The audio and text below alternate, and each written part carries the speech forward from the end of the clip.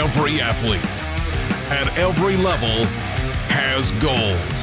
Whether it's running marathons or owning every obstacle on the course, no matter your goal, chocolate milk helps you recover, refuel, and rehydrate.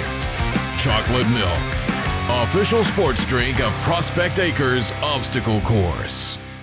We all need medical care, expert medical care. That's why you need Convenient MD. Our state-of-the-art facilities give you access to leading local physicians and medical teams 7 days a week. When you need medical care, it's not just about being there. It's about raising the bar. It's about peace of mind. Our focus is you. Because that's the way it should be. Convenient MD, putting quality back into healthcare.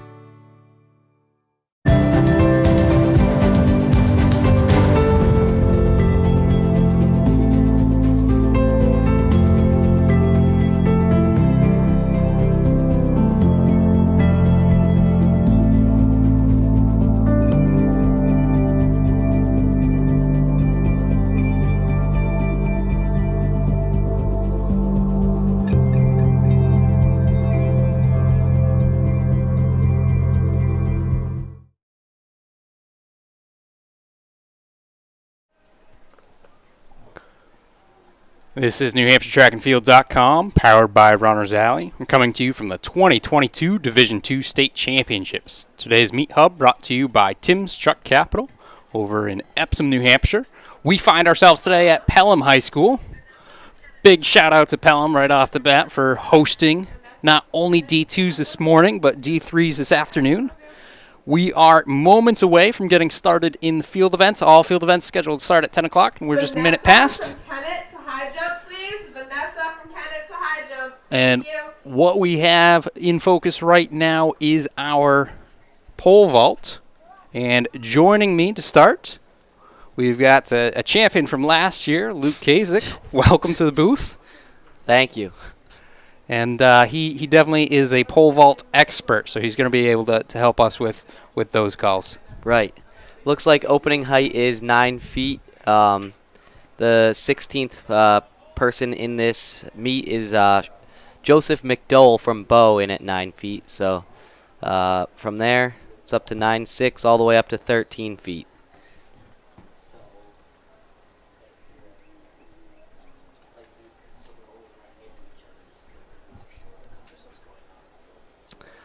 And because we can, we'll bring in our discus as well into the corner so we can kind of keep an eye on both. Looks like the bar is going up for our pole vault, so just about ready to start that.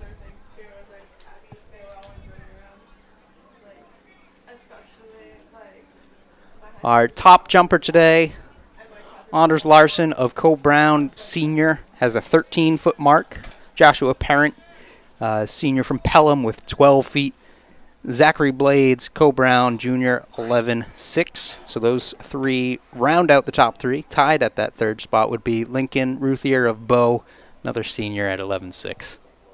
So we'll end up getting that bar up there. Again, like Luke said, starts at 9. We'll go by 2-inch increments. 2-inch increments, 6-inch increments. Speaking from my high jump days.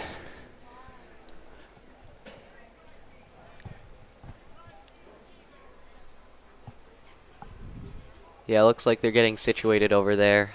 I don't see anyone on the runway. Yeah, that's always going to be a little bit hard for us to tell. Yeah.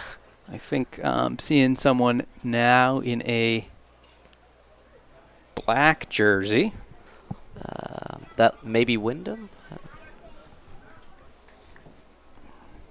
Then they disappeared.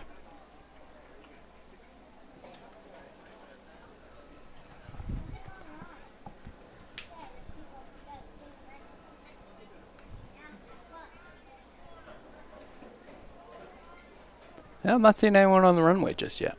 Nope. I did see them move the standards, though. So each pole vaulter has the option of their own standards within a certain range of adjusting it forward and back based off of how they vault and where they are in the air. Some athletes will change that throughout.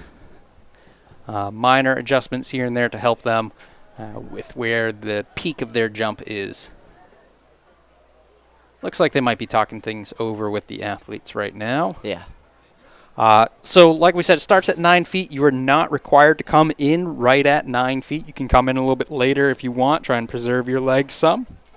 That being said, the flip side of it is 9 feet is a few people's, usually it's the highest they've gotten. So opening up at your highest mark is usually really challenging to do. Yeah. So no shame on anyone for not making the first one. It definitely can be a challenge to make an opening height at a state meet if you're one of those kind of lower middle of the pack type people. And I mean, looking at it, you know, we've got the bottom 7 are all sophomores and juniors. No freshmen making it for D2s. And then, again, the top side of it is all senior, junior heavy. And that just goes to show how much work goes into pole vault and how technical it can be. And, you know, it's not necessarily something you learn right off the bat. And if you do, you're usually a pretty good athlete. And I have to bring that up because Anders Larson, a year ago, had not pole vaulted at all. He picked it up for decathlon. So he practiced it a week or two for that, and then enjoyed it, had some success right away. Not the best form ever right away. And then he continued on that path, and I know he went to Patriot Pole Vault, worked with them a little bit, and has been working on it, improving it, and his work ethic with it has definitely paid off to get him up to that 13-foot mark. We'll see if he does end up going for that today. Our Division II record, 14.7 by Mike Cyphers. That might be a little bit out of reach. I know Anders has a pretty busy day today. And the state record, 15.8, back from 2002. So unlikely for those records to go down, but you never know. A lot can happen at a state meet.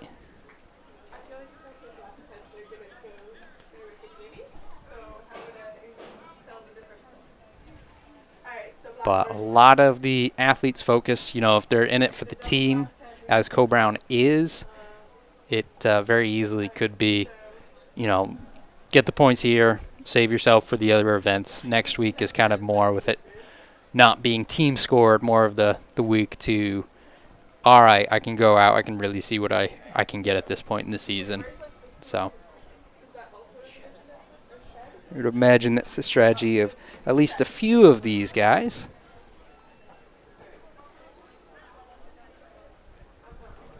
Meanwhile, in the bottom left corner, again, we do have discus started. We can see that is underway. Hard to see the performance board from here. Looks like the last updated performance was 62 and change.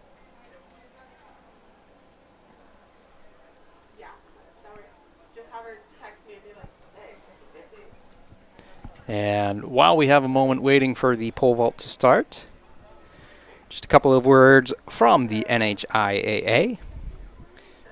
Becoming a high school sports official is an easy call. New officials have an opportunity to make a difference in their communities right away. To learn more about becoming a high school sports official, please visit www.nhiaa.org. Service Credit Union is a proud sponsor of NHIAA. Learn more about how they can help support your financial goals, too, at servicecu.org. As the leading urgent care in the region, Convenient MD is here to support communities, families, and teams during COVID-19. Get fast testing, easy vaccinations, and quality care all under one roof. Open 8 a.m. to 8 p.m. 7 days a week. Awards will be given out in the red track and field Championship apparel is available on site. If you know anyone here today or you're coming later for D3s, you can get all your championship apparel here. From our partners at Northwest Designs, Inc., commemorate your championship experience with an event tee or sweatshirt today. Saw them at D1. They had a lot of stuff there. Looks like they're back with good allotment again here today. D2 and D3 will be at Pelham. And it looks like we have a vaulter. Yep.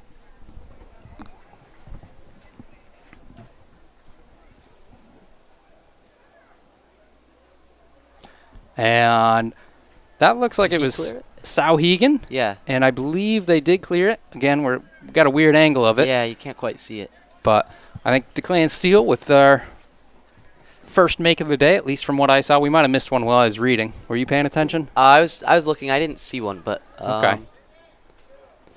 Interesting that he had it started, because I know he doesn't have the lowest qualifying, which means that that athlete could be checked out at a different event or might have ended up being a scratch. We have another athlete on the run-up now, opting to run with the pole down, perfectly legal, and makes his jump as well. Is that Wyndham? I believe so. Yeah, Jacob LaHare from Wyndham. Again, we're more or less taking a guess at some of these names, so if we mess up who's who, we apologize, but you're seeing what we're seeing, and if you're curious where we're getting these names and all of our live results today, you can find them all at lancertiming.com, lancertiming.com for live results. They also have starting lists that we will be reading from as well, so all that information, lancertiming.com. Hanover and Sanborn javelin participants, please make your way to the javelin.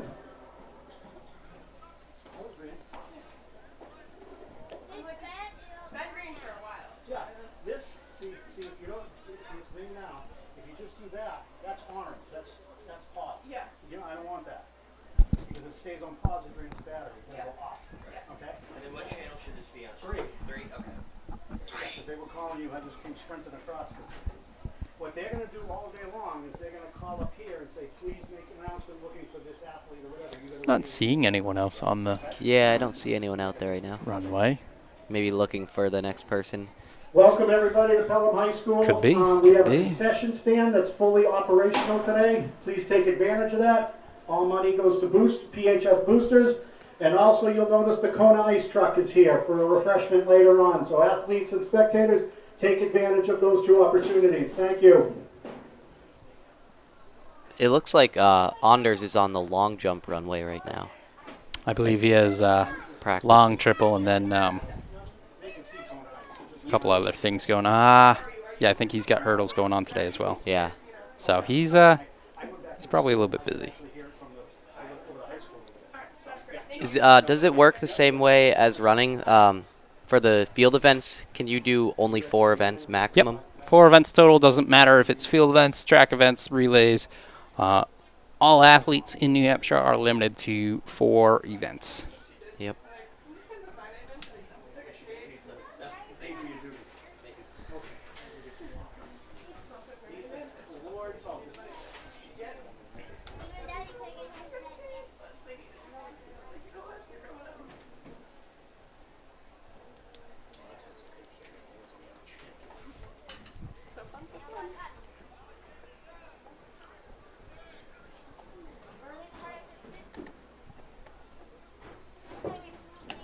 Do you want my number? Because I'm answering to any phone calls I get to.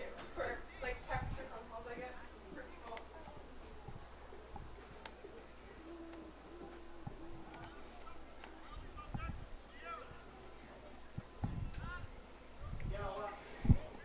Going to be a warm day today. It's already warmed up a little bit over the last couple of hours. So far, though, I'd say temperature-wise is relatively good if you're a sprinter. So field events who kind of fit into that category as well of having some of those explosive, fast twitch muscles. This weather usually pretty good for them.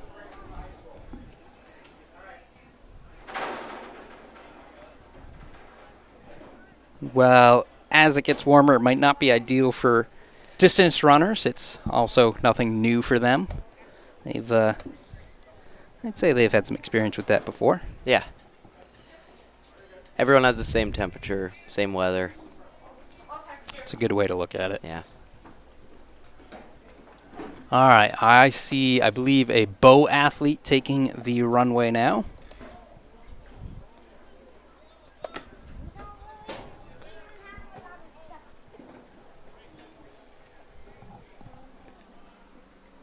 Bow. Ben McDowell. Ben McDowell from Bow. Could be. He's coming in today with a PR of 9 feet, if that is indeed Ben. Ooh, or that's Joseph McDowell. Oh, that would be the 9 feet. Oh. McDowell. We'll go with McDowell. Brothers, yeah. I know there's another bow athlete in there, but he's got the higher height, so I don't think he is going to be up just yet. Yeah. I thought it was on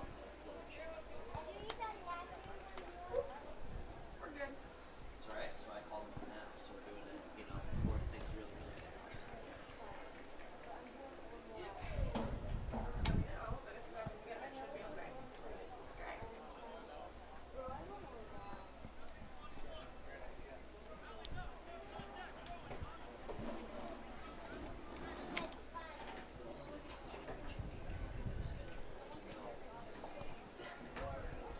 Even though this is really a schedule, it's only field events. That's only track. But they have the exact, they know the order, they know if it's a check-in. They know they're going first and check-in. So Jane said that either she would bring that up or someone else would bring it up before us soon. That's great and helpful. They're still getting their stuff set up. So say, are they gonna, I was gonna say, screen the finish line? Yeah, they have their camera. Yeah, they have it. So you can put it on the laptop, like this, if it's on the infield, you don't see the finish here,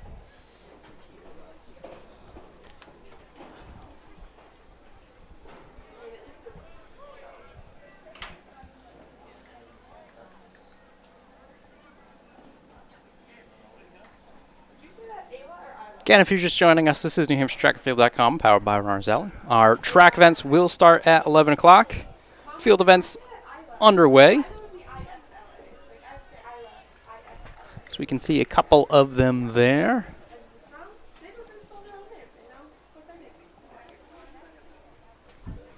Although, pole vault, while underway, I feel like they're going a little bit slow with it. They might have some athletes doubling and tripling up in the long and triple, which are happening right now as well. Boys pole vault is first, as well as boys triple jump.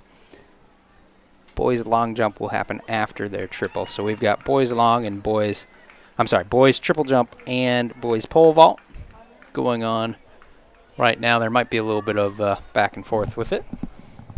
At this point in the season, though, those athletes should be used to kind of working with that.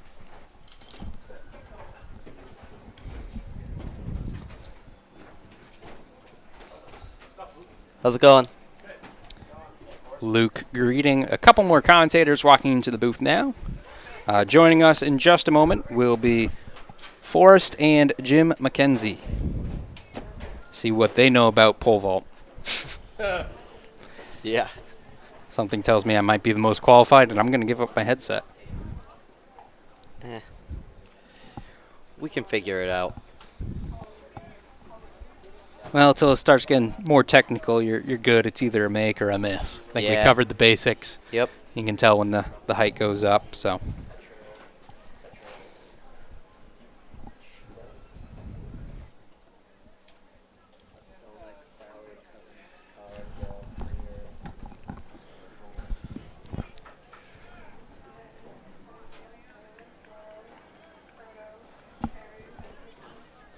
All right. So we're at 9 feet? Yeah, they're at 9 feet right now. I think like 4 or 5 guys have gone so far, maybe less. So far, what we've seen, everyone's cleared it. Yep. Yeah, it's a cutoff height, right? Yeah. Yeah, the 16th seed is coming in at 9 feet. Everyone else is above that. Can you choose your starting? Yeah.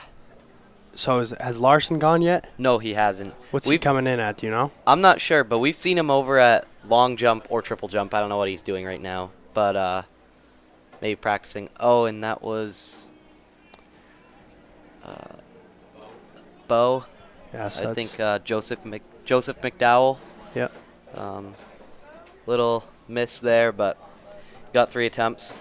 Good bend on the pole. Yeah, yeah. Beautiful day this year. Last year, we were just talking about it, it's downpour. Yeah, that's what we were talking about earlier, too. It's probably have fond memories of last year. Yeah. Yep. Same track. It's kind of cool being back. I saw Rohan in the parking lot, though. He's. Oh, really? I'm just kidding. Didn't want to scare you. Yeah, he could probably beat me up now. He's off in the Navy. Yeah. You're going to be sharing the New Hampshire track and field people. Right, so we see more people warming up. Yeah, you can see some guys guys and girls warming up for the 4x8 that starts at 11. 40 minutes from now. It's a beautiful day, like we said. I mean, there's no humidity. I think it's going to get up to 80 degrees. Yeah. So it'll be nice for the sprinters and not too humid, so it won't be bad for distance and all the field events. I think they like it warm but not humid. Definitely. Nobody likes the humidity. No, it's all sweaty. It doesn't help anyone. There's only a light breeze right now. It's perfect for sprints and everything. Distance that impacts you a little bit, but sprints for sure. Wind plays a huge factor. Yeah, it's great.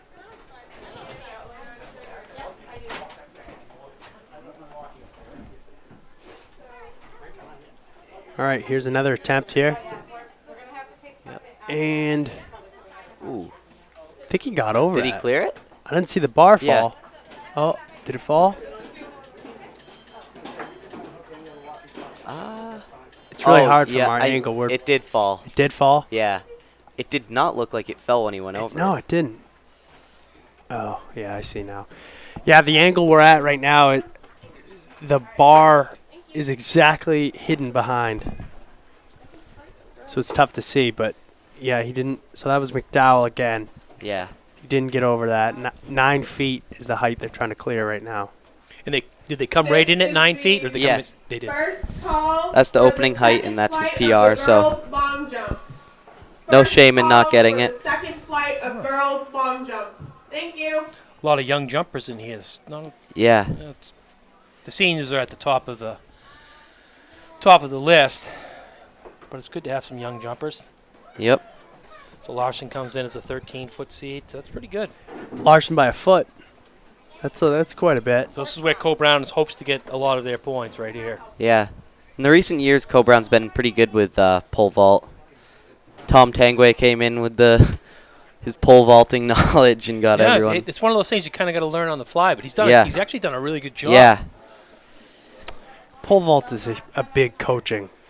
That Definitely. It reflects a lot on coaching, because how would you even get into pole vault and the technique without coaching? Technique, and you got to have confidence. Yeah. You got to be gutsy. Definitely. Yeah, you're going up. Anders is up 13 feet in the air. I mean, that's pretty high. He's going upside down 13 feet in the air. Yeah. I wonder how many of these are like cliff jumpers or stuff like that, adrenaline junkies. Yeah. That's significant. You ever try it, Luke? You look like you'd be pretty good at it. I never tried it. I think I was going to do my the decathlon my junior year. I was planning on it, and then with the pandemic, didn't get to it, so I never really tried it out. But, yeah, always jumping my bike and stuff like that. I think mine end up pretty well, but didn't really want to do it, distract me from distance running. Well, that's the whole thing right there. Yeah. One good fall away from being not so good a distance runner anymore. Yeah. You got to kind of preserve where you're at in life. Yeah, I've seen those videos where they go up and then fall backwards. Yeah, it's a horror straight onto film. the track. And or when it snaps. Yeah. I don't think you'd snap it, but yeah, no, I'm not snapping anything. I remember my brother and I were talking about this yesterday. It was one of the meets at Oyster River last year. You were commentating, and the kid went up and over the backside of the mat while we were starting our race. Or I wasn't racing. It was the 800. Yeah, and he crashed into the... Yeah, he crashed right onto the track. Yeah, we were talking about that the other day, too. Yeah. When they redo a lot of these tracks, the pole vault is one of the issues that you got to be looking at. Yeah. Because, you get so much energy, and next thing you know, you end up into the track. Yeah, I do remember that. Because I didn't know what happened. I know, you just see a kid fly into the lanes. I don't think he ended up in the lanes. It was right there though. So did he go off the side? He didn't over go off the way over the back. Yeah. Wow. I was talking to Dover coach about that because they're going to be redoing their track at some point, and that was one of the issues I think that this was is brought up. Olofsson. Oh yeah, that's Wyatt. That went down. He didn't clear it. Yeah, I don't think so. He comes in with a seed at 10 feet. That could be Finn Hill though. They both have blonde hair. I'm not sure. Can't really see from here. I would be surprised if Hill didn't get over that. He's got to be 2 feet higher. I think that's Wyatt. Like they don't have numbers too. That's the other thing that we often look towards is we see their numbers and then we can see exactly who they are, but can't see the numbers at all, or even they don't even have them. Yeah, and distance running, you can kind of tell like with how someone runs, like their form and everything, decipher them from one another. But here he goes again, another attempt. Yeah. The way it's Cole Brown for sure. Yeah, that's got to be Wyatt. And he clears that. Yep. Crowd's happy about that, so he clears 9 feet. That's got to be a relief getting over it. Yeah. The first time. Get the nerves out of the way. Nothing worse than a no height. That's just, yeah. That's tough. That was like the other night when Exeter won. Sydney Lavelle didn't make the finals, and she was the #1 seed. And the whole way through, we thought there was no way that Exeter could pull it out, and they ended up pulling it out by half a point. Over Concord. So that just shows you the team resiliency. She's probably, I don't know, I would think she'd be right up there for Gatorade Track Athlete of the Year on the girls' side. And it's probably her or Trudell. I don't know. I mean, it's hard to tell, but she's just shows you how good their team was to battle back, because it was 10 points. Yeah, Exeter always has a good team. On that girls' side, they definitely do. Men's side, they're good too, but the girls' side they've been dominant the past couple of years. And that coaching, I mean, they've got it down to a system. I think this is Declan Steele here at Souhegan. He's going to try 9.6, so they've just moved it up to 9.6. Yep. So did everybody make the height or not? I don't think McDowell got over. A lot of guys I don't didn't, believe so. A lot of guys didn't come in at 9 feet anyway. So. There's probably like five, 6 of them that went so far. Well, let's put it this way. We saw McDowell go twice, and he didn't get over it, so which tells me he didn't get over it, because why would he keep doing the same height? Yeah. So here's Souhegan. This is Steele, 9.6. Looks good. Yeah. Yep, so he got over that. Ties his PR.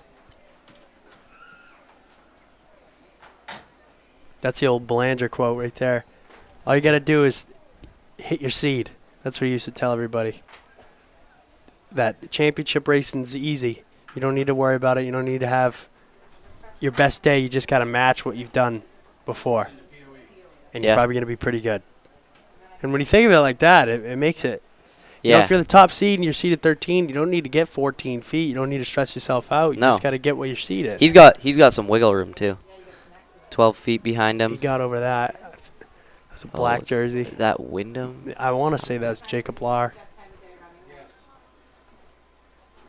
Yeah, that's Wyndham, right? Yeah.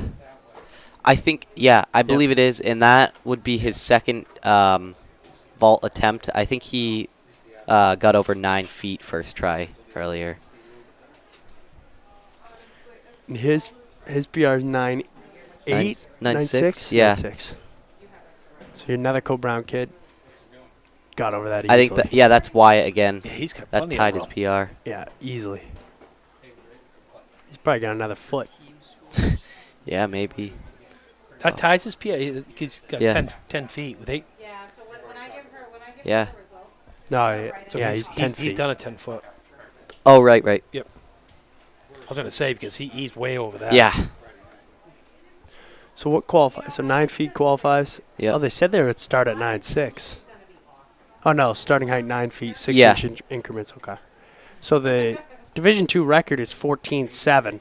Mike Cyphers, Lebanon, 2012. And the state record's 15 feet, 8 inches. Yeah. By Jake Radzovich. of Pinkerton in 2002. Yeah. I feel like last year there was a kid in pole vault that was quite close. Yeah. what was his name? Max Lucier, I think. Yep. Right. What about the Keene kid when I was in high school? A good wrestler. What did he do? He did 15-6, 15-3, something like that. So he was right Scott there. Rathburn. Yeah, he was a tank. All right, this is a blue jersey. This should be I think he was second. in New Milford, England. it looks. Milford. I would have said Plymouth. Are they blue? No, Milford's blue. Oh, yeah, Oh, right, wait. right. Oh, I saw the guy behind him. All right. There's the more baby blue. I'm looking at the navy blue guy behind him. But, ooh. Maybe that's Pelham? Yeah, matches their track. Right. Yeah, I think that's Pelham. So that would be Minuti. yeah, Patrick Minuti. 10-6 is his PR. So many of these jerseys use the same design too. It's funny. Yeah. Like I remember, I think it's Newmarket, Campbell, and one other school. Have Yeah, the same we used exact- to. That used to be you. us. Yeah, Yeah. it was you. We got away from that. Didn't want to. There was all like slight differences, Wow. but He's like way over. man. Yeah, That's so good. that's definitely Minuti because his PR is a foot Yeah. higher. 10-6, yeah. He looked good. Yeah, that was tough to officiate. I remember doing officiating in indoor, and It's tough in cross country, I can tell Yeah. you that. three Yeah. you'd be You the see same that. jersey. It's nothing. The worst one is in New England's in Yeah. cross country. Oh, you can't see even. all these Yeah. uniforms. From the different states. Or what about NXR when everyone's wearing different jerseys than Yeah. usual? Right. Well, that's NXR is just impossible. Yeah. Some people would be wearing T-shirts. All right, here we go. And Ooh, we nailed wow. the bar on that Yeah. one. I think that looks like Milford.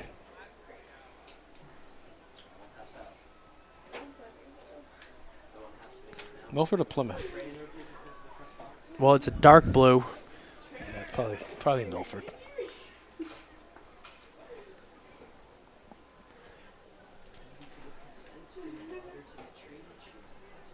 Wonder if we can we zoom in or do we keep the whole pan? Might help us.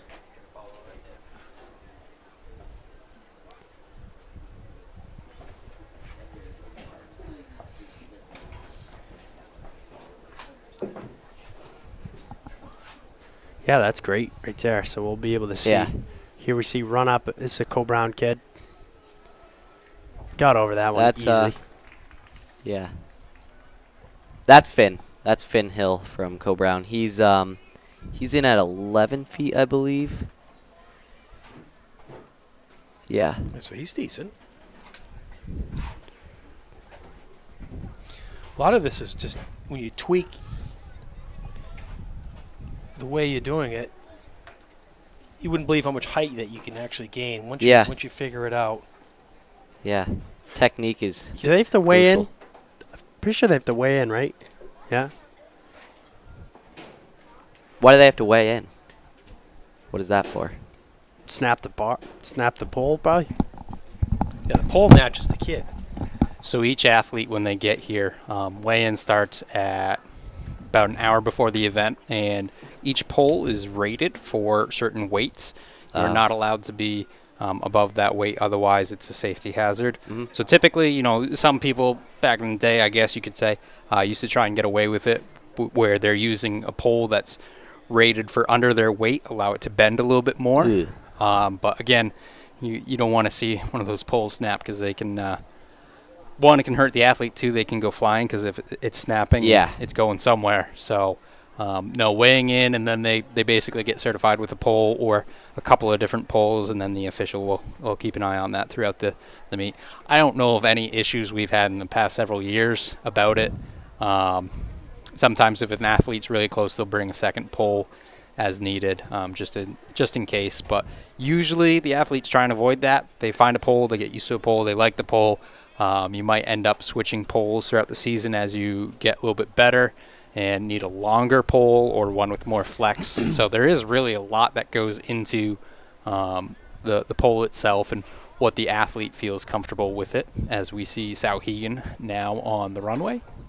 Now, is there still the business that does the poles that you can Yeah, exchange? so Patriot Pole Vault down in Massachusetts, if you haven't heard of them, they're absolutely phenomenal company. I know I mentioned them at the beginning with Larson, working with them, where you can rent poles from them. They have certain deals for throughout the season. They've got huge inventory of poles. So if maybe you're a school that doesn't have a lot of poles or a lot of budget, or it's rare for you to get a good quality vaulter, you can rent from them, save a little bit of cost, because those poles can get pretty expensive. And the guys at Patriot Pole Vault, they love pole vaulting. They have stuff year round for pole vaulters, summer clinics, stuff over the winter where you can go down on a Sunday afternoon and vault with them for a couple of hours, and they'll coach you too. So it's not just having the facility, but also having someone pretty experienced with it. And historically speaking, I usually like to try and catch up with them at New England's. We have them come up for a coach's clinic when we have it. But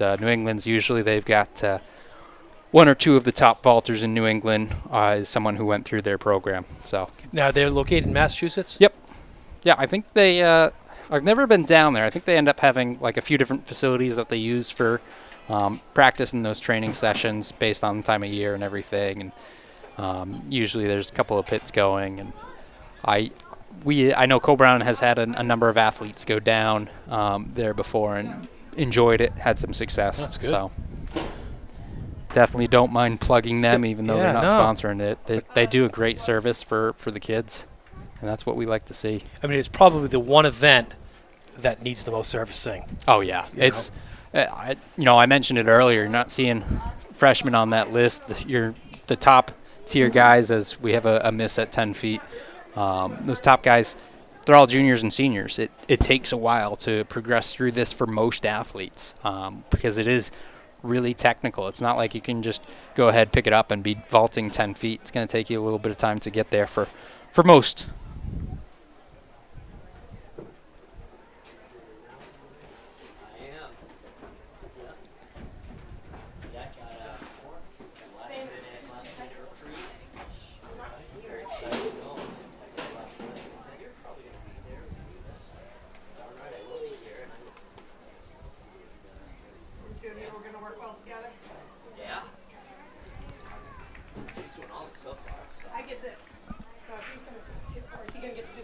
And you make the calls. This is what you got? Yeah. Very nice. No, you can have her along. Yeah, they're good. I do know most of the kids. I do know a lot of the kids, so I do know a lot of the names. Actually, and having your voices change back and forth is good too, because it'll keep the people from following, keep their interest up. Do you guys have the national anthem to play? No. Why don't you practice, get it downloaded on your phone, and make sure it's ready to go? It was a huge fiasco in V1. Todd's supposed to have a rendition of it, but maybe have one downloaded and ready is good. I don't know if they have a way to plug it into the system, or if you're just going to hold. You might have to. So, but if it's already downloaded and played. I know, I saw that kid. I don't know. Really similar to them. It's after finals. Do you guys have one of these? No. See if I can get you one of those. Want to zoom out a little bit, follow the person on the runway, see if we can see who it is. Okay? So right around noon. The words? Just the music's fine. Do you want to sing it? No. Do you know who this is? Patriot pole vaulting is good. I know a couple people that did that. They had success with that. That's the way you got to go. I mean, you got to train all year round if you want to be good in any event. Yeah. It's just what you have to do. That's the same with any sport. If you want to be good, you just got to commit to it. I don't know a single real top tier athlete that doesn't do their sport most of the year or something equivalent. Yeah. Obviously, if you're a good football player and you're a thrower, Yeah. it makes sense a little bit. But Jumper and basketball. A lot of yeah, kids those mix. from our school usually like senior year end up coming and doing some of the jumping there. events. that's another Pelham kid, right? Manuti? Yeah, Is that Manuti again? that's definitely Pelham. So That should be Minuti. He's the only one in there. well, Joshua Parent comes in at 12 feet, Oh, but they're at 10 feet right now, so he might have. Could, yeah. Just be safe. And it is true that Next is going to be, I want to say Milford. Yeah, it looks like Milford. 10 feet. Yeah, I Over it. believe he cleared that. Yep, he did. So it'll probably be Trevor Non. Yeah. I mean, your name is Mama, and then the emoji thingy is Bear. So it's Mama Bear. What's your brother's name in your phone? Dumbass. And then Emma is Stupid French Girl, and Caitlin is Newer. How much did Larson jump last year? Do you have a big improvement? This guy will know. Yes. Are we still talking pole vault? Yeah. Yeah, he had a huge improvement. This time last year, he had never pole vaulted. That's what I thought. Really? Because I didn't remember. Yeah. I knew him as a long jumper, right? Triple jumper? Yeah, long jump, triple jump was his specialties last year. Did a little bit of hurdles, a little bit of dash stuff. This year, he's doing long, triple, the 110, I believe, and then pole vault as well. So he's probably a good favorite for the decathlon, too, I would think, Yeah, right? and I mean, that's the whole reason he picked up pole vault was Yeah. he tried it for decaf. It ended up going pretty well. And, you know, I mean, his form wasn't great at the start, as most vaulters, but he was able to fix that up because he had great speed, great height, you know, no fear of it. So all of that was really helpful, and he was able to put it together pretty well. So Does he know where he's going next year? yes, he does. Don't ask if I do. This is Manchester West. That's a make Ooh. from them. Bouncy bar. Friendly. Travis Stays on. Martins. I'm sure he's happy about that. Yeah, that's great. 1 year, and he's going to be the favorite for the Division II state title. Yeah, and again, that's like the exception to the rule where it takes a while to figure out, learn pole vault. You know, most of these junior seniors, they've been doing it 3-4 years. And, you know, he comes up, he already has good speed, he already has good jumping ability. Tell you what, There's Co Brown again. that kid right there's got good form. I believe that was Finn Hill from Co-Brown. 10 feet's been the magic height. I don't think I've seen anybody. We've seen one not get it. But they've all been getting 10 feet. Well, Finn brings us up to 11 foot. That's his PR on the season. So all these vaulters that should be after him have all done it by at least a foot. And so, in theory, you could go any number of times if you make it in 6-inch increments, or is there a limit? So what happens is once you win it, once you're the sole vaulter left, you then get to choose which height you want to vault at. Same thing in high jump. And, you know, throughout the season, that gets to be a pretty big benefit. As we see another make. Oyster River. I believe that was Ethan Bissett. And, you know, he came into the season with his PR being 11.3. So to me, that means that he either, A, went to a meet that was doing it by those increments, or he won a meet and he got to choose his height. And we see sometimes we see those odd numbers because they're going after a school record. Sometimes we see it just to kind of break up the battle notes, put yourself up a little bit, make sure you secure a spot in the state meet.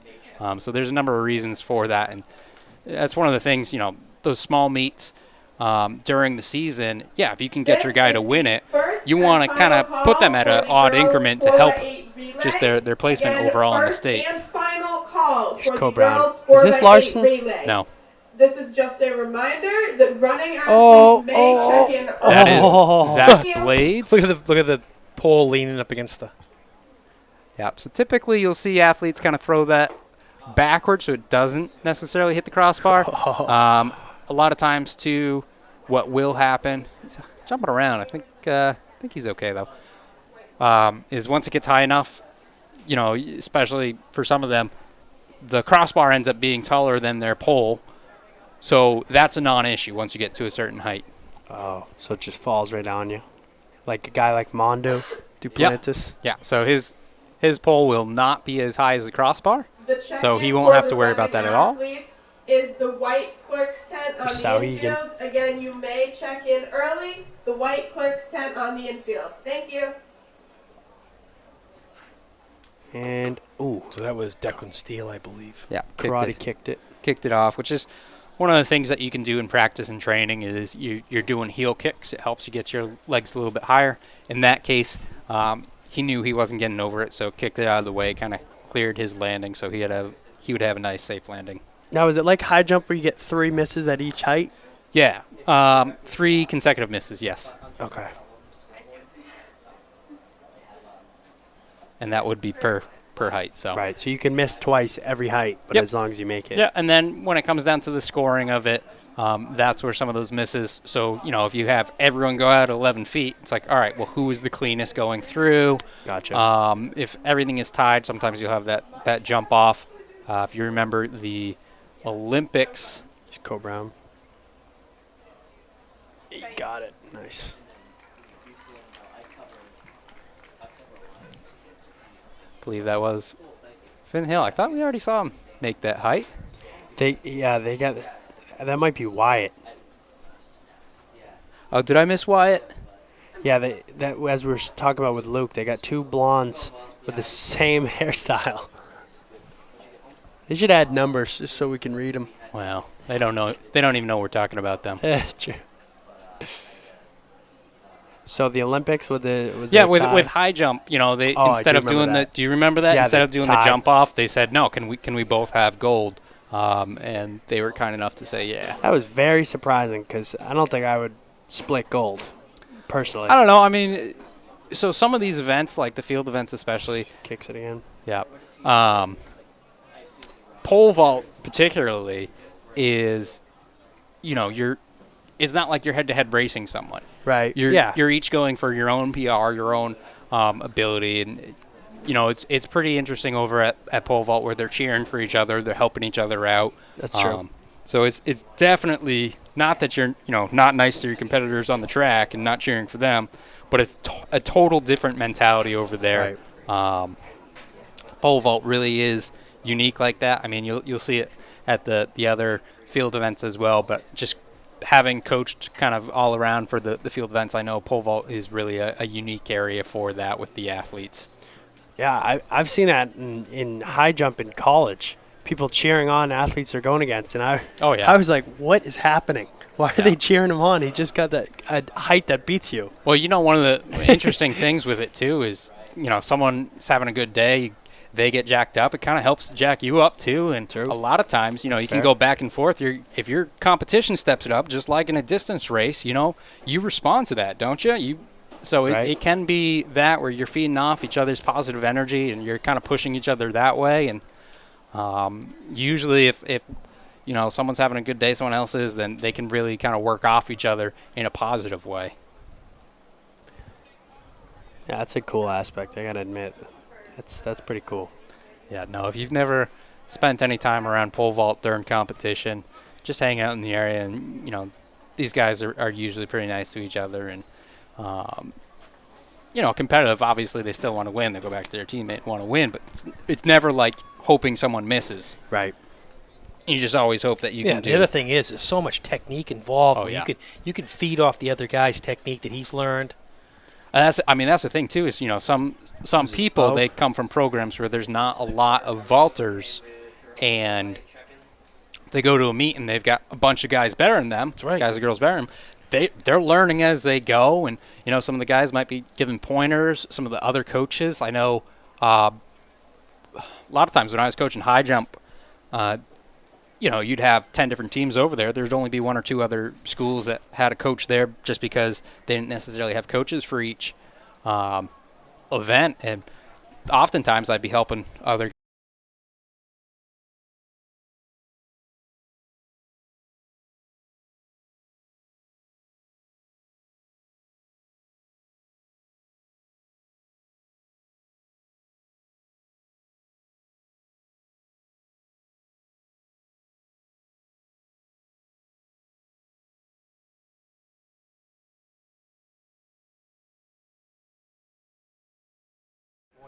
All right, we should be back now. Had a little bit of power outage there.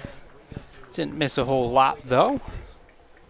Hopefully that doesn't happen again, because we are grounded. So I'm curious how that did happen, but could have just been a surge from our shirt Wow, makers. he got over that. And very, very easily. Talk about makers. Nice make there for him.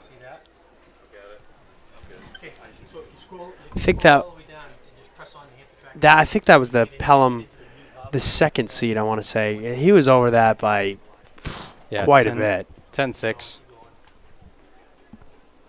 Or he can. Greg's the king too. Yeah, sure. Sure, if you want, this guy can get you on 2 seconds flat. Yeah. It's an Android. Beware. So we saw a miss there. I want to say that was Bo. It's a really quick turnaround between the two. The height right now is 10.6. It's a little glare, so you can't see it. But it's 10.6. So you'll start to see the favorites jumping. I think some of them are going to open up at this height.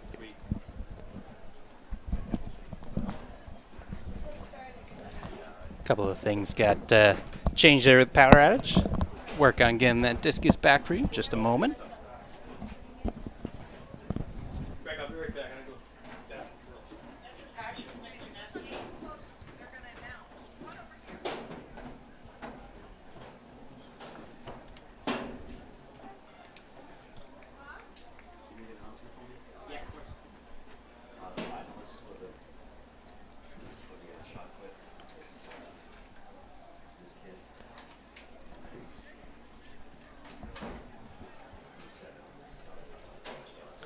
There we go. Sorry about that power outage. One of those things we can't quite control.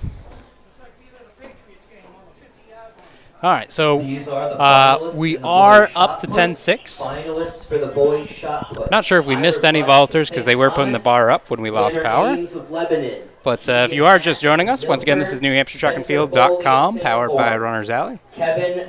Meet Hub today brought to you by Tim's Truck Capital. Will Jakes of Souhegan and Caden Zelensky of Milford. We are at Pelham High School, Middle School.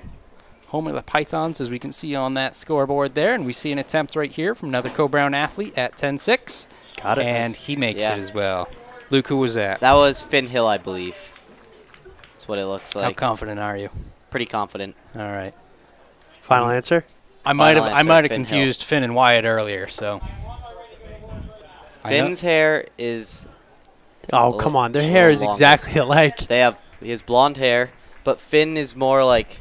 Finn's hair smells flat. a little better. Is that what you're going to tell me? Yeah, smells a little. Yeah, he used Pert Plus. The other one uses Old Spice. So it's just how it's the feel, it's the texture that does it, right? Right. Got about 7 minutes before the girls' 4x begins. Right there's Plymouth. So that's going to be. I think that's Cole Ahern. I want to say Cole Ahern here. Plymouth. That'll be interesting to see because his PR is 10 feet flat. Oh, barely. Maybe an inch. He's got height for it. Yeah. Form needs a little bit of work, but the legs are up there, which means this is absolutely makeable for him. Yeah. Just got to bend that back. Yeah, no, there's no reason why he can't get this. So he might be getting a PR today. But his pole looks a lot shorter than everybody else's. Have you noticed that? And that's the thing. I mean, pole length will differ, just like the flexibility. Especially depends on if you're using a school pole that maybe it's rated for someone 20 pounds more than you. You're not going to flex it as much. So we'll see pole to pole be a variation. We were talking about sportsmanship earlier between these guys. I've seen it before at meets where. They're actually sharing poles from one school to another. Coaches don't always like that in the event that something breaks, but for the most part, it's fine. Yeah. Here's Pelham. Nice. Oh, easy. Nice, easy make for him. That's probably Joshua Parent, I'd have to assume, but based off how easy that looked. Could also be Patrick Minuti. Yeah, it's I don't know. He's in at 10-6, so. It did look very easy, yeah. And the poles, are they fiberglass? Probably. Think so? I don't know. Yeah. I feel like I've heard that someplace, and I don't know where else that would get in my head. I wouldn't guess that. off common knowledge. This looks like a Milford jersey getting ready. Probably Trevor Known. Oh, oh wow. So at that point, you kind of saw he didn't follow through with it. He got the bend going, and then he decided to bail out on it. Something wasn't going perfect for him, so instead of trying to get the legs up and get over it, he said, no, I'm going to play it a little bit safe. Something's off, whether it be steps or how the pole went into the box. And we'll see that a lot. Just, again, we're talking about the bar right now being 10.6, so your body's 10-plus feet in the air. Yeah. You know, you have to be a little bit cautious. Most of these guys, you know, they put some of that stuff fear aside, and as you're learning and improving with it, you learn all the safety things. And when something doesn't feel right, a lot of times it is better just to kind of bail out, because you have something go wrong, and then you go 10 feet in the air. That one little thing can change into a much bigger problem. So I think this is Manchester West.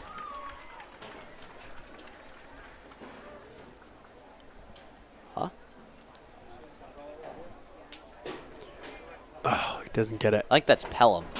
I don't think Manchester. No, it is West. Really? Yep, Travis Where? Martin's. Oh, I see West. Okay. They make it easy. They got a big West. West. Right on the. I'm looking at the computer, so I get a little better you can group. see it. Yep. It's better than my eyes. How did I end up behind the camera? I don't know. You're probably the best at I think it. one of you is slacking. Yeah, Luke. I feel like I keep trying to give the mic away, too. You put Jimmy on the camera. Well, yeah. Got yeah. He'll be filming the trees. Here we go. Couple minutes. Oh, who's that, Luke? Oh, let me look. Is that that Finn? looks like Finn, yeah. Yeah. He's wearing some gray shorts, it looks like. That's. Yeah, that's definitely Finn. So failed at 10.6. Yeah.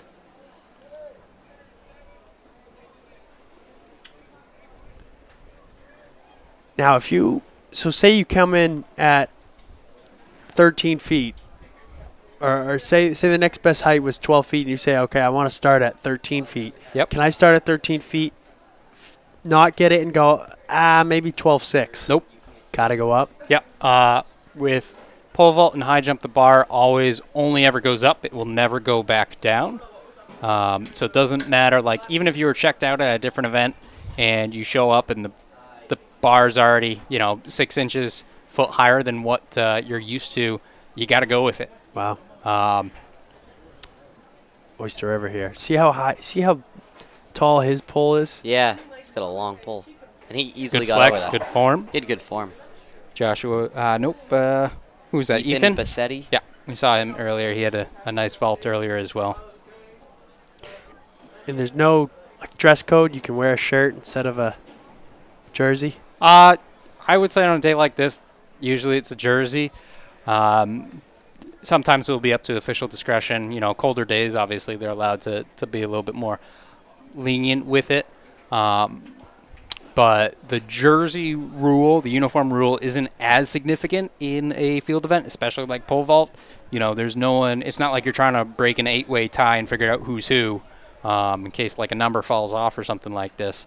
So usually that is officials' discretion. Usually at the state meet, though, they're not as lenient about it. I say that, but last year. Oh, nice. Yeah, that was good. Was that Bo? Lincoln, probably? I don't know. He's not wearing a jersey. Lincoln so I can't Ruthier? really- That's my guess. That was Ruthier? Yeah. Yeah. One of the public address announcers today is from Bo, so that's a little bit handy.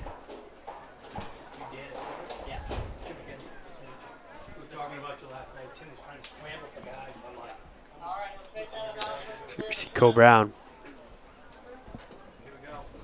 That's Zach Blades, I believe. Wow. And he made flew that over. Wow. fairly easy. He's the three seed. So we do have our track events starting up, which is our primary focus today. We'll try and keep an eye on our field events as we Teams on can. the track for the 4x8 today: Oyster River, Wyndham, Hanover, Milford, Kennett, Co Brown, and Plymouth. Those of you invested in pole vault, try and keep a second camera on it while we can. Might not always be able to, but we'll give you what we can while we can. And the girls 4x800 is off. Means I don't have to do camera anymore.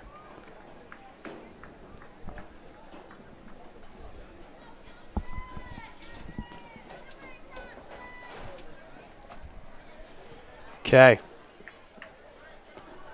Clock is correct. Ignore the 4x160. That will get updated as we go.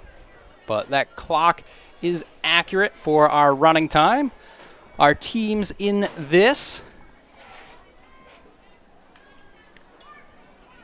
We have Oyster River, Wyndham, Hanover, Milford, Kennett, Cobrown, and Plymouth. Top seed is Oyster River at 10:30. Division 2 record is 9:34, set by Souhegan in 2017. So right now, that's that looks Wyndham. like Wyndham, Hanover, Wyndham, Plymouth, Hanover, Plymouth, Milford, Oyster River, Cobrown, Kennett. Strung out. Kennett makes a move on the outside. Looks like they're going to generate a big move coming from the back.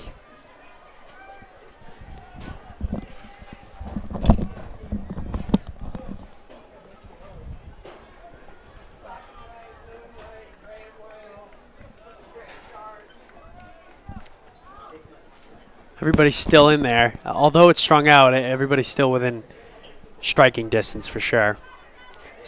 There's starting to be a group that's breaking away. Cobrown looks to cover that. This is one of those events, too, where you have your seed time, but it can be a little bit mixed up because you're not always using those same athletes that actually got that seed time for you, because today's a long day and you're trying to scrap up as many points as you can. So just because you're the number 1 seed doesn't mean you're going to finish number 1 today.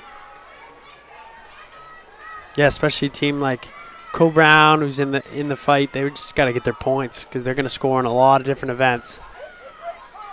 They're seeded 6th, so as long as they can just get a couple points. So you see Wyndham pull away here. Milford's trying to close her down. She's got a handoff in the lead. It's going to be Milford, Plymouth. So 2:36 at the handoff. So 5:12 pace. 10:24 for the 4x800 pace. It's a good opening leg. Wyndham in front, followed by Milford. But boy, they're all spread out evenly across the track. It is. It really is. Hanover looks like they're making a big charge back and forth. This race is about to tighten up pretty quick. Big move right there. Is that Plymouth? I believe that's Plymouth right there. They just passed second place. It is tightening up, you're right.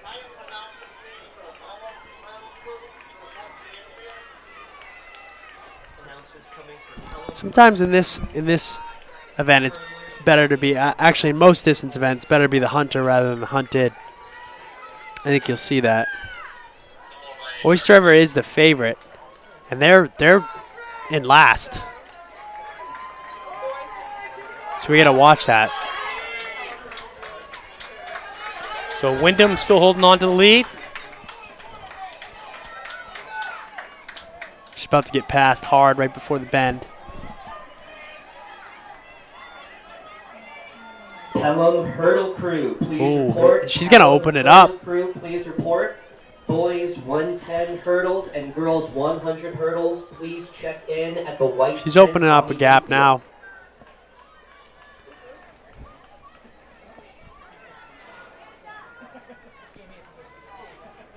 Second and third are trying to respond. Everybody's still in this race, though. Yeah. So we got Kennett, Milford, and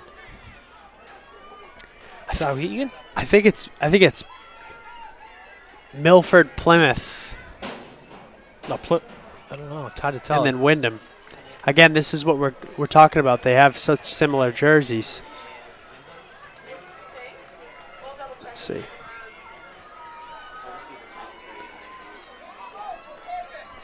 See if you can zero in on that. Is it Kennett? It's Milford and Plymouth. Milford and Plymouth, yep. So Plymouth is leading this, and they're the slowest seed, so they're coming to play. Milford's passing. So it's Milford, Plymouth, and Wyndham. Then it's Kennett, Co-Brown, Oyster River, Hanover. Again, we got to keep an eye on Oyster River because they are the top seed. See if they can creep back into this, but they're in 6th place right now.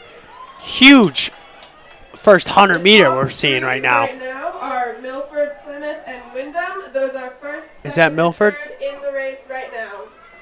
Milford, Plymouth, and Wyndham. That must be Plymouth. So Plymouth's making a huge move.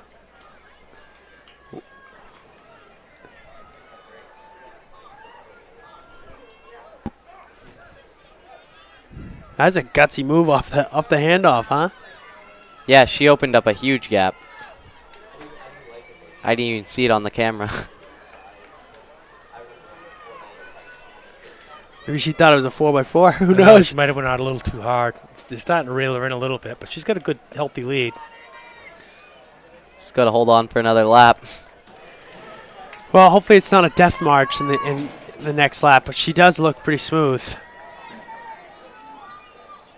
But that's just a really Plymouth's hard out way in to front. run the 800. Wyndham seems to be closing.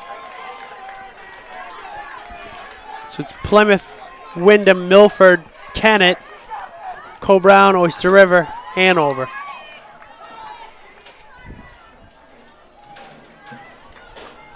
Gap's closing already.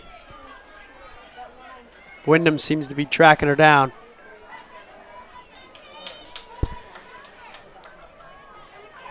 Wyndham comes in with the 2nd seed. Plymouth comes in with the last seed. Plymouth's having the race of their life right now. Yeah, but something tells me that Plymouth's not going to have a great last 200 because that's a really, really that's a tough gutsy way to run the 800. Yeah. The 800 is kind of one of those events where Just you Kennett, have about third 2 place matches. is making a big move. You have 2 matches and you don't want to burn them in the first. Look at third 200. place. How good she's running. Yeah. Oh, she's the hunter. That's Kennett. So right now we see Wyndham, Plymouth, Kennett, Milford. She's got a good finishing kick. But yeah, this is going to be close. Kennett's going to pass this off. I see Coach Livingston putting the juju on her. It's a good move. Plymouth's responding. It's all going to come down to this anchor leg. Finalists for the boys triple jump, please report back. About a Finalists 2-second for the lead. Boys triple jump, please So you got report Wyndham, Kennett, Plymouth.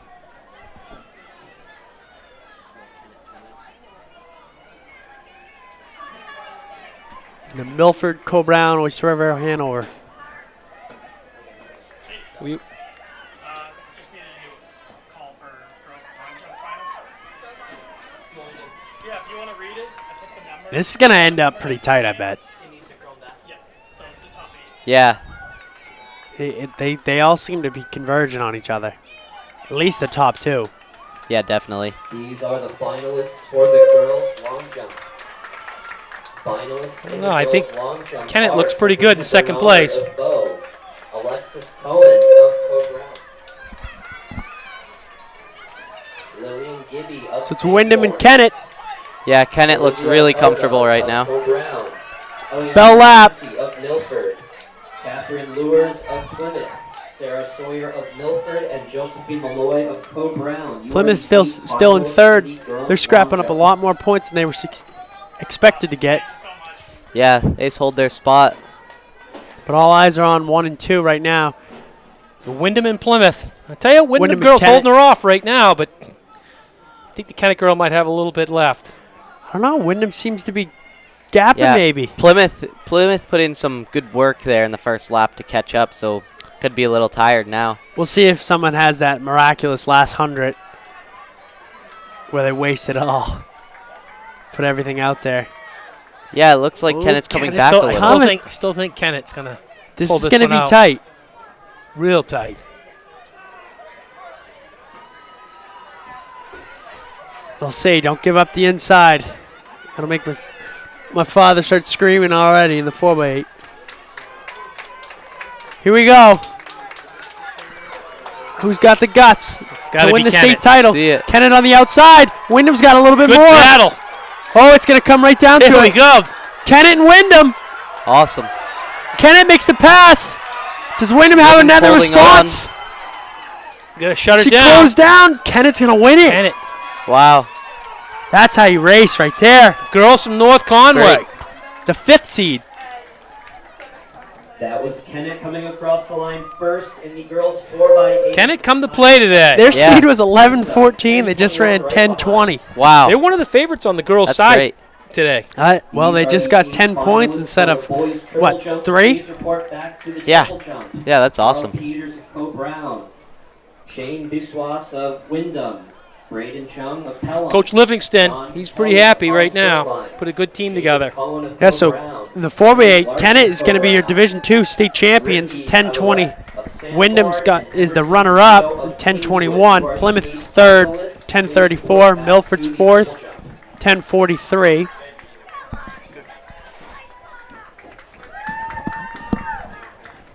Cole Brown's 5th and 11-06. So that's your top 5 for the 4x800. 10-20, nothing wrong with that. No. That's a good time. That was a good battle the whole way. But Imagine shaving almost a minute Plymouth off. set that race up. They really They did. come in as the last seed in that heat, and they set it right up. And they were rewarded. They got 3rd. Yeah. That's a benefit. Anytime you're above your seed, that's a win. There's only one winner in an event.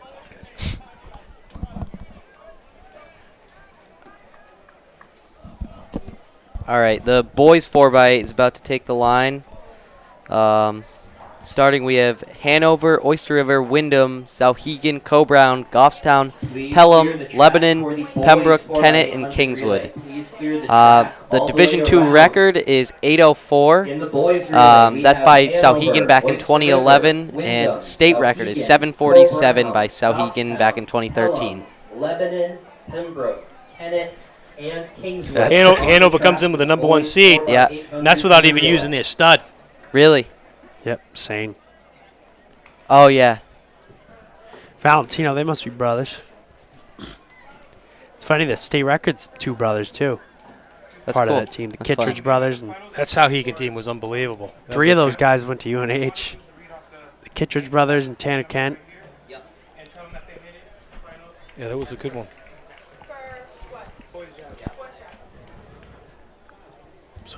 So this should be a good race right here. Yeah.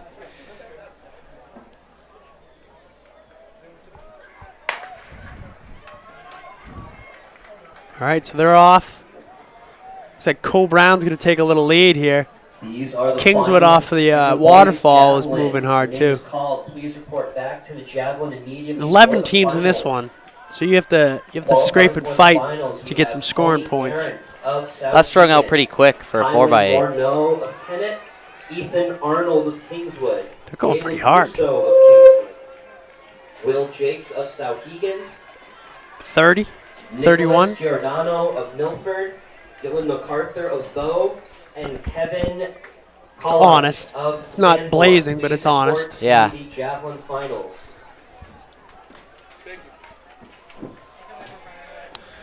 Cole Brown, Goffstown, Wyndham, Souhegan. Those 4 are separating.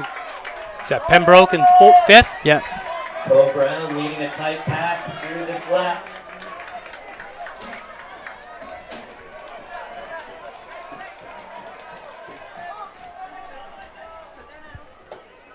Looks like Hanover, the top seed, is a little bit far back, but I mean, Official results of the girls anything can be made up in a 4x8. It's only a first leg. Place, Oyster River. Oh, we got Kasich in there? Yeah, The Tyler's 4x8? in there, yep. Fourth, Milford. So already you're seeing some Second, Wyndham. swap arounds. Yeah, they had a couple swap arounds.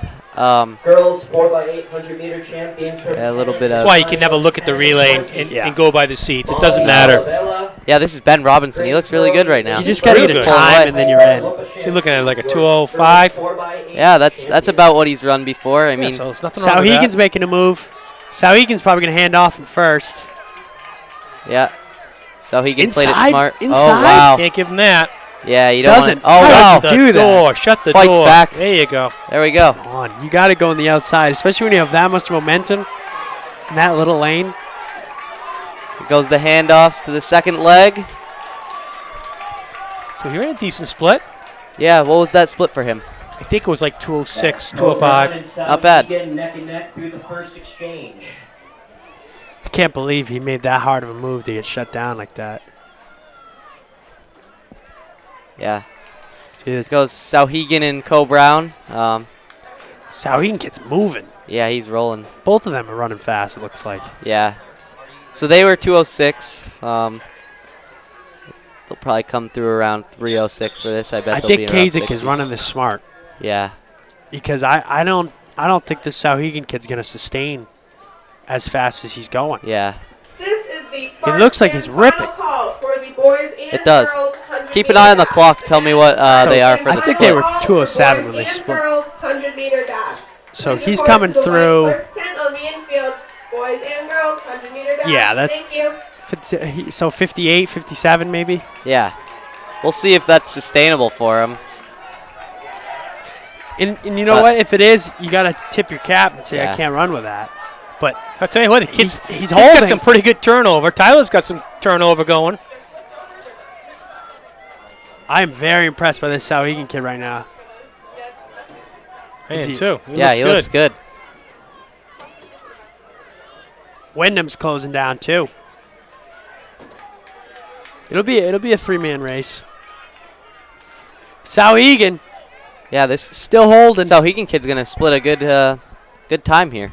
Absolutely. He's starting to feel it. Yeah. He's still holding his form pretty well though. Yeah.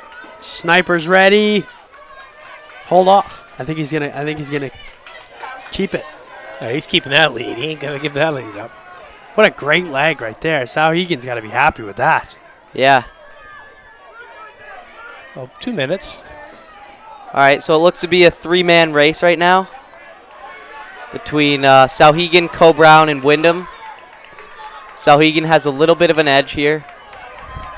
Your top three at this Wyndham point and Co Brown are both have hunting. Sauhegan, Co Brown, and Wyndham.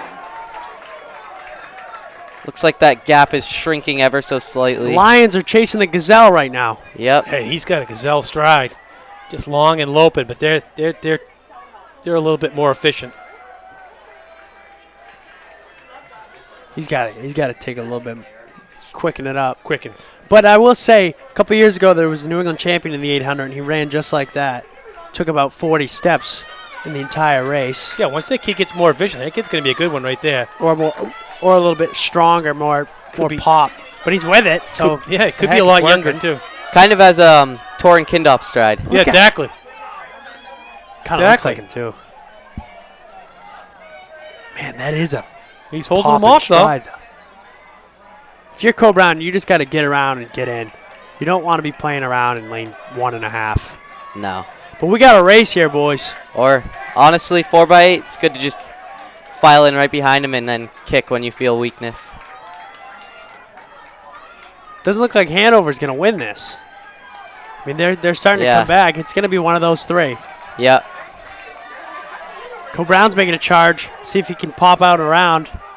If I'm correct, Wyndham was the champion in the 4x8 last year. That Wyndham kid right there is strong. Yeah, he's a strong kid. He looks rugged.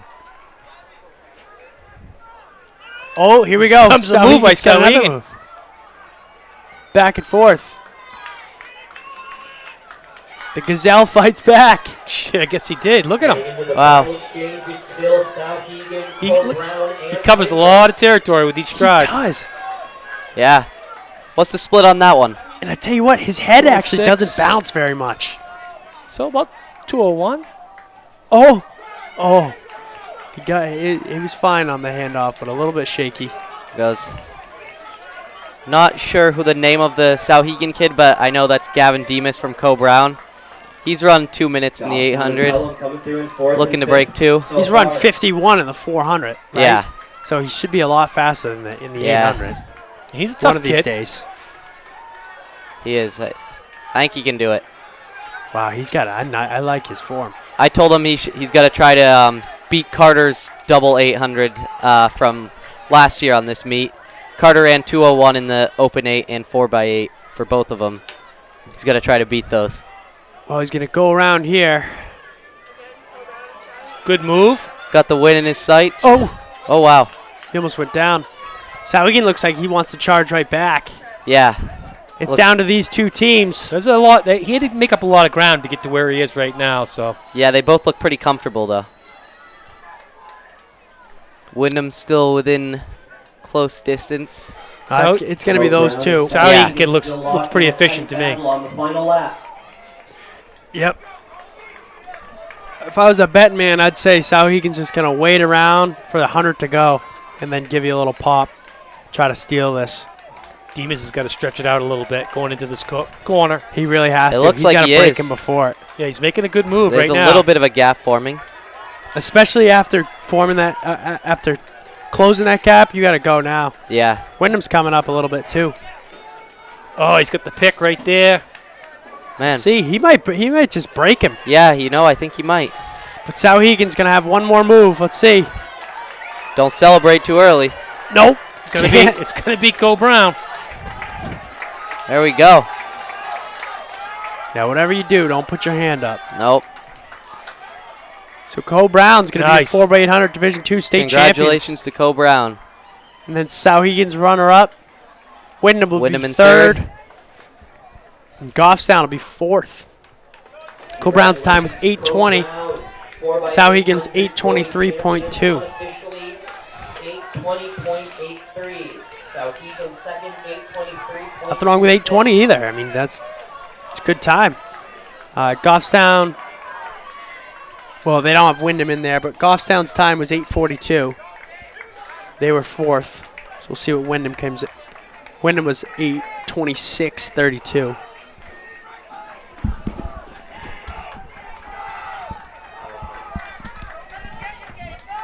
And you've got Wyndham. That was a good race right there. Yeah, that was a good race. Good move by Cole Brown. He held him off. And That's going to be great for Gavin later. He's going to have that confidence moving Yeah. for the rest of that meet. Do you know what his split was? didn't get it. Didn't get it. They look pretty jacked up down there. Quick enough to win. Yeah, it's all Good enough to get the job done. W. Yeah. It's a big old W. So Cole Brown's got to be happy with that. They're the 5 seed, and they stole first place. That's points on the board. Cole Brown is the favorite on both sides. So they're going to be trying to scrapping up points.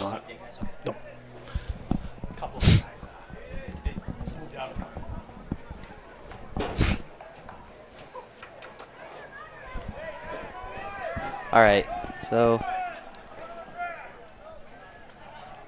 Please keep the track clear. We still have competitors in lane 1. Still got a couple people left in this. yeah.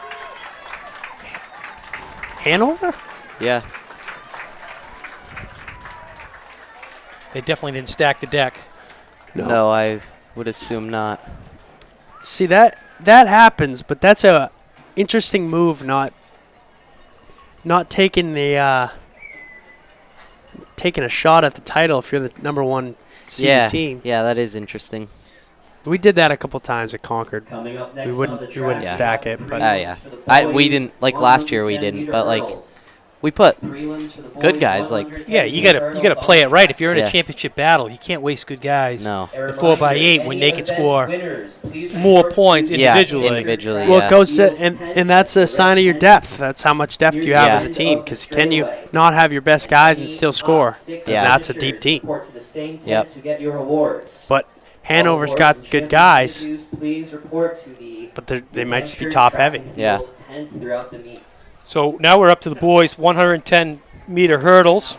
We got 2 preliminaries. The first heat, we got Powell of Hanover, Reynolds of Merrimack Valley, Giordani of Oyster River, Ahern of Plymouth, Larson of Cole Brown, Natoro of Wyndham, Carmody of Pelham, McGlure of Pelham. Now in Toro, he's the favorite in the 300 hurdles, right? Believe so. So he's good. But your favorite in here is Ahern of Plymouth. He's the overall favorite. comes in with a 16:43. So in these preliminaries, we're going to take the winner from each heat plus the 6 fastest times. The standard. Pole vault, they're over at 11 feet now. Yeah, I've seen a couple of makes over that. I believe Larson got it. He is in this heat. That was a long time between 10-6 and 11. They took a long time on that. Yeah, let's start moving pretty quick at this point. Hey, is it easy for you to be on this side? It's easy for you to be on this side. So we're just adjusting this camera. We're in a tight spot here. Pole vault going up, and he's over.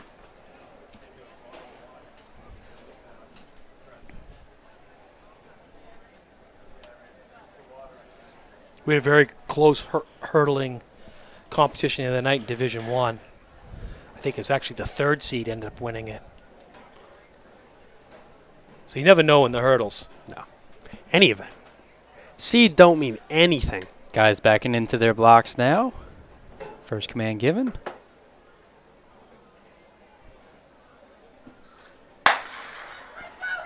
And they're off. Not the cleanest first few hurdles I've seen. No. Oh, they're drilling them.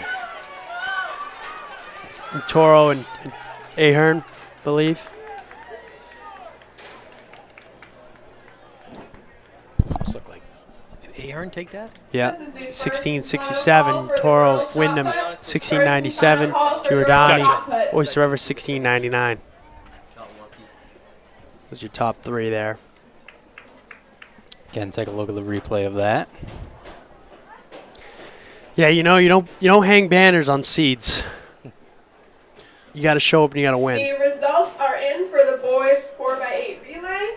In 11th, Hanover, 10, Kennett. That's the other reason why you shouldn't even pay attention to it. As long as you're in, Kingswood, just come up, 7th, show to play. Lebanon, 6th, Pembroke, 5th, Pelham, 4, Goffstown, 3, Wyndham, 2nd, Souhegan, and the 2022. They drilled those hurdles, huh? Yeah, I've seen cleaner starts, but, again, prelims, you don't have to be perfect. You just have to be good enough. And, I think you guys said it. We're seeing the winners of each heat and then the next 6 fastest times. So, all right, first command given. Guys jumping around, going back into their blocks. Heat 2 of 2.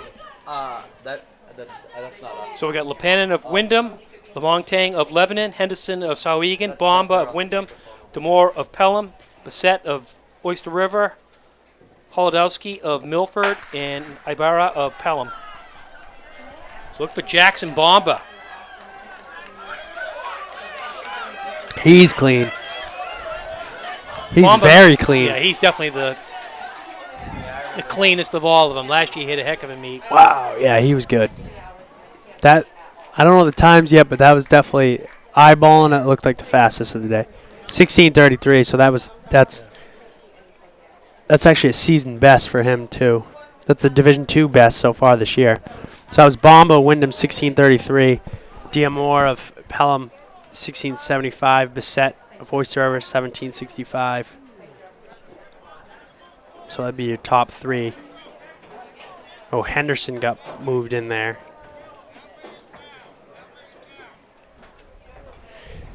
So now we'll wait and see who makes it onto the finals. But that'll be a good finals. Bomba looked really, really smooth over those. Now on the track, they're going to move the hurdles around, lower them, get ready for the 100-meter hurdles for the girls.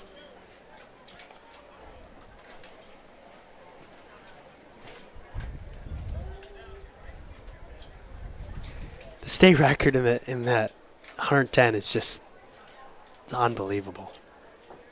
Considering how good Bomba just looked over that, and there's guys run 2 seconds faster.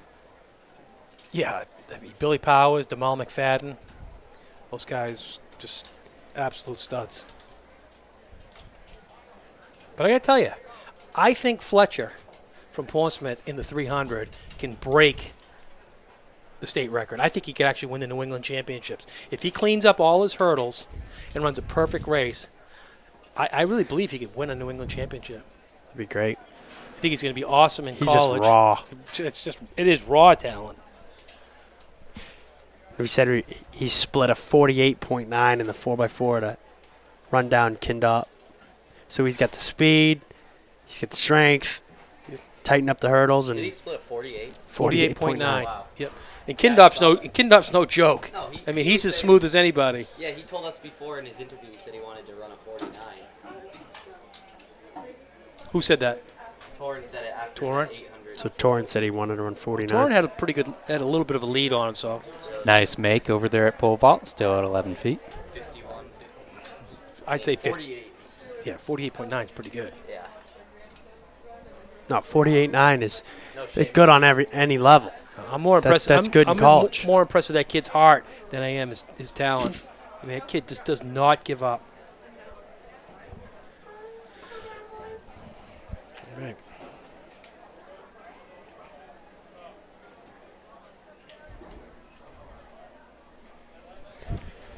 Okay, in this heat, again, just like in the boys' race, there's going to be 2 preliminary heats.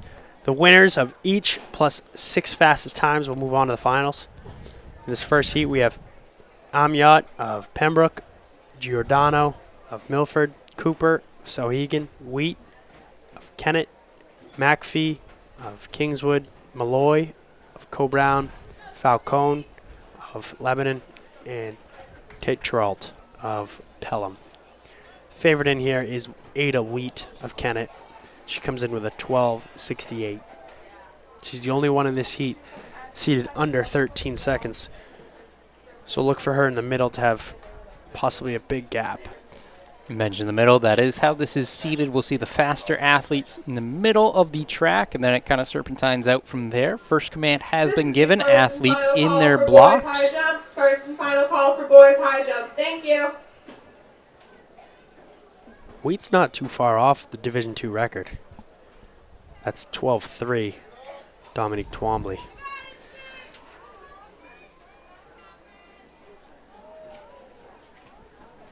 Not sure if that was a warning or a DQ. Looks like a red card to me. That would be a disqualification then. And that's Caitlin Cooper of Sohegan. What happened? Must have fell off the blocks a little bit. Not quite sure. Yeah. If we take here, we'll take a look at it. You can see they're set now and just fell a little bit forward there. So is that actually a DQ? Yeah. Yes, I think I believe she's the 4th seed overall too. Coming back. Oh. And you know what? I was thinking there is a good chance for that, and that's something. While those commands were given, they were making a general announcement. Right. Just get the green card now. So it could have been hard to hear. That's what I was wondering. Yeah. So good on that, and we're going to make sure that the public address announcers know not to make the announcements while the starter has command of it. So I think that might have been it, and that might have been saving grace for her, whether she jumped because of something she heard on the PA or because of another reason. Looks like she gets to stay in it, so fair enough. It's good that the officials talked about it, made the right decision. Yeah, they don't want to DQ people. That's what you got to remember, the officials. Nobody wants to DQ anybody, so that's good. She gets to continue her day. Fair start on this one. So he said, look to the middle. That's Ada Wheat right there, and she is as smooth as can be over the hurdles. Wow. She's running great.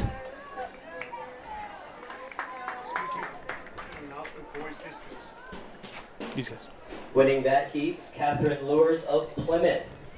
Winner from each heat in the next top 6 advance to the finals. Boys discus. First off. The oldest. First and Oh, final I'm call sorry. for I was boys looking at the discus. 100-meter First and start final we had. call, boys discus. Please check in. So that was Lures Also, Troy Of Plymouth. or Julie of Plymouth. Durrett, please report I was Well, going to say run. that 12 seconds just Troy or didn't Julie add Durrett, up. please Okay. report to the press Apologize. box. So that was Kulik, Goss. I'll just read how it went down. So Lures of Plymouth won in 15:54. Nicolosi of Pelham 17:12. Kenny of John Stark 17:12. Tromel of Hanover 17:61. Kulik of Goffstown 1825. Joy of Co-Brown 1830. Tate Tralt of Pelham 1832. And Drager rounds it out. All right, Heat 2, as you said, in their blocks now. So Heat 2, we got Kara of Goffstown, Allie of St. Thomas Aquinas, Phoebe of Lebanon, Charlotte of Oyster River, Natalie of Co-Brown, Zoe of Pembroke, Chloe of Pelham, Amelia of Hanover. Fair start, and Cousins of Oyster River led that as soon as the gun went off. Fastest start and fastest to get across the line. She looked very good there. That's her season best right there, 15:69. Cousins of Oyster River taking the second heat. All right, so we're all situated now.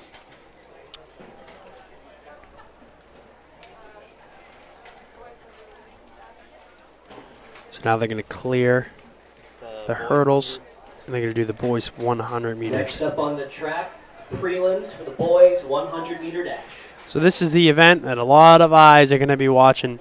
Seth Bayless of Merrimack Valley, who is your state record holder in the 100 meters from Merrimack Valley. And he's going to be in this first heat. Again, like how it worked with the hurdles, there's going to be 2 heats. The winner and the 6th fastest time will be going to the finals. So in this heat, we have Jackson Stone of Lebanon, Nicholas Snyder of Pelham, Nathan Pettengell of Milford, Seth Bayless, state record holder, as we mentioned, Merrimack Valley, Ty Doro of Oyster River, David Croteau of Wyndham, Caden Perry of Goffstown, and Jace Henderson of Sauhegan.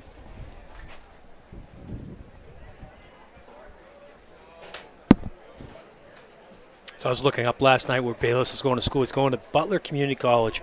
And I tell you, that team is loaded with sprinters. They have the 3-time national champion out there. And, I mean, he'll be graduated, I believe. But he's just going right into a place where there's a lot of guys that are, you know, he'll be right in the mix. A lot faster guys out there than him. So he'll have a lot to do to... Yeah, that's important. Yeah. You don't want to go to a place where you're the best right away. You want to go to a place where you can, you know, move up the ranks, where you got good guidance, good coaching, and Heat 1, fair start, underway. Immediately see Bayless out in front. he wins that easily. Someone had a little tumble. Didn't quite catch that. So 10:94 for Bayless. Doro was 11:25 in second. Pettengell of Milford 11:48. 10.94 seconds. So I mean, you don't see too many sub 11s in New Hampshire. So it's anytime you see that, it's a good race. Winner from each heat and the next best 6. So fast, cameraman could barely keep up. Yeah. So this next heat, we got Blaisdell of Oyster River, Edwards of Conval, Ashby of Sanborn, Pooney of Lebanon, Manty of Wyndham, Garant of Sauhegan, Hush of Hollis Brookline, and Stitch of Bow. 11.10 by Pooney comes in the top seed in Heat 2. Meanwhile, pole vault has moved up to 11.6. Looks like our field's getting smaller. I'll tell you right now, Pooney is not puny because that guy's a big guy. I mean, he looks like he could play in the NFL.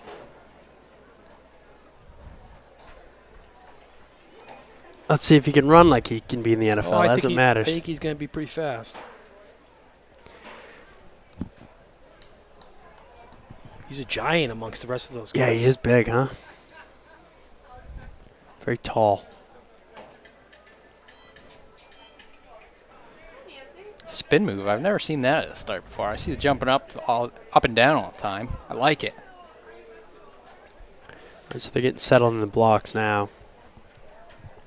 This is a much tighter race on paper than the other one, so we'll see. It should end up pretty tight. As he said, Pooney is the favorite. A little bit.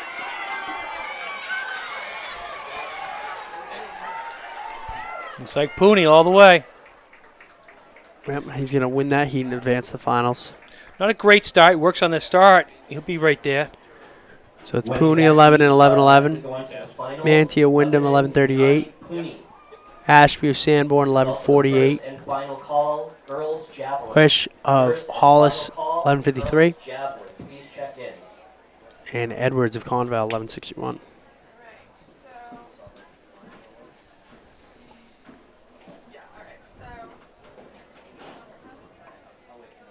We'll see if Bayless can get the Division II state record today. Again, you have to, in order to get that record, you have to do it at the state championship. Yeah. So the reason he doesn't have that Division II record is because he didn't do it here. Division records are essentially meet records, so you have to do it at that meet, whereas state records can be set a little bit easier. Although, usually it's a little bit harder of a mark to make, so. All right, heat one of the girls. We got Amiot of Pembroke, Giordano of Milford, Cooper of Sowegan, Wheat of Kennett, McAfee of Kingswood, Malloy of Cole Brown, Falcon of Lebanon, and Tetro of Palem. So this is one I was talking about earlier. I mistakenly Empty lane introduced. 2. It's like Wheat. Wheat's not too far off the state record, I got to be honest. I can't Or remember. the division record. I can't remember who was the girl last year that got DQ'd. Was it Wheat? Do you remember? I can't remember. It was a tough one. Maybe it was because she was a freshman, and we said she had a lot of time, and Wheat's a sophomore now, so I think it was. But she's fast. Oh, no doubt about that. Qualifying for the finals. Yeah, so 12.59, that's her season best year.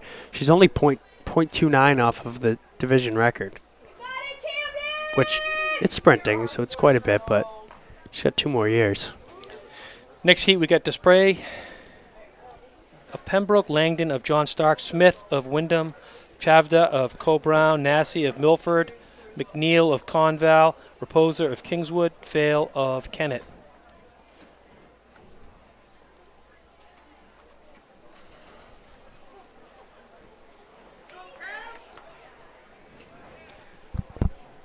Girls getting into their blocks now.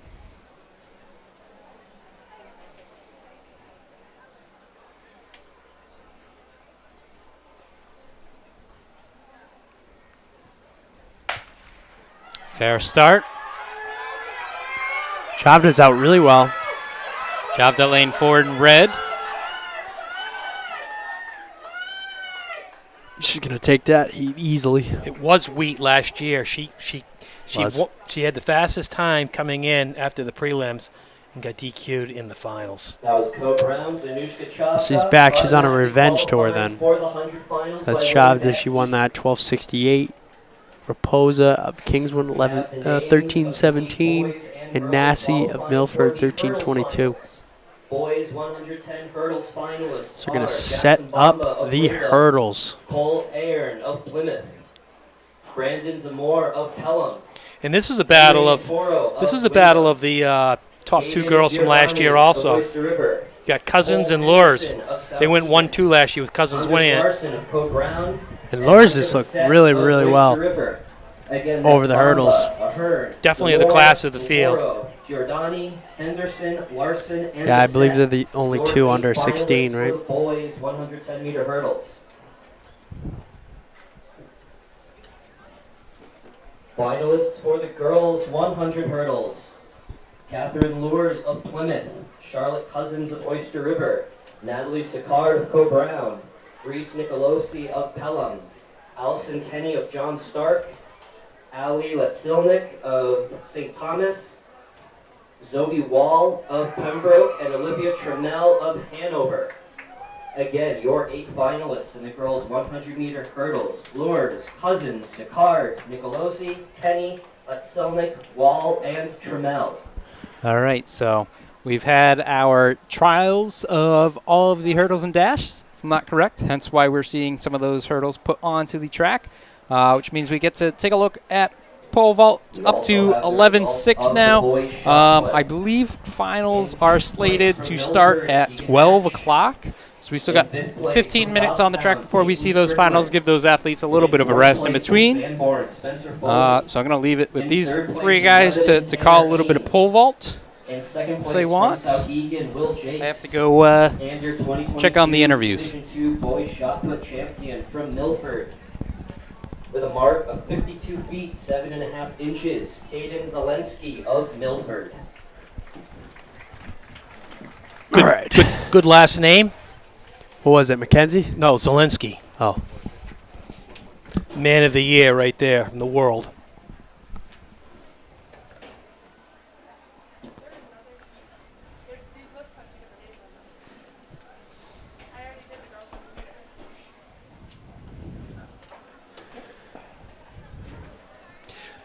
Yeah, so that wheat, I mean, that should be a good one. That should be a little revenge, I bet. She'll.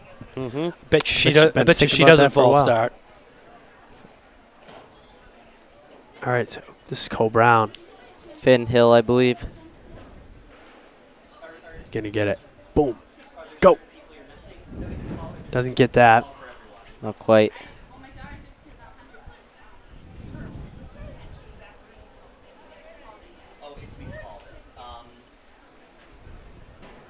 Dad, you don't think Jack Harlow's going to get Man of the Year?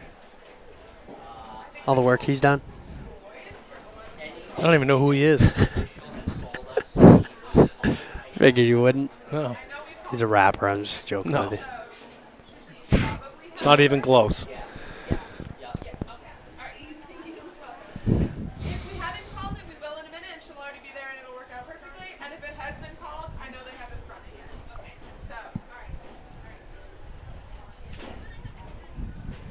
See the goat walking around, Casey Carroll?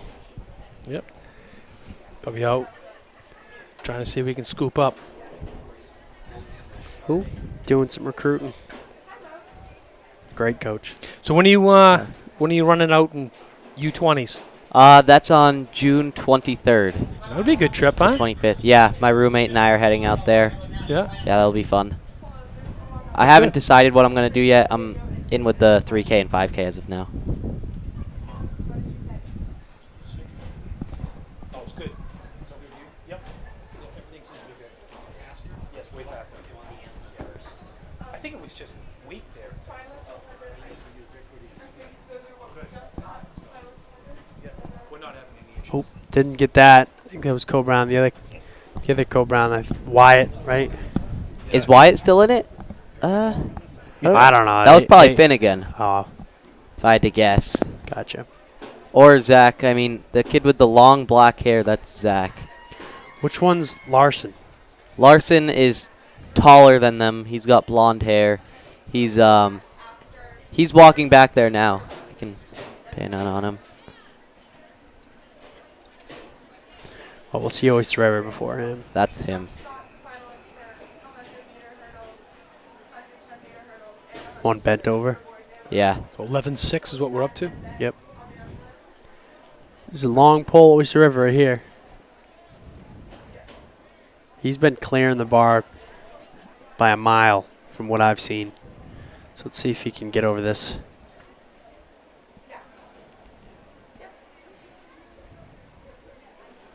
Oh, just missed it. Man.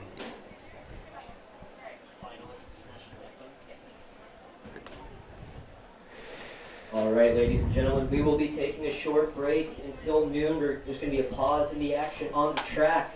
We do have the finalists for the 100 meters.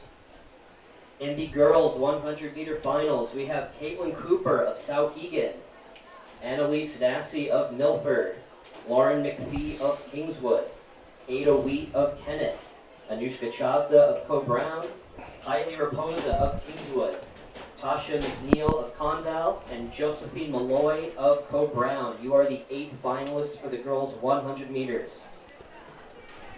Finalists for the Another boys' attempt here, 100 11-6 for Cole Brown. Jackson He's up, Stone of and he's Lebanon, over.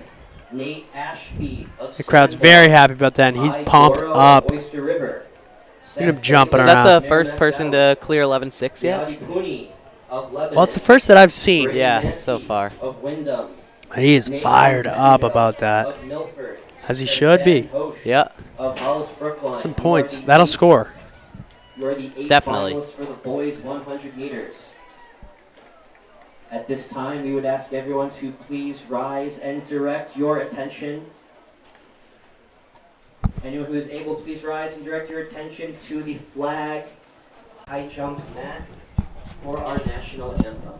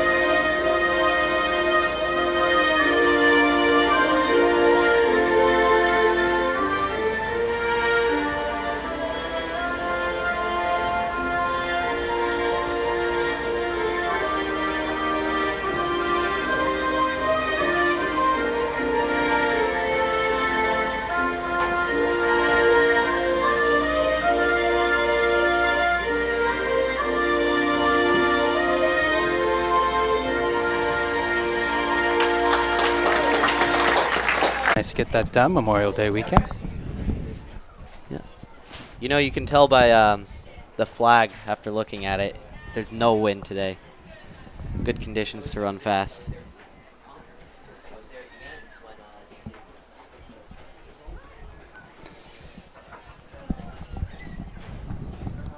So taking a look back at pole vault, looks like the bar is up to 11.6. Now is a great time to check out the merchandise tent, the black tent next to the bleachers over by the press box. Great merch available.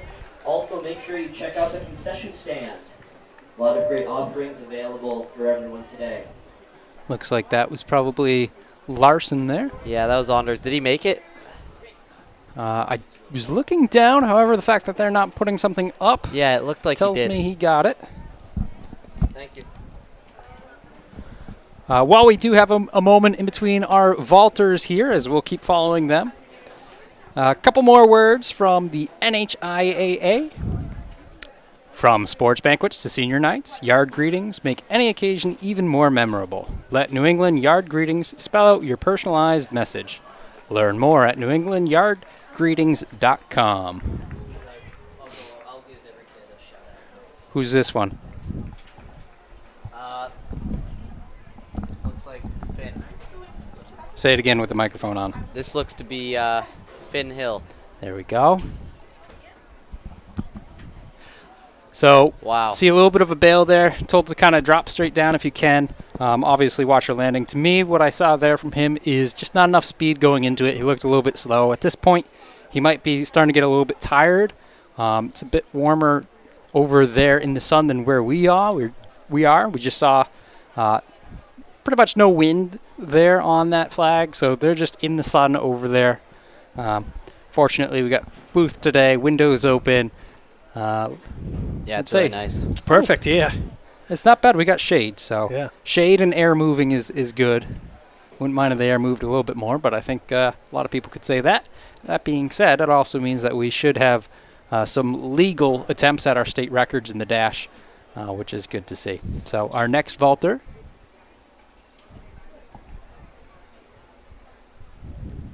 Looks like he's about to take off. Looks more to be a dark blue. Maybe Milford, if I had to guess.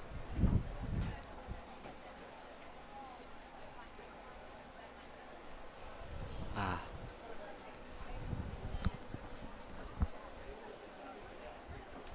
I think Milford might be a good guess there. Either Milford or Bow.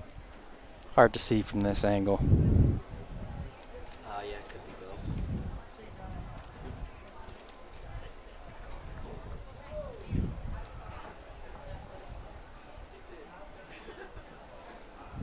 Another word from NHIAA. New Hampshire community colleges offer more than 200 associate degrees and certificate programs, aligned with career opportunities and transfer pathways, all affordably priced. There are many reasons to choose community next fall. Learn more at choosecommunity.com. The NHIAA would like to thank our officiating crew today. Thank you for giving your time, energy, and patience to help student-athletes learn lessons through sports. Fans can find out about becoming an official at nhiaa.org. What do we see there? Finn Hill went for 11.6, didn't quite make it. Finn Hill went for 11.6, didn't quite make it. Yeah, I think that might have been his third attempt at that height. Not quite sure, but yeah, we're up there, and the numbers are certainly dwindling. Yeah.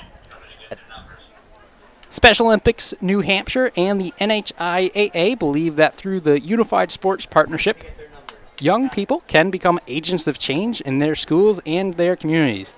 The NHIAA currently offers unified programs in soccer, basketball, outdoor track, and volleyball. For more information on unified sports, please visit www.nhiaa.org. You are a finalist for the 100 hurdles or the 100-meter dash. Please make sure you report back to the clerk's Here goes the tent Oyster River kid to again. get your new hip number. Any finalists for the 100 hurdles and Should the be 100 Ethan. meters who have not yet checked in, please report to the clerk's tent to get your new hip number. So if you feel like you've seen Finn with 3 attempts, that means most of these guys should be at their third attempt at this height. I'd have to assume so. But yeah, I mean, it looks like numbers have been dwindling. I took a Definitely. couple minutes away from watching it, but Yeah.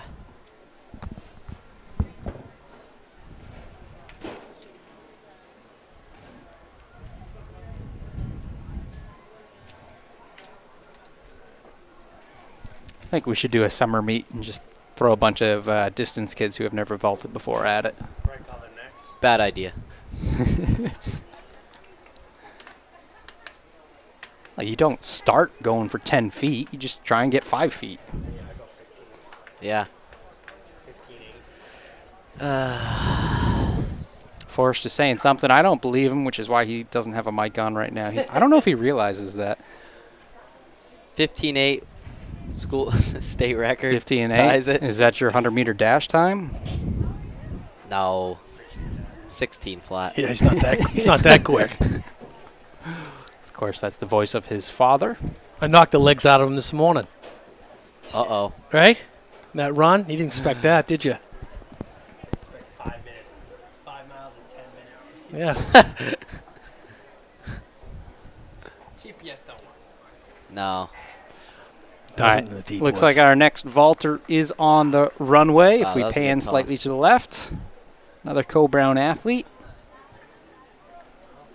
That looks to be Zach Blades from Co-Brown. His best this season, 11.6. Bar at 11. Oh, Bar's at 12 now. Does that count as an attempt? So they changed the rule on it a couple years ago. That does not count as an attempt. Basically, the rule change was to kind of make it a little bit safer for the athlete. That being said, I forget the exact rule change. But I know that was not an attempt at all. Is there a shot clock type deal? Is there a shot clock type deal? Yes, there is. In all field events, once you've been called, you are on the clock to perform. You have 1 minute. Usually the officials don't pull out that stopwatch unless it's really getting up there. So he's got a little bit less time there to get that done. First and final call, boys long jump. Also, girls 1600, please report to check in. Girls 1600. Again, I'm assuming he made his attempt at 11.6. You can always pass attempts, but I'm assuming he made it, which would tie his PR for the season. So 12 feet would be on the newer side of things. Not that he hasn't attempted it before, just yet to make that this season. Don't think he had it last year. Tyler Sheedy wants all of us to know that. We are lining up Oh, the girls Tyler Sheedy wants everyone to know that 100 Jaron finals from in Souhegan lane is one, really Zoe Wall good. of Pembroke. In lane 2, It's funny, he used to do this job all the time. He wanted us to know that quite a while ago. Co-Brown. We are, as the pole vault crossbar gets to 12, we are going to resume action on the track, though. And first up is our finals of our girls 100-meter hurdles. Adelie Letzelnik of St. Thomas, and in lane 8, Olivia Trammell of Making it to on finals. the track for the girls 100-meter Got hurdles. Wall, Kennedy, Sicard, Lairs, Cousins, Nikolsky, Latsilnik, and Trammell. I probably should have looked at those before trying them. I haven't had to say names all day, though. But Yeah, I was going to say. Oh, now Forrest has a headset on. He could have done it. Well, what I was just putting my head, just putting this on to say, Tyler Sheedy in the comments, still waiting on getting those gummies that your father brought last year. So let's get going. Good start. All right, here they go. Oh, it's tight. It's going to end close. Late charge. Lurs and Cousins. Lurs is going to hold it Lurs off. is going to be the new champion. Cousins looked like she had a late charge in her, but no, it's Lurs is going to be your Division II state champion, 15:42. Cousins is your state runner-up. Oyster River, 15:72, and Sicard of Co-Brown will be third in 16:35. Second, Natalie Sicard in third. Both of them are just so smooth. So it was a big win for Plymouth right there. Yeah, absolutely. Lurs was the runner-up last year. She's the champion this year. That's what you dream about. When you get beat, you come back and you just work all year to Girls 1600 dethrone the champion. Clerk's tent. Girls in the 1600 who've not checked in. It's not like Cousins had a bad day either. Cousins got over them really well. She just beat her. Please check in. First and final call. So they move it back. Boys 1600. And move it up to the 110. Yep. So in the finals here for the boys, we've got Larson of Co-Brown, Giordani of Oyster River, Demore of Pelham, Bomba of Wyndham, Ahern of Plymouth, Torrey of Wyndham, Henderson of Sauhegan, and Bissett of Oyster River. So you'd mentioned shot clock for pole vault. If there's only one athlete over there, it gets a little bit different. Like right now, Larson's checked out for the dash. So in between jumps, you get a little bit more time. 6, Henry and Toro of Wyndham. Lane 7, Cole Henderson of Sauhegan. So we'll see if Ahern can, of Oyster River. Match his teammate for Plymouth. Maybe they get double winners. Yeah, for Plymouth. But I think Jackson Bomb is going to have something to say about that. He definitely looked the best in the prelims. Or we could see Brandon Demore maybe come up too of Pelham. You know, he's got the home grab boy. Yeah, he's been working hard. Demore practices, Demore wins. So we'll see. That's right.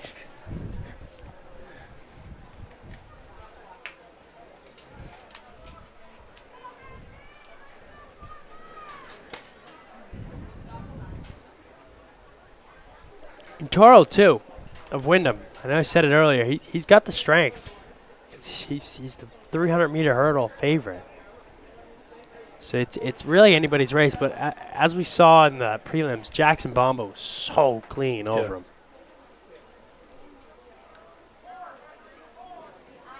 I mean, he was just lasered in. Gotta get those hurdles a little bit right. There we go. What are they? Maybe just switch it out. No, that's not going to go. There you go. Now they clicked it in. Our fine volunteers are clicking them in nice. Looks like all the hurdles are set now. See this attempt. And back to the track. Finals of our boys 110-meter hurdles. How much do you think the pole vault takes out of your legs? Does it take out quite a bit? Not the way I did it, but no. that doesn't A mean guy like anything. Larson that's going back and forth. And So, I mean, that's the thing. If you talk about one triple jump, that's not a big deal. If you talk about one long jump, that's not a big deal. But the issue is you're doing all your warm-up runs. You're doing all of your attempts. It starts adding up, trials, finals. You know, your legs are getting pretty tired from those stuff. Just the repeated 30-meter, 30-meter, 30-meter set. Fair start from the boys. Here we go. Bomba's got an early lead. He looks good. He's got about a body lead. He's got to close out.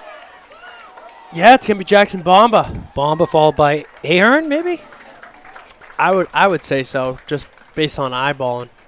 The Jackson Bombers, your 2022 That was Division II Wyndham's state Jackson champion. Bomba, And then Ahern, right, 16.08 seconds. is in second, Your 16:26. boys 110 hurdles And then Larson at Co-Brown, 16:04. Then Demore, Pelham, 61, excuse me. And then Toro of Wyndham, 1684. Those are some big points for Larson right there, coming in third place. Yeah, because it big time. Not really where he was. Was he expected to get there? Expected? No. I know he was expected top 6 at one point. He was 4th last I had checked about a week ago. I don't know how it shook out, but Yeah, so he come in at 1, 2. Competing in lane 1, Caitlin Cooper of Souhegan. Lane 2, Annalise Nassy of Milford. He came up. He gained a place. Gained a yeah. place. So went into it 4th. So Yep. yeah, that's a good couple of points there. And again, if he's having success, I think everything we've seen over by pole vault's been positive for him. Lane 6, Kylie All right, Raposa of so the Kingswood. girls' 100-meter 7, Tasha dash McNeil of finals. Conval. And in lane 8, We got, Josephine and then this Malloy is of not the Co-Brown. lane Your assignments. 8 This is finalists. simply the girls participating. Ada Wheat, Chavda, McPhee, Raposa, Nassy, McNeil, Cooper, and Malloy. Throw those names up for you. The order you see them on the screen now. Cooper would be in lane 1, and so on down with Malloy in lane 8. So again, we're going to look for Ada Wheat. She was disqualified last year in this final. She's going to rip it up today, though. She's back for revenge. There's going to be some big points right here for Kennett. She's off. Fair start. Kingswood's got the lead. But there goes Wheat. She's just so strong. There you go. She's the champ. Great start by Kingswood. But Ada Wheat is just too strong. She will be your 2022 Division II state champion 12.5 seconds. with a really good time at 12.5. And your runner-up's going to be Chavda of Co-Brown, 12.74. McPhee, Kingswood, 13 flat. Raposa, Kingswood, 13.08 is going to be 4th. And McNeil of Conval, 13.11 is 5th place. So congratulations, Ada Wheat. Revenge tastes sweet. In lane 3, Ty Dora She's got to be of really Oyster happy with River. that. I'm sure that was a year Lane 4, hanging over her head. Merrimack Valley. Lane 5, Niati So now this could be the of race Lebanon. of the day that people are watching Lane here. 6, Braden Manti of Wyndham. In lane All 7, eyes are going to be on Nathan Seth Bayless, the Penfield state of record holder. Milford. Let's see if he can set the Division II And in record. lane 8, from Hollisboro, Go ahead and remind us of both records, if you could. Yeah, so the state record that he set earlier this year is 10.77, according to this. So that would be last year's all-state records have to be approved by the committee, which I believe they do at the end of the season. So he has Right. had a faster time I believe than it was that. 10.73. Yeah. But the Division II meet record is 10.84, set in 1998 by Taylor Smith. I think that's going to go down right now. I do too. Again, Bayless backing into his blocks, lane 4. I think he's going to run 10.75. I'd like to see Pooney get out of the blocks a little bit better, push him a little bit. Pooney is the 2 seed here. Ty Doro's been great all year too. Fair start. off. Good start. Really good start by Pooney. He's definitely putting some pressure to him. Oh, Pooney This is might a get great him. race. Pooney might get him. Bayless takes Oh, it. Bayless But he got was it. pressed. That should get you a record. 10.92, no Oh, record no there. record. Final call for boys long So is jump Bayless and girls 10.92, triple jump. Division Again, II state final champion, call for and then boys Pooney was long second at jump and girls 11.01. triple. Thank you. It was a great run from both of them. Well, he listened to you. He got off great. He got off That really was good. Merrimack Valley's Seth Bayless crossing So the in difference I see there in the 10.92 first 30 seconds. meters is Seth Bayless a little bit slower to get straight up, which is what you want. You're driving a little bit more, whereas Pooney was able to get upright a little bit longer. You look at someone like Usain Bolt; he's taken all 30 meters and then some to get fully upright, and that's what you are looking for. You're looking to stay nice and low out of those blocks, stay as low as long as you can. Top 8 competing in this by But seed. Chloe Trudell of South. yeah, that got close there for a little bit. Brown. Haley Kavanaugh of I gotta try that for the River. 10K. Maybe the first like 3,000 meters, that should just be low. Well, I've got a few strategies for your 10K if you want. Catherine Klinger Come of off the Windham blocks. and Sarah Yeah. Black Probably of not. Hanover. Your top 8 So this is gonna be a good race right here. This Absolutely. 1600. 16 competitors on the track right now. Yeah, so we got Chloe Trudell of Sauhegan, Sheldon Fisher of Co-Brown, Haley Kavanaugh of Oyster River, Susanna Zahn of Bow, Maya Brochu of Bow, Sophia Reynolds of Merrimack Valley, Catherine Klinger of Wyndham, Sarah Gluck of Hanover, Stephanie Svedson of Sauhegan, Addison Englund of Plymouth, Regan Sutherland of Plymouth, Grace Purley of Kennett, Tessa Brown of Oyster River, Victoria Cornaro of Milford, Olivia Guns up. Dwyer of Sanborn, and Ella Goodney of Hanover. All right, girls, 1600 meter. Yeah, there's a lot of First and recognizable final call, names in girls this. and boys 4x100 meter relays. Chloe Trudell is the top First seed, but and it's final tight. Call, girls and boys 4x100 meter relays. And last week we saw a A great reminder battle to between all Sheldon Fisher and track Haley athletes, Kavanaugh you at may check in the early Seacoast for your running Championships. event. Do not need to wait for the call. That's Sheldon Track of- Fisher ended track up winning, athletes can check reeled for her in. events at any time. It's off to a pretty. They're definitely walking right now. This is pretty pedestrian. Oh, it doesn't look too bad. You don't think so? No, not bad. 44. That's 88. What is that for pace? No, that's slow. That's Yeah, slow, that's- but yeah. it is what it is. It's gonna. Oh, that's slow. No, that's slow. That's Yeah, almost 6 That's minute barely pace. under 6 minute pace. Yeah. So it's tactical right you now. could see because all the people on the higher lanes, like the barrel start, all of the guys or the girls on the outside lanes took the lead from them. So when we're saying slow, the top seed here is Chloe Trudell, 5'11". So we're not saying that they're slow athletes. So- We're just saying the pace Yeah, they're yeah. running is they're slow. They're running slow. It's tactic. It's usually how the 1600 goes at state I meet. personally hate it. I do too.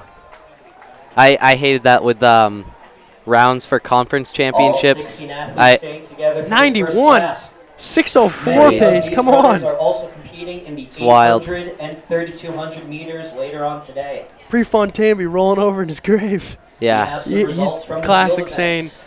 In the girls' give high anything less jump, than the in best is sixth sacrifice place, the gift. Isabella Hastings of Lebanon. But In this fifth should be place fun. From Hanover. Once they Picking drop up down. now. Yeah. Pace is Amelia going Yeah, now. this is always a fun race to be in, but I In mean, fourth, Yeah, it's trying picking to. up a lot right now. Asharika Primer. In third from Plymouth, Catherine Lures. In second from I guess they Goffstown, heard me. Penelope They're Annis. dropping the hammer. And your champion in the girls' high jump from Hanover, clearing 5 feet, Emma Kleber. So we'll see with the number, but that's a bow athlete leading. 4. So that's Susanna Zahn. Real tall. She's decided I'm sick of this slow stuff. Let's lead it. 6 girls right there. This is Bo Susanna Zahn leading the way through lap 1, followed closely by Fisher, Kavanaugh. Remember, 6 Grossman, people and placed today in Reynolds. this meet. It's not like an invitational where you get 8 places. It's only 6 people. We see Sophia Here Reynolds are is the rounding results out from that the group. girls' She's a veteran. discus. In She's sixth won her place, fair share, and she Kylie knows Allen how from these races Milford. go. In fifth And as I say place, it, Taylor the Garland from group Kennett. seems to be pulling away a In little bit fourth from her. place, Madeline Grenier Turning into a of pretty good race Fort right Browne. here. In third place, Victoria Lee. So from look for Merrimack black and Valley. yellow Chloe In Trudell right in the second, middle. Jillian Evans from Sanborn. Sheldon Fisher And passed your on the inside. 2022 She's going to be girls shadowing discus anything champion Trudell does, I'm with going a to do. toss of 111 feet, 11 inches, Natalie Riley of Co-Brown. So those 3 right in the middle, 2, 3, 4, those are the 3 we want to be watching very closely. But Official Susanna results of Zahn's the not, girls' 100 she's meter not any hurdles. slouch In either. She's sixth right in there place, too. Reese Nicolosi of Yeah, I Thorn. mean, In fifth, 5 girls in it Zoe with Wall of 500 meters to go. In fourth, It's anyone's Allison race. Penny of John Really Stark. is. Who's going to kick? In third, Natalie Sicard of Co-Brown. Trudell moved out In the lane second, too. She Charlotte Cousins of looked like she Oyster wanted to River. make a move, but she might not be. She's not taking it. Whoever Hold can it a change- little longer. Whoever if can you think change you can gears the take it. best right now. Yeah. If you We- can, If you think you can win it like in the very end and you've got many races, I think that's the best option to do. We saw Sheldon Fisher last week have a great kick. Yeah, I think it's going to be really close between the two of them. Susanna Zahn's trying to lengthen it again. Haley Kavanaugh's just been in there. She's been silent. Now it's turning into a four-person race. Chloe Trudell takes the lead. Swinging wide. I don't think it's going to be Trudell winning Fisher's this race. right there. Fisher's right there. She's making a move on the outside. I think it's going to be Official Fisher. results of the boys 110-meter hurdles finals. In sixth place, Caden Fisher's giving it to her right here. Make the move right there. In fifth, Henry and Trudell holds it off. But now, You got to take be it a good to finish. Trudell. She's a vet. In third, Anders Larson. She's the girl to beat in I Division still think 2. Fisher's going to take it. Jeez, 'em. But watch Kavanaugh. Kavanaugh's been a snake in the grass this whole meet. 0.08 seconds. Here comes Kavanaugh on the outside.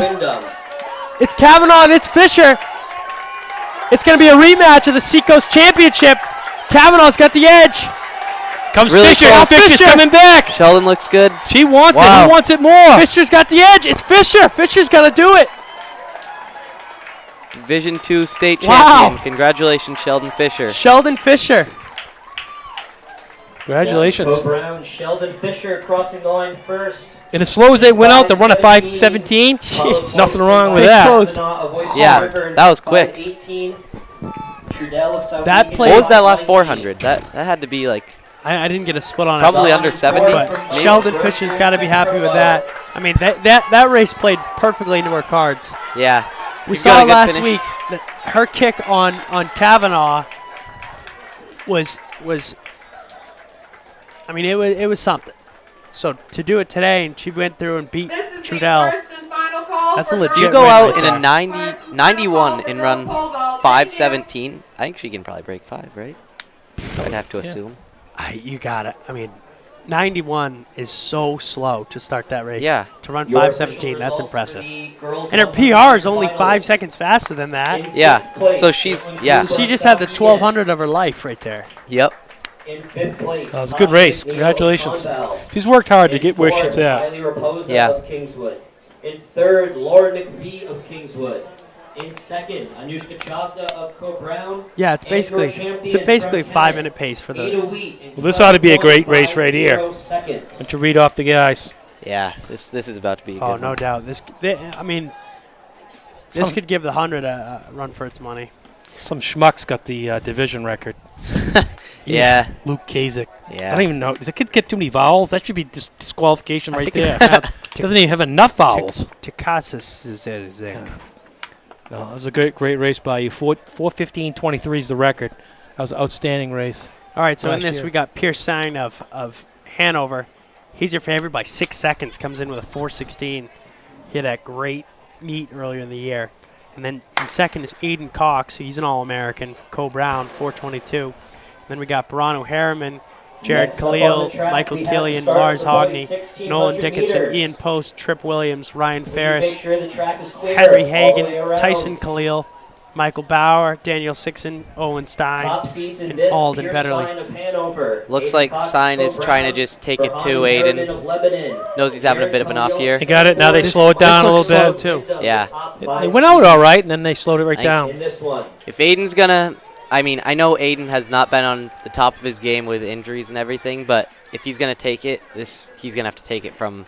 They're going the probably gun. 4:35 pace right now. Yeah, I would have to think that he's gonna make a move pretty soon.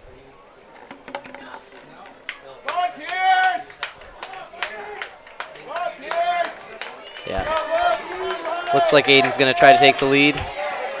Aiden's got to run it fast. Yeah, that's his best bet. Oh, and he's making a big move, too. Yeah.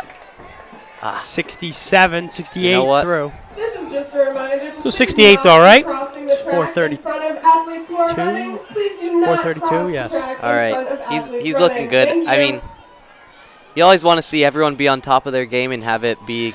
Killian's starting to make a move. He's in third. Yeah. Killian's smooth. And then is that Khalil in fourth, I believe, Yeah. right? Yeah, And clear. And then Harriman right behind him. Wow, Harriman's got a very lean forward stride. Yeah, you know, I got back from college and like saw him running. I couldn't even tell who it was. He Second, looks so Naomi different from Cooney last year. of Lebanon. Developed really And well. your defending champion, Killian's holding on coming to his up in crown there. the boys' Killian looks really good. I said on the ride over that Killian's going to be a very good runner. I said it last year as well. Yeah, you guys said that a lot last year. He's just so smooth. Wherever he decides to go to college, he's going to have a lot of success. But here's Aiden Cox, Sign, and Killian. And Khalil's trying to tighten down. What are they throwing? About 213, so that was a 65. Yeah, they picked it up a bit. This plays into the hands, and he looks like he just dropped a gear. Aiden looks good. I'll tell you what, though, Sane looks pretty good, though, too. Yeah, he does. Killian. And you know he's got that big finish. He does the shorter distance They all races. do. They all look good. On the boys' Yeah. side, Souhegan, Co-Brown, and Lebanon. Big surge right there by Khalil. Khalil's got. Yeah, it looks like he's going to try to. Oh, no. 17 points. Looks like Killian might try to take the lead. Or Sane. I don't know. That is through Oh. 4 events. Bunching up pretty good. This could be anybody's Aiden held them race. all off. This doesn't bode very well for Aiden here. No, but I mean, this is also well within his wheelhouse for paces. But Yep. We'll see if he can have a Yeah, this hard is fine. 400 close. that would be great out of him. That's the one thing he hasn't really been able to do yet. Should have it in his legs. But Killian is still there. Your top 4. Oh, here comes Sign. Big Heading move. into the bell lap. Sign's got a lot of confidence. 317 at the bell. 317. That's quick. Sign's opening up a gap. Aiden's got to buckle down. Comes Killian. He's starting to make a move on Cox. Your record could only last a year. You know that. I know. The division I know, record's 415. If he closes in a 58 and change, he's got it. Yeah, they just went out quick. And you can hear the confidence drifting away from Kasich right now.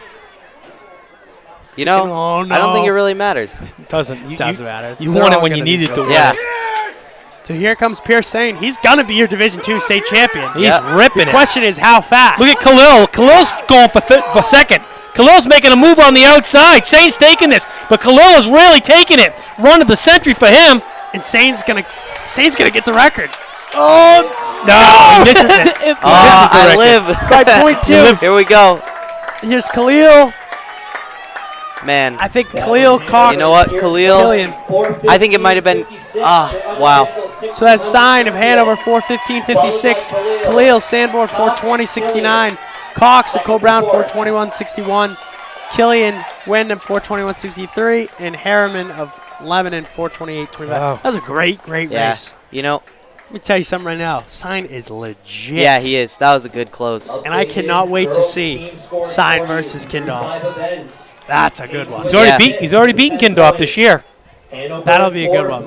Then Kindop came back and You watch. got they're him in the gonna 800. They're going to be both looking at each other, and Murphy's going to come up and win it. Co-Brown leading through 5 events with 30 points. Murphy Hills. I'm biased there, I got to say, but That's all right. congratulations, Pierce Sign. That was a great, great race.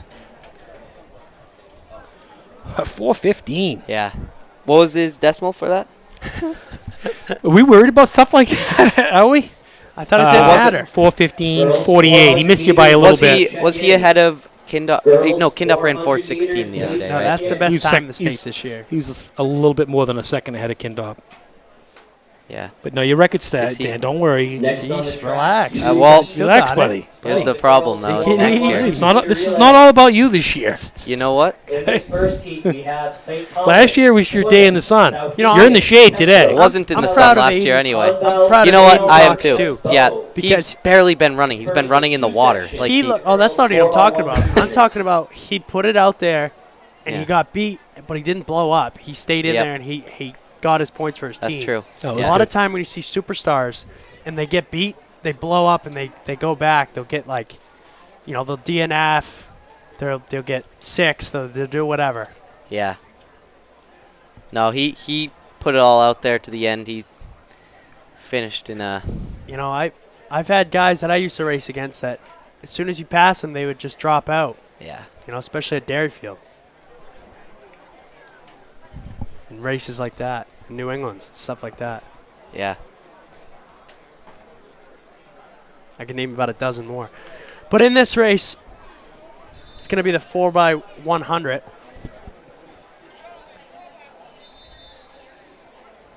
Bunch of whistles on the track. Let's see what's going on. Yeah. We're getting it set up. Oh, the So we have St. Thomas, Plymouth, Sauhegan, Pembroke, Pelham, Conval, Hanover, and Bow. I think they're attending to Aiden. That's what Yeah, that's he's what had a lot of knee pain, so I think he might be in the way right now a little bit. But yeah, that's why you got to give him a lot of credit. He's been in a lot of pain. I think this is about it for him for the season. Is he in the 2 mile? We'll see. Yeah, I believe so. But see if he's limping. Based on how he looks right now, I wouldn't. Well, he could jog and score. Yeah, that you know that, but you don't want to hurt him. That's the Right, thing. Your safety is better than scoring a few points in the Now, state did meet. they revert back? What's the rule this year on the MLCs, making MLCs? Do you have to run in divisionals to make MLCs? I don't know. Do you know that? I know that's what it was I don't know. last year. Everything's. Greg, do you know that? MOCs, can you still go off a seed time, or do you? It's anything. Seed time. Wow. I like that. I'm trying to think. I'm if going I to tell do you like what. that. If you're on a team, I do like that you're going for a championship and you got to run 4 events. It's not fair to that guy that's actually trying to win a team title. Yeah. If he puts those times up in the year, then it's fair for him to go in. But And MOCs isn't a. That's not a. It's not a team event. The goal of MOCs is to make New England's. Yep. Here we have the girls 4x1. First leg, about to make the first handoff exchange. Pembroke girls come in with the top seed in this prelim. Looks like Pelham's leading. The way we know is judged based off the handoffs. Actually, Maybe looks like Hanover? Pembroke's leading to me. I don't know. It's I really would say close. Hanover. Not after that handoff right I think there. Hanover. I think the outside. Lane 7. All right, let's see. Hanover, Pelham. Yeah, Pelham. So Pelham's going to take. Ooh, maybe not. It's going to be close. It's like Pelham's going to take this one. Okay. Didn't want to call it too quick. 53-83. Pelham. It's a decent time. 53-83. They were seated at That was Pelham 55-02. taking that Wow. first heat, followed closely by Hanover. Jeez, look at the Division II record. First and final call, 49-04. boys 400, Jeez. if you've not yet checked in. Boys 400 meters. Could be close with there's a Brown. 51-21, 51-24. Those two push each other. Next Coe-Brown, section, Wyndham. we got Oyster River, Lebanon, Milford, Coe-Brown, Wyndham, Kennett, John Stark, Merrimack Valley. Yeah. So, as In this Luke second just heat of alluded the to, the girls' Coe-Brown 4x1, and we have Wyndham are only Oyster River, 0.03 apart. Lebanon, Milford, Coe-Brown, So look for Wyndham, Kennett, John lane Stark, 4 and and 5. Merrimack Valley.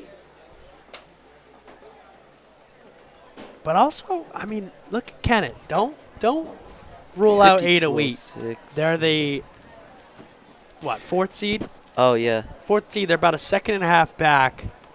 But I think Wheat's going to have all the confidence in the world. And if she gets the stick in the right spot, it could be deadly. So after 5 events, we're looking at Coe-Brown with 30 on the girls' side. Coe-Brown leading with 30 points. Plymouth 22, Kennett 22, Hanover 4th with 12, Kingswood 5th with 10, Oyster River 9, Goffstown 8. Seems like all the people that were anticipated to be up there are up there. On the boys' side, we got Wyndham leading with 22, Milford second with 17, Sauhegan comes in third with 16, tied with Coe-Brown with 16, and Lebanon 16, Merrimack Valley 10, Plymouth 8, Pelham 6. That's after 4 events on the boys' side. Yeah, So through 4 events, does that include the 1600 or? Nope, does not include it. Can't. Okay, they're off. Again, we're looking at Coe-Brown and Wyndham. Personally, I want to say to look for Kennett.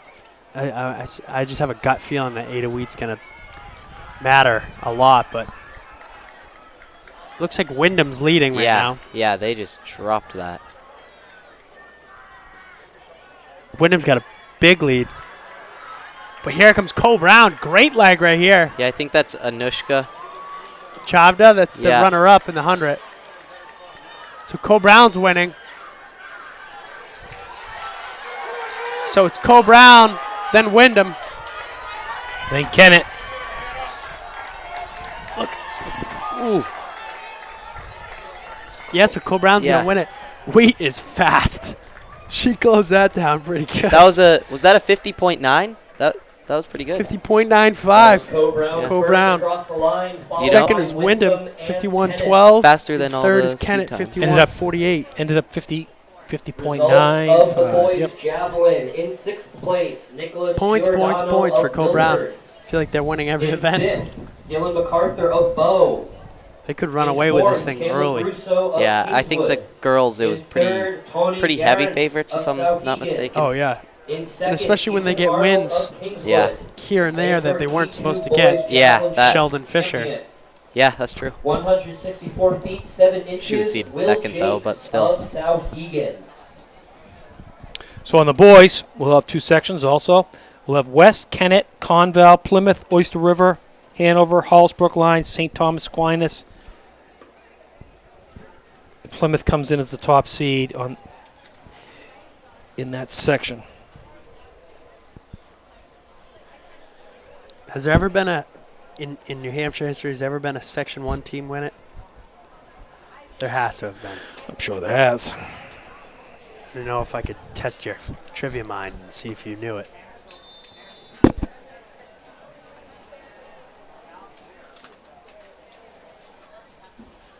So Plymouth, yeah, top seed 46-8. That's tough for seed 1, especially because, like, they don't have anyone to look at when they're going for a time, I guess. But, I mean, 4x1, you're just racing as hard as you can the whole time. Division 2 record here is 43-18, set by Bedford. Wow. Bedford. Not even in the division Yeah. anymore. In 2012. And West used to be a Division 1 team. And Portsmouth was a 1, then went back to a 2. What about now back to a 1? I thought Kennett was Division 3 too. Were they Division 3 at one point? I think in some sports they might be. I think there's a lot of them that teeter back and Yeah. forth in different sports. Like Wyndham is Division 1 in wrestling. Yeah, in football it's all over the place. Like I say, different sports. It's just different. So they're off.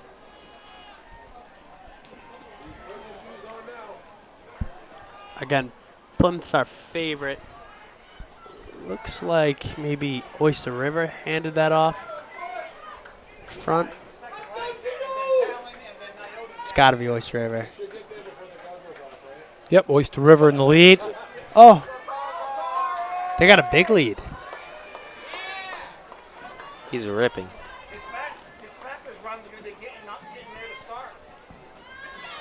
Oh, but he's going to get run down maybe?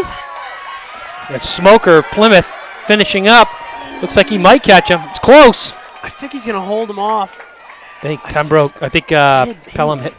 Wow. Oyster River, I mean. 46-29. Held off Plymouth at 46-41. Conval was third, 46-96. Plymouth, Conval, Kennett. That's a great last leg. Yeah. Hollis Brookline. Hanover. The next heat. St. Got Thomas Sanborn, and Coe-Brown, Manchester Lebanon, West, your Wyndham, other teams across Milford, the line Pelham, in that Souhegan, order. and Bow. Again, we're gonna have a really tight race Yeah. in this one. On the track for Wyndham, the Milford, second and heat Lebanon of the boys are 4x1, we have tight. Sanborn, Coe-Brown, With Lebanon, Wyndham being the Wyndham, favorite. Milford, Milford and Lebanon. Pelham, Souhegan, and All right, take your Bow. pick. I'm going with Lebanon. I'm taking the 3 seed here. Going Lebanon. I'll go Wyndham. He's got to take Milford. God. What? Why? What's wrong with Milford? What's it? I'm still shocked that you kept your record. That's all I can't get over that. The guy's yet. staring off in the distance thinking, how did he keep his record? You know, we were through in 3:20 too. Yeah. 'Cause we were Yeah. 65. I think what killed that one was that they had about 100 meters there where they just were trying to figure out who was going to do what. Whoa, Yeah. whoa, whoa, whoa. Go back. What? You closing a 55? No. I closed in a 60. Oh, no, we were through in 3:15. That's what it was. Yeah. Yeah. That's okay, what it don't was. be lying right. on air. Right. Jeez. It's like, hold on. So here. we got video Got and a stuff little now. confused. That's Yeah, wait a that's the second different. here, We buddy. can say whatever we want in the Wayback Machine, but since we've been able to do this New Hampshire stuff, Is that Peabody and Sherman? yeah, yeah.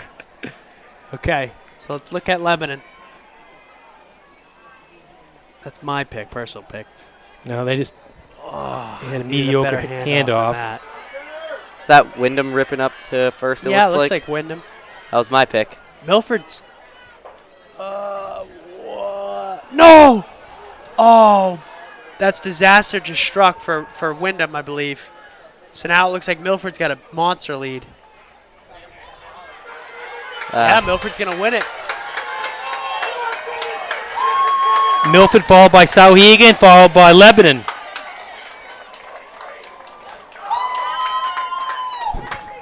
Disaster for Wyndham. What? Were they ahead of the division record? 43.91? No. Yeah. 43.95.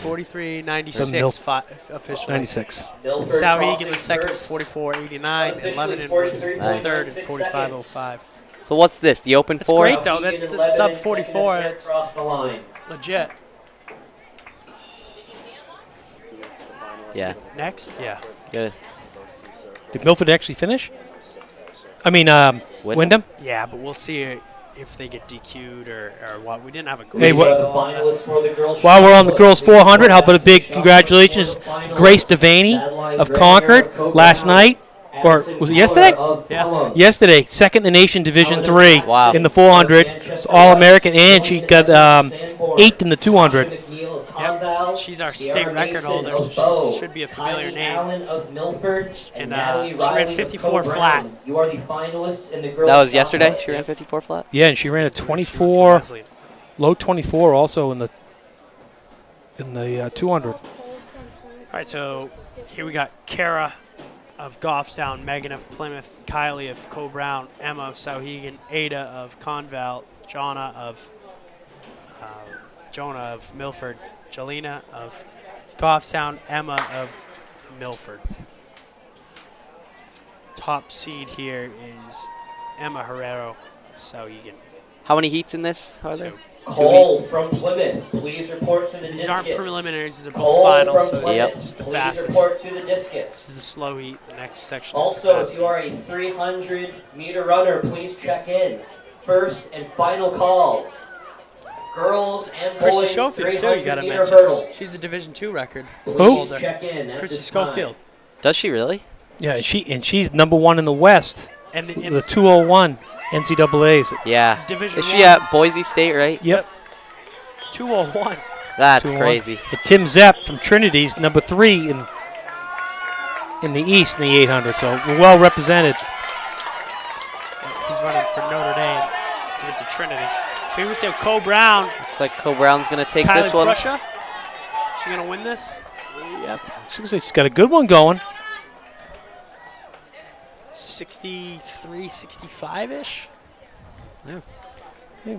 Second and a half chopped off for time. Pelham 63, Hurdle 75 Crew, for please Crusher. report to Coach Hannon on the Velasquez of infield. Milford, Pelham Hurdle 64, Crew, please 45, report and to Coach Hannon on There's the a chance that infield. make place. Temier Yeah. of That was Plymouth, Kylie 64, Crucia of 49. Co-Brown crossing the line I feel like first. whenever there's two That heats of heat an of event, girls the 400 meters. First Winner winner of gets the in. first heat usually ends up sneaking in. So we got Cantor of Great. Lebanon, Hines of Wyndham, Thomas of Goffstown, Lopahensky, Kennett, Raposa of Kingswood, Donito of Kingswood, Bagnetto of Hanover, Tedford of Sanborn, Lopashansky. Yeah, you notice how I let you read those ones? I wasn't attempting. Lopashansky. We better learn it because my bet is she's going to win this. And she's just a freshman, so we're probably going to say this name a lot. I'm going to go out on a limb and say she's going to win this. It's a two-second favorite here. Question is, will she break 60? Second PR. That's quite a bit, but never know. You get Go a for it. certain amount of adrenaline running here. Yeah. Especially get everybody together. Lane 3 seems to be vacant. That was Maya Thomas of Goffstown. going. We have the final results of the girls' 1,600 meters. In 6th place from Merrimack Valley, Sophia Reynolds. Oh, in is she 5th the place, Maya Brochu of Bow. Was she the anchor leg of the 4x8? In 4th place, Susanna Zahn Must have been. from Bow. Look at her run, though. She's good. Yes, Good looking runner. She's already got a state championship. She's already got one? In 2nd, from Oyster River, Haley Kavanaugh, excuse me. And your champion, They're all right the girls' together there. 1,600 meters in the time of Lopushansky. 5:17.57. Red hair, Sheldon red Fisher shoes. from Co Brown. Lane 4. She's got a big lead. Yeah, she's running away with it. Her Kennett teammates, you can probably hear them from the broadcast. Oh, But here second. comes Kingswood. Oh, wow. Kingswood's coming hard. Uh-oh. Coming up. This is Raposa. Kylie It's going to Raposa. be close. Lopushansky's going to Not hold enough off. real estate. Ooh. She did Wow. close it. Lopushansky. And I think she did break it. Oh. She breaks 60? 60.04. Non-competing athletes need to get That's about as off close of as the it can infield, get. and competing Oh, boy. athletes and their coaches need So to congratulations, stay in the Piper of flagged areas. Kennett. She If is you are your not Division a II competing state athlete, champion, you need the to be off 400. the infield. Raposa's And if your you are a runner-up of competing Kingswood athlete or a with a coach, great you need to close. stay inside the flagged She ran areas. 60.29, Thank you. and Bagnato of Hanover was 61.78 for third. Man, so the initial broadcast, the unofficial results had her at 59.93, so I thought she might have gone yeah. under. But gotta wait for it It's a to little adjust. quick. What do we got for the boys? Boys 400 start list. So we got Robinson of Co-Brown, Arsenal of Kingswood, Bradley of Hanover, Martin of Hanover, Bagnato of Hanover, Courier of Pembroke, Arenello of Kingswood, Fogg of Plymouth. This is going to be another battle in the next section. Yeah. We'll see Couple if they guys can at 50 point. Break 50. Tell you Yeah. what, this race is full of some great battles today. Yeah, yeah. You like to see that. It's Absolutely. better than just watching someone run away with it. I mean, Pooney versus Bayless, Sign versus Cox, and the rest of the group. I mean, Yeah, that mile they were all together. The sign really opened it up. For me, the race of the day so far has been Kavanaugh versus Fisher. Yeah, I would That say was- so. That's how can you get better than that? Yeah. I don't know. Lures, I mean- Lures beating the champion, Cousins. Pretty good. The fact that you can name stuff that competes just shows how many great races we've had Yeah. today. I mean, state meets almost every race is a race of the day. We You have gotta official results gotta for run the well to boys' get into it. 1,600 meters.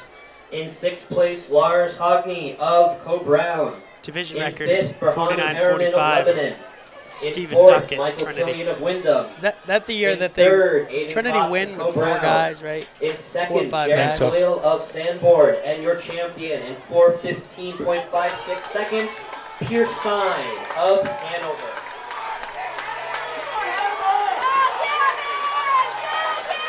It's like Martin Yep. of Martin of Hanover. Hanover's probably going to go Hanover, 1-2-3 they could go 1, 2, 3 here. Yeah, they will. But Oh, his I don't teammate- think they'll go 1, 2, 3. Yeah, I think his Close. teammate might have. Kingswood, Lance Kingswood Reed kid might got have. in That's there. a good time. Yeah. Bradley Well, of that was Hanover, Bradley of Hanover 52.88. first across the line. You know great that time. that's probably gonna score. Martin of Hanover, 52.93. Arsenal of Kingswood, 53.78. 52.88 is very respectable. Yeah, that's gonna score. I bet. Second section, we got Thapper of Merrimack Valley, Corvo of Co-Brown, Catelli of Hollis Brookline, Ash of Sanborn, Doro of Oyster River, Results of the girls' Conrad of 100 Wyndham, meters relay. Bruno In 6th, of Hollis John Brookline, Stark. and Ben In of 5th, Sauhegan. Lebanon. In 4th, So, Milford. Brady Ash In 3rd, Kennett. comes in as the 2nd, top Wyndham. seed. And your champions in 50.95 seconds, Co Brown. I watched, and I think, oh no, Brady Ash. I was going to say I think he's fresh, but I don't think he is. Ty Doro last week at the Seacoast Championship put on he a looks show. good. Real strong runner. Made a prediction that he would win the 400 here today, so I got to stick with that. I'm going to take him. Yeah, I This remember you doing that. I think you might have said he's gonna win the 100 too. I don't know. I think you might have. Over Bayless? I think you might have said it. I'm not don't- sure. I think Greg was acting like my voice, and he said that. Unless you got a camera on me saying it, I didn't say it. There's a camera. But it ain't pointed on me. All right, so they're off here.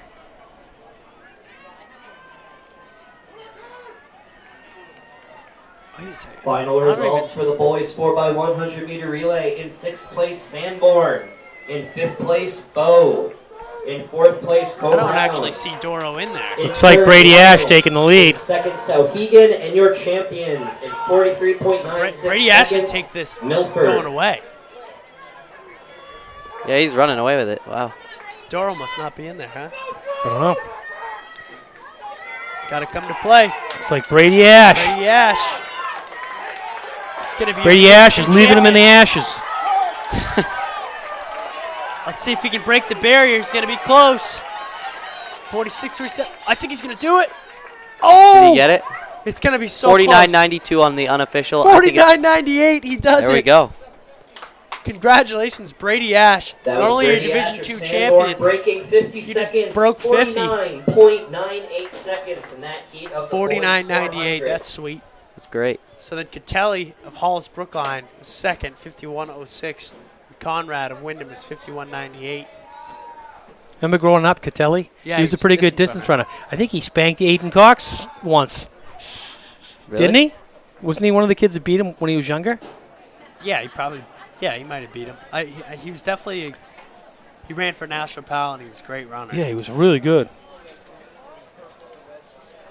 I There ain't many wonder- that have done it. I wonder what Ash, I mean, he's just got to be so happy with that. But truthfully, what do you think he's more excited about, the championship or breaking 50? I mean, sub 50 is a pretty Final big results barrier, for but the girls 400 meters. at the same time, it's In not. 6th I place, feel like Kylie Prisha state of championship, Cole that Brown. means a little In more, I feel like. 5th, I Lily agree. Tedford of Sanborn. I'm sure In he split a 4th, sub Marcella 50 and a DeVito 4x4 of before. Kingswood. So if you're In running 3rd, But it's 50. still, Leah that's a Vecnato of 49.98 is a Hanover. great way to do it. So we've got In 2nd, 300 meter Tyler hurdles. We got Kingswood Ross, and Ross your of Cole champion Brown, in the girls Calcutt 400 meter hurdles with a time of of Conval, 1 minute, Creer of 0.04 Pelham, seconds. Kulik of Piper Goston, Wojcicki of Kennett. Trummel of Hanover, Brackett of Halls Brookline, Corbett of John Stark, and Thorne of Cole Brown. And updated girls team scores while the 300 hurdles are getting set up. Division record is insane in this one. Top 10 teams in 44.56. 10th, Milford. In 9th, Sanborn. In 8th, So how fast Southegan. did LaValle run In yesterday? 7th, She ran like 44.98, in maybe. 6th, Oyster It's right in the River. ballpark. Currently in 5th, In this heat, with the 18 favorite points, is Hanover. Jennifer. Tied for Kulik. 3rd with Goffstown. 22 each, Plymouth and Kingswood. In 2nd place 53, currently 26. with 38 points is Kennett.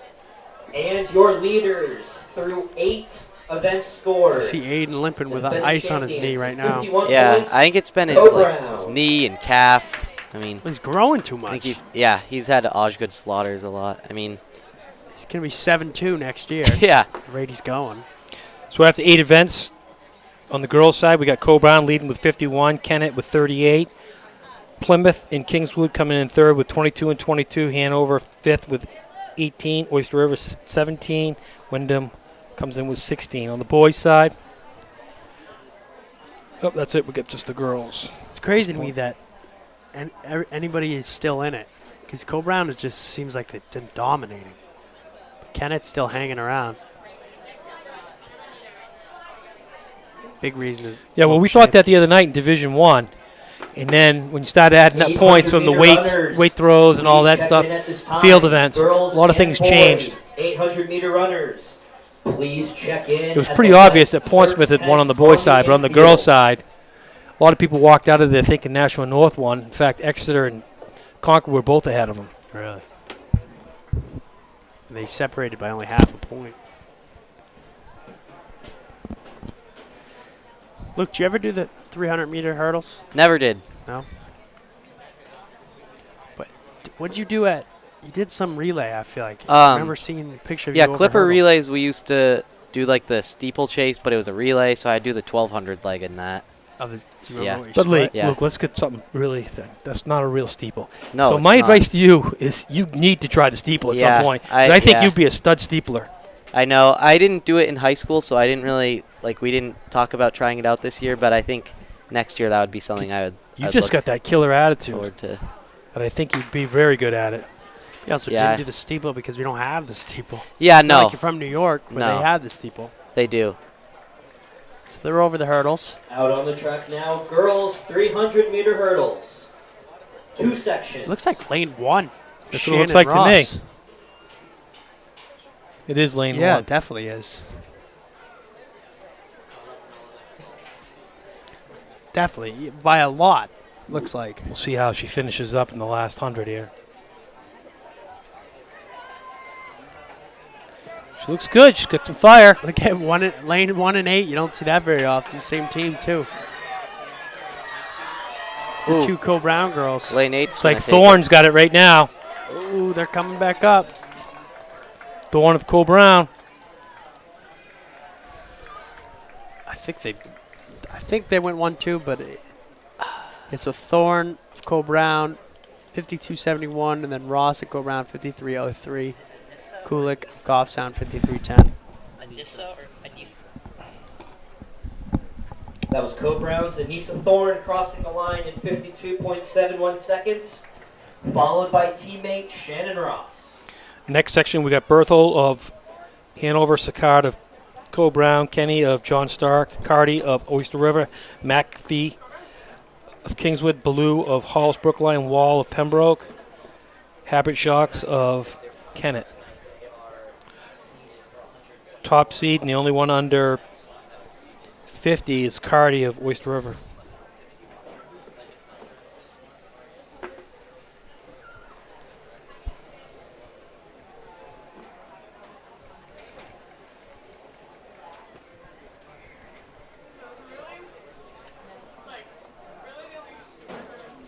Yeah, this is one of those records that's a tough one. Corinne Kennedy was, I mean, she was just an unbelievable athlete. Great 800-meter runner, great 300-meter hurdler.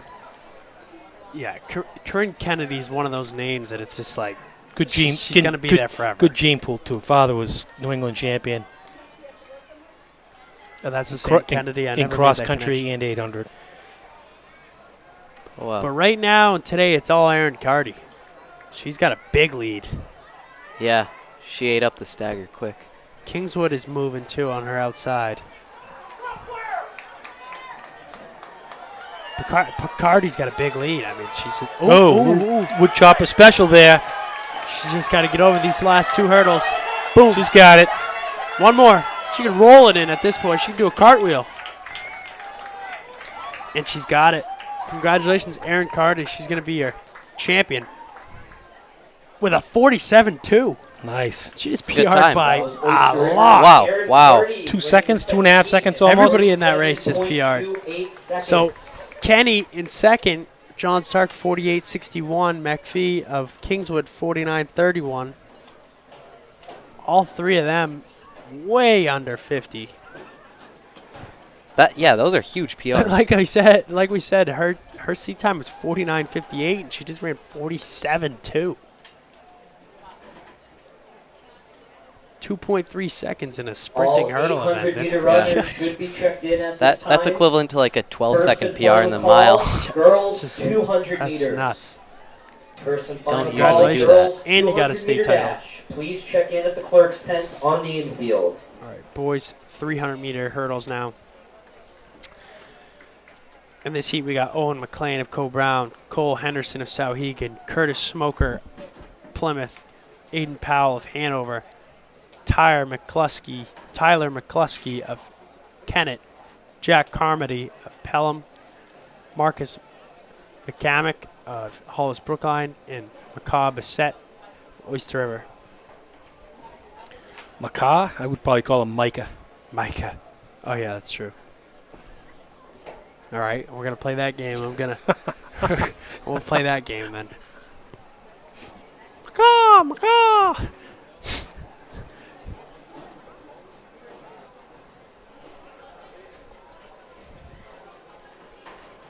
Division record here is 38.66 to Mal McFadden. How fast did Fletcher go? 38, high 38, I think. I think he might have come in with a 38.11 though.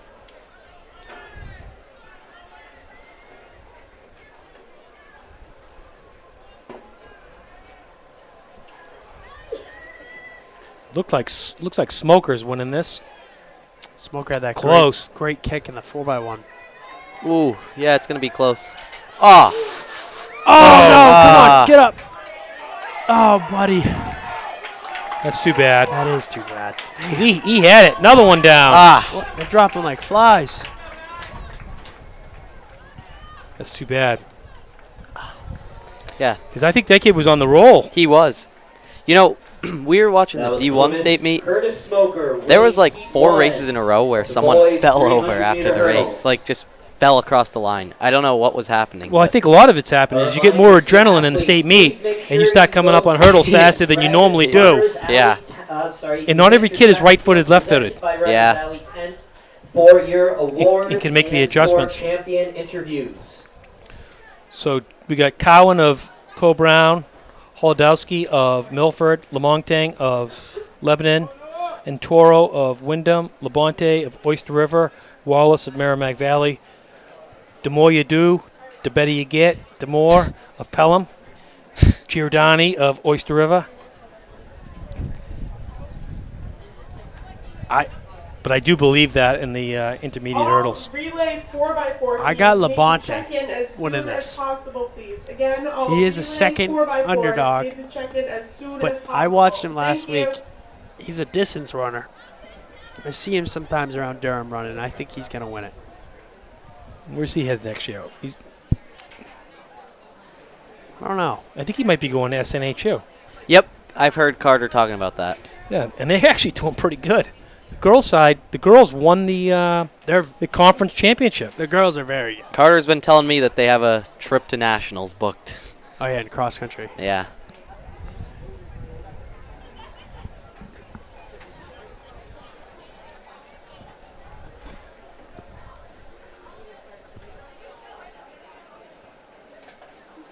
Their girl, I think she placed 10th in the nation in the steeplechase. So there you go. They're off. And Toro looks like he's already got a big lead. Yeah. Jesus, he's a big guy. Look at that. There's a guy, if he gets his steps down, no one's going to touch him. He does. He's got a monster lead right now. See how he but he's started to stuttering. stop? See, that's what happens. And We'll you start see if losing. Anybody can capitalize on that. Well, the guy that might capitalize is Labonte.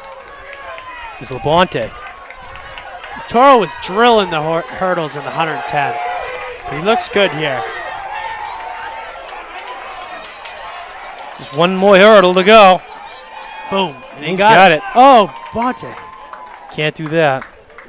Is that legal? No. Well, I don't know. We'll have to check in with congratulations. Greg. That's not legal, right, Greg? You Can can't you push push a him hurdle down? over. Absolutely not. So he's going to be DQ'd? Yeah. Well, it's up to the Unofficially official first across the line, Wyndham's discretion here, but Henry Toro and wins Toro. that. Henry and Toro of Wyndham. First ran across the 41.82. line, 41.82 seconds. It's quick. So he's your Division II champion. At this time, any remaining Holodowski, 200 runners, second, 3,200 43.15, runners, and 4x4 Lamontagne relays. of Lebanon, Please check in third, as soon as 43.68. possible.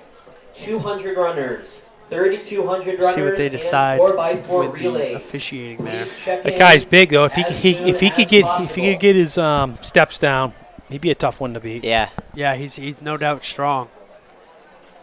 See how fast he got off the line? I mean, Yeah, I know. He dropped everyone right away. Not even close.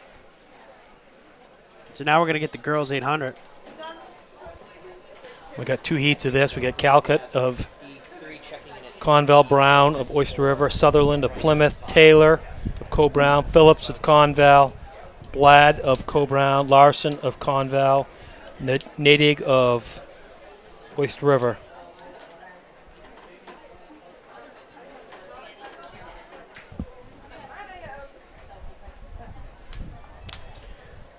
Top seed in here is Mallory Taylor of Co-Brown, 239.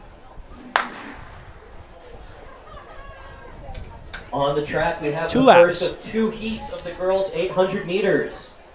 2 heats of the girls' 800 meters. We also have We'll see in the results second for the section girls' if long jump. Chloe Trudell is going to get In her 6th revenge. place for Yeah. Co Brown, Alexis She going Cohen. for all 3 events? In 5th from So, yeah. Sanborn, Lillian Gibby. In 4th from Milford, Aliana Nassi. It's a tough triple, though. In 3rd from Co Brown, Josephine Malloy. Yeah, In so I bet she 2nd liked from it going Plymouth, out in Catherine 91. Lures. Save the legs a little bit. Yeah. Amateur long jump But she didn't love how it champion with a finished. leap of Yeah, but you know what? 16 feet, I don't think 5 she's inches. not a Sarah dominant Sawyer kicker, I can from tell you that. Milford. She doesn't ever have to kick. I feel like when she was younger, it was always way out in front.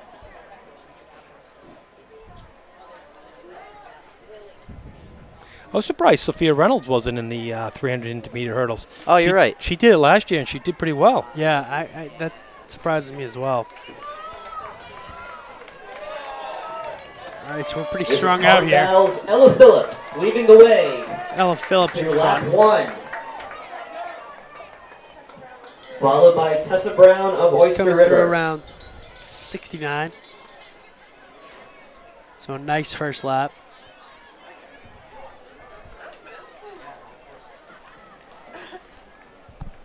We have the results for the boys 400 meters. In 6th place from Hanover, Joaquin Martin. In 5th place from Hanover, Aiden Bradley.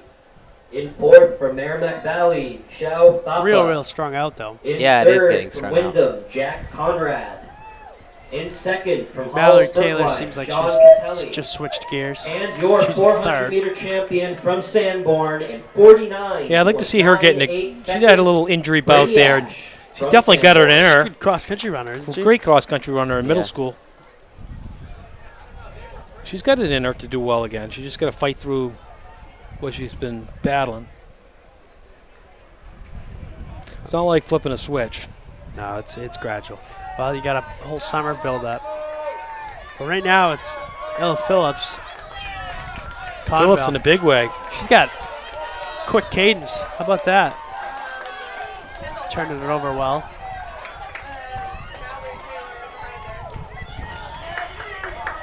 She's going to run 239, 238 and a half.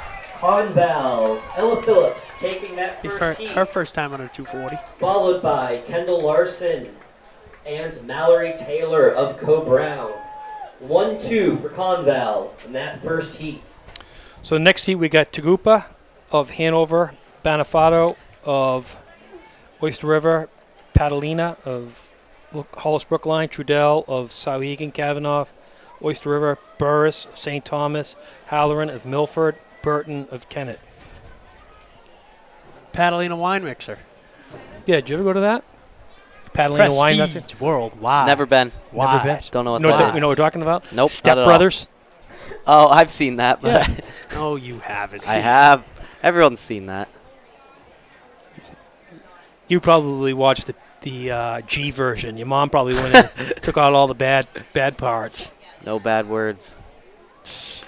All right, so the story in this race is does Chloe Trudell come to play here and beat Haley Kavanaugh, who beat her in the mile? Of the girls 800 Looking She's a for favorite some by quite a revenge. bit. We have Charlotte Tagupa of Hanover. I'm not. In lane 2, Talia I think it might be one of these other kids that shows up. Lane 3, Amy Padolina. Kate Burris, maybe? Brookline. I 4, don't know. Chloe Trudell from Sauhegan. Lane 5, Haley Kavanaugh. I think Kavanaugh is just a Lane 6, great runner. Kavanaugh's the blonde. from St. Nope. Thomas. She right now is shadowing Trudell's. Now she's passing her. Lane 8, Amy Barton from Kennett. They're similar height. Look at how smooth she is. Kavanaugh is going to be a good one. She already is. What grade is she? She's a freshman. Oh, really? Yeah. Which it doesn't tell you a lot. Girls in is a girls little bit because different, yeah. They progress a little bit differently, but look at how smooth she is. Hey, Kavanaugh looks good. That is Haley Kavanaugh pushing through first from Oyster River and Chloe. But was it Trudell too early? coming right up behind Did she her. just set up so Chloe Trudell could make her move? And they're getting tracked right now, too. It's not just them, too. I think that's Amy Padalina.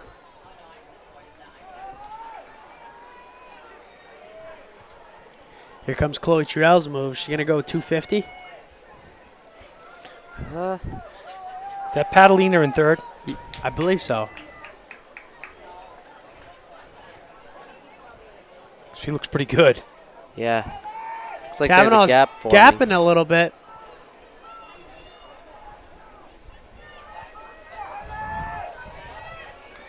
Kavanaugh's got a decent lead.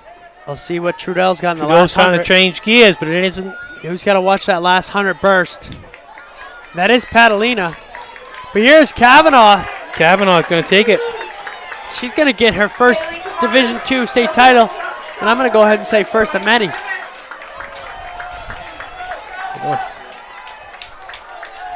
So congratulations to Kavanaugh. Haley Kavanaugh. Oyster River 219 Division II state champion. Second is Amy Padalina of Hollis Brookline 220.98. Third will be Chloe Trudell of Souhegan 221.22. Unofficial times with Haley Kavanaugh in first place for Oyster River with 2 minutes and 19 seconds. Amy Padalina right behind her with 2 minutes and 20 for Hollis Brookline.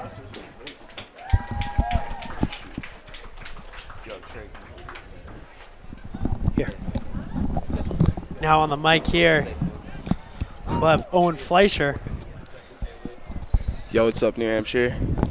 He's here. I believe you won this race last year, right? Yes, sir. Yes, sir.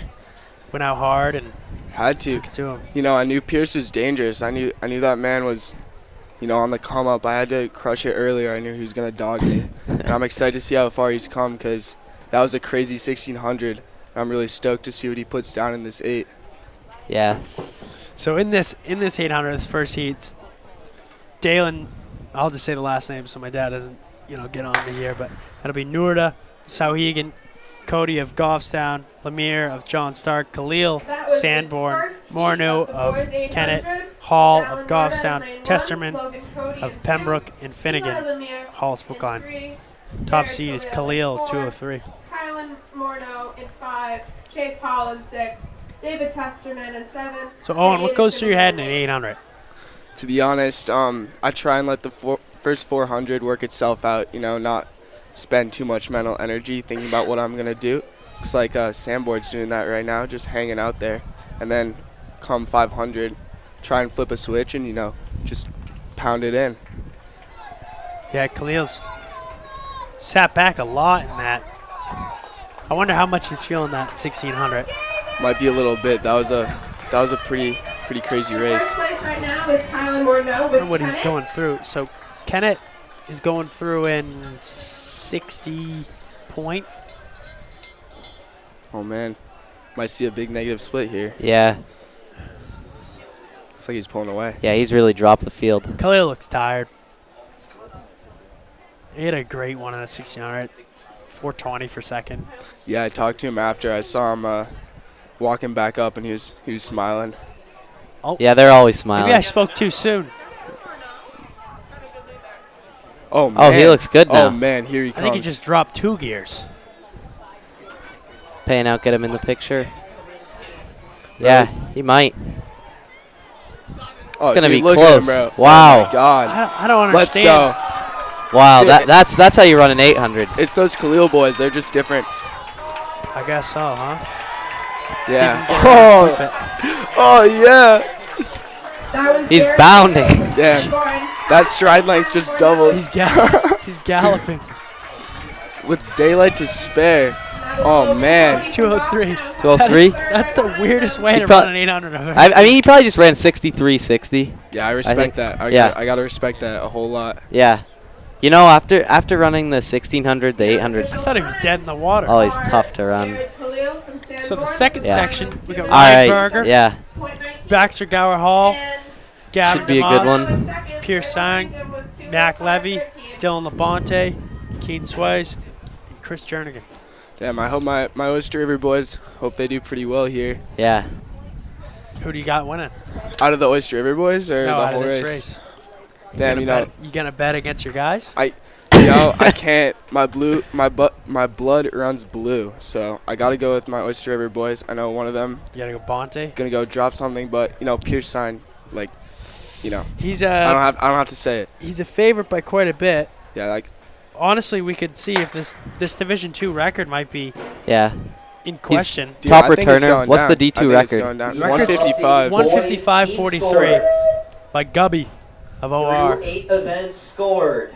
In a tie for 5th, Sanborn We just saw him run a and Lebanon with 4:15. 24 points each. I think Gavin Demas is going to be up there. Gavin Demas from Co-Brown. Milford is Now third. Pierce, He was in a 4x8. Wyndham He has is the headband on.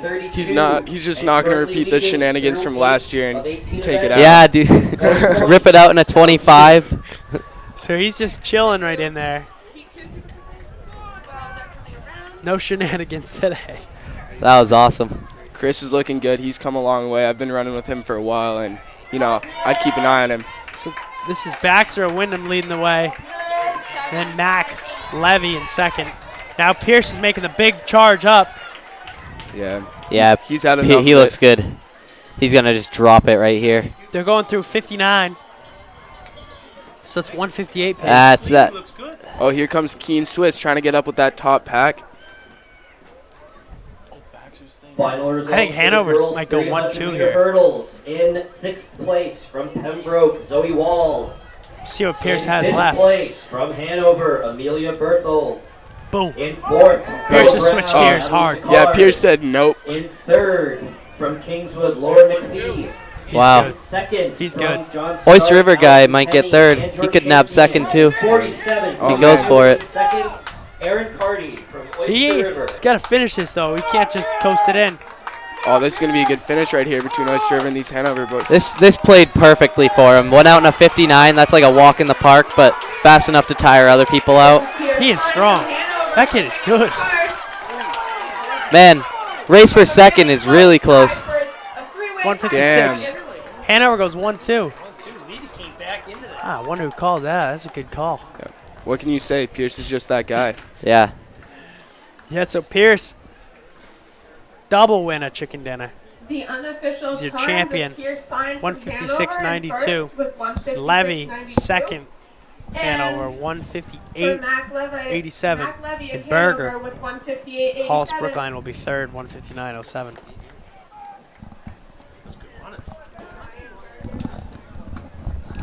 Thank you. I appreciate that. All right, that was great. So now we'll set up the 200, girls 200. Should be a couple heats of this. Hey, Hanover's got it going. They really do. They were always good. Merrimack Valley, Tyler Wallace. In 5th place from Plymouth, Curtis So Smoker. we'll get this camera set In up. 4th place from Oyster River, Dylan Labani. In 3rd from Lebanon, Nicholas Lamontagne. In 2nd from Milford, Adam Holodowski. And your 300. All right, so this first section we got Haley Bromley of Oyster River, Abby Dean of Oyster River, Claire Falcone, Lebanon, Kaylee Giordano, Milford, Kaylee Amiot, Kayla Amiot of Pembroke, Ada Davis of Conval, Eliza Bolt of Conval, and Camden Desprez of Pembroke. Thanks, guys. Appreciate it. Top seed in here is Kaylee of Milford, 28-34.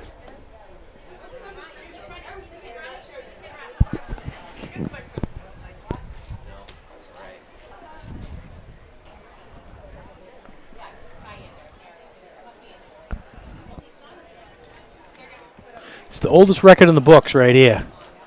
Yeah, 1971. Kathy Lawson. 2016. Wow. Yeah. What? No, the state record. I remember that Bianca Williams. Yeah, she was great. Yeah. Milford. 24-75 is Division II record. Wow, 1971. Yep. I remember watching that one. This is lane 5. Kayla Amiot, Pembroke. She ran a good race right there. 28:09. Nice. 28:11 With officially. the unofficial time. Can you see past that umbrella? From Pembroke Oh. first When with you were doing that, can you see past that umbrella? Ada Davis, no, sorry. Can't, all right. Abby Dean Yeah, yeah. from Oyster River for second with 28.61. Confirmed. Jimmy Mack is no fan of And umbrellas. Claire No, Falcone not at all. from Can't have it. Lebanon You don't like in third umbrellas? With 28.7. Used to scare me. Penguin used to have it from Batman. He used to always show up with an umbrella. Yeah. Yeah. That's not good. Not when you're a Then little the kid. Kingsmen try to take the umbrella back. You see the new Batman? No, It's pretty good. haven't yet. Something. Okay, so in this heat we got Berger of Hollis Brookline. So no, we don't. No, I got it. You got it. Charlotte Cousins of Oyster River, Tessa Parker of Wyndham, Anushka Chavda of Co Brown, That's Ada a good Wheat one. of Kennett, Catherine Lures of Plymouth, Regan Murray of Wyndham, Brianna Langdon, and John Stark, and Bryn Fail of Kennett. This is the who's of sprinting right Yeah, now. I'm gonna tell you something. Wheat's gonna be a double winner chicken dinner right here. And Bryn Fail from Kennett. The best, her best competition here would probably be Catherine Lures. But you think about that. Lures, Cousins, Wheat, they're all champions. Cousins won last year. Yeah. Lures won this year. Wheat's won this year. So you get 3 champions in there. And Chavda's been second. Yep, Chavda was second in the Did they 100. win the 4x1? Co Brown did? Yeah. Right? So sh- yeah. Yeah, So four, four champions in there. Whew. That makes for a good one. You got to say Wheat, though. I don't know. Lures is pretty good, though, too. There's not much separating Lures, Wheat, and Chavda. And it's Wheat's out first. Wheat's like a just super quick. Lures is super powerful, so it's two different ways of running. Wow. Look You at ain't- Wheat. It's all over. Wheat's smiling. She's either grimacing or smiling, but either Different way. league right there. Chavda's going to take second. Let's see how fast she just did that. So congratulations, What was that time? Ada Wheat, 25.62. Wow. And she won it last year, so she's the returning champion. Right. Yeah.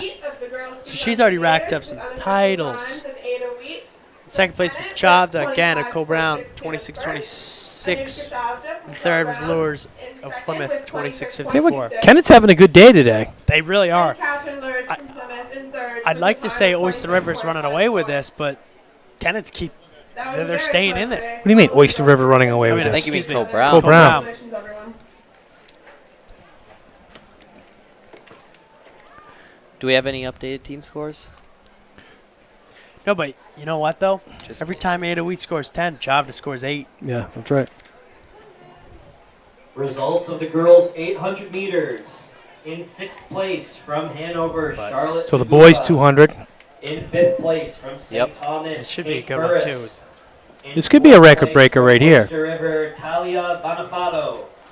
In the In second 3rd from section. South Egan, Chloe Trudell. Ben Hesh In of 2nd from Hollis Hollis Brookline, Nathan Amy Pettingale Paolina. of Milford, And Kendrick your Edwards 800 of meter Conval, champion from Carson Oyster Ben River of at a time Sauhegan, of Jonathan Lopez of 219.3, Goffstown, Nicholas Haley Snyder of Kavanaugh. Pelham, Tony Garrett of Sauhegan, and JoJo of Wyndham. Everyone that's in this race is so close, even first and second This is the heat. first heat of the boys 200. Yeah, that's true. No one's really out there. Except for Seth Bayless. Yeah, it's true. Ooh, tight one. It's either 2 or 8. I don't know. I think Pettingale maybe. Yep, Pettingale of Milford, 23.65, wins that heat. Second was JoJo Wyndham, 23.83. The unofficial times. And third was Edwards. Nathan Pettingale Conval, from 23.84. Milford in first with 23.6. So division record here is 22.06. Okay, pay attention to that time. 22.06 is the time to beat. Seth Steven Bayless Duckett. is seated at 21.66. This will go down. It should. If he runs the seed, it should. Fletcher ran faster than that the other night. Then again, if he ran a seed in the 100, he would have got that record as well. This one's going down. So, Zachary Non of Milford, Braden Manty of Wyndham, Brady Ash of Sanborn, who we just saw win the 400. And don't forget, Pooney gave him a run for the money right Seth here. Bayless, Merrimack Valley. Neoti Pooney of Lebanon. Ty Doro of Oyster River. Kevin Brooks, Wyndham. And David Croteau of Wyndham. I don't think Doro will be in there because he wasn't in the other I don't believe he can be. Can't. Last time my understanding of the rules is he could be. But don't, Pooney gave him a run for his money in the 100. So But Pooney was in that 4x1. Yeah. So he's just got another hit on his legs. It should be all Seth Bayless, but Oh, Seth Bayless going to break the record right now. Brady Ash just ran 49.98. He's probably got some pop in his legs. But yeah, you're right. When you have a seed time faster than your division record. And I got to tell you something. Stephen Duckett was no joke. He was good. No, it's not the first time I've said Stephen Duckett for the state records. Bayless is out. Record is going down right now. No doubt about it. Unless something happens here. Pooney's coming to play today, though. Pooney's going to push him to the record. They might both go under this record. They could. It's going to be Bayless. Oh, breaks the record 21-7. easily. It's going to be like 21-8-2, I bet. 21-8-1. I think So both that's a guys. Did Division both II guys break record. it? That's great. Nope. Nope. Pooney ran 22-31. Wow. It didn't look like that big It didn't. No. No. Maybe he It fell looked off a so little bit close. towards the end. Yeah, right when he was in Congratulations, front of us, Seth they Bayless. were neck and neck. He's a double winner chicken dinner so far. New state record. And then non-Milford 23. Not a state Division record. He's got some work to do on that state He record. sent a message to Nate Fletcher of Portsmouth. That could be a good one. It's going to be a great one. And Zachary Nunn from Milford in third with a time of 23.12 Yeah, no, seconds. that's so he's got his division record. Adds to the long list of accomplishments Seth Bayless has accrued this year. 3,200 for the girls is lining up on the track now. Are you in this one, Luke? Who? You. Oh, no. I thought I saw your name. Sorry What? about that. Because I thought you'd be the top him seed in Look here. at him get nervous. He's like, I didn't So, bring my see, spikes. I didn't sign up for the didn't bring my 3,200. Place for Bo Brown, Okay, coach. Ben Hill. It's a quick turnaround right here for Chloe Trudell. She's still in there. It really is. In She could- fourth from Code Brown. But she's Wyatt not that Olofsson. like 5 In seconds third is from Code Brown, Zachary Blades. manageable for In second Brochu from and Pelham, Zahn. Joshua Parent. I'll read this one. So we got And your Chloe champion, Trudell, Sauhegan, Maya clearing Brochu, 12 feet Bo, Susanna Zahn, Code Bo, Brown, Sheldon Fisher, Anders who we saw win the Larson. mile, Your champion in the pole vault. Co Brown, Sophia Reynolds, Merrimack Valley, Sarah Gluck of Hanover, Isabella Hastings of Lebanon, Addison Englund of Plymouth, Allison Bowl, Conval, Emma Jarnigan of Through 10 Sauhegan, events, Charlotte updated team Tagupa scores. of Hanover, In sixth place Elo with 24 Dino, points, Sam Bourne. Kennett, Molly In Della fifth Vella with 30 of points, Kennett, Lebanon. Caroline In Rayano fourth with of 36 Milford, points, Anna Milford. Boyer of Plymouth, In and Emma third Carpenter with of 40 Conville. points, Sauhegan. And In with seed second times with 42 points, from Wyndham. first to last being 3 minutes And difference. after an unconscionable performance in the pole Could vault, probably be scoring a lot of points, your a new little bit of a lap leaders, fest. Co Brown, 48 points. So Cole Brown boys are winning right now. Yeah. After the pole vault. So, do we have what the final score in the pole vault The was? girls 3,200. have Final lined up. results for pole vault? We had 8 lanes running. In lane 1, Chloe Trudell from Sauhegan. So Anders In Larson, 2, so Maya champion. Broku from Bo. Oh yeah. In 3, Susanna Zan Co from Brown Bo. put 4 in the In top 4, 6 in Sheldon the pole Fisher vault. from Co Brown. In If you 5, wanna read Sophia those, Reynolds from Merrimack Valley. In 6, Sarah Gluck from It's going to be a great Hanover. girls race right In here, 7, 3,200. Isabella Hastings from Lebanon. And in 8, Addison England from Plymouth.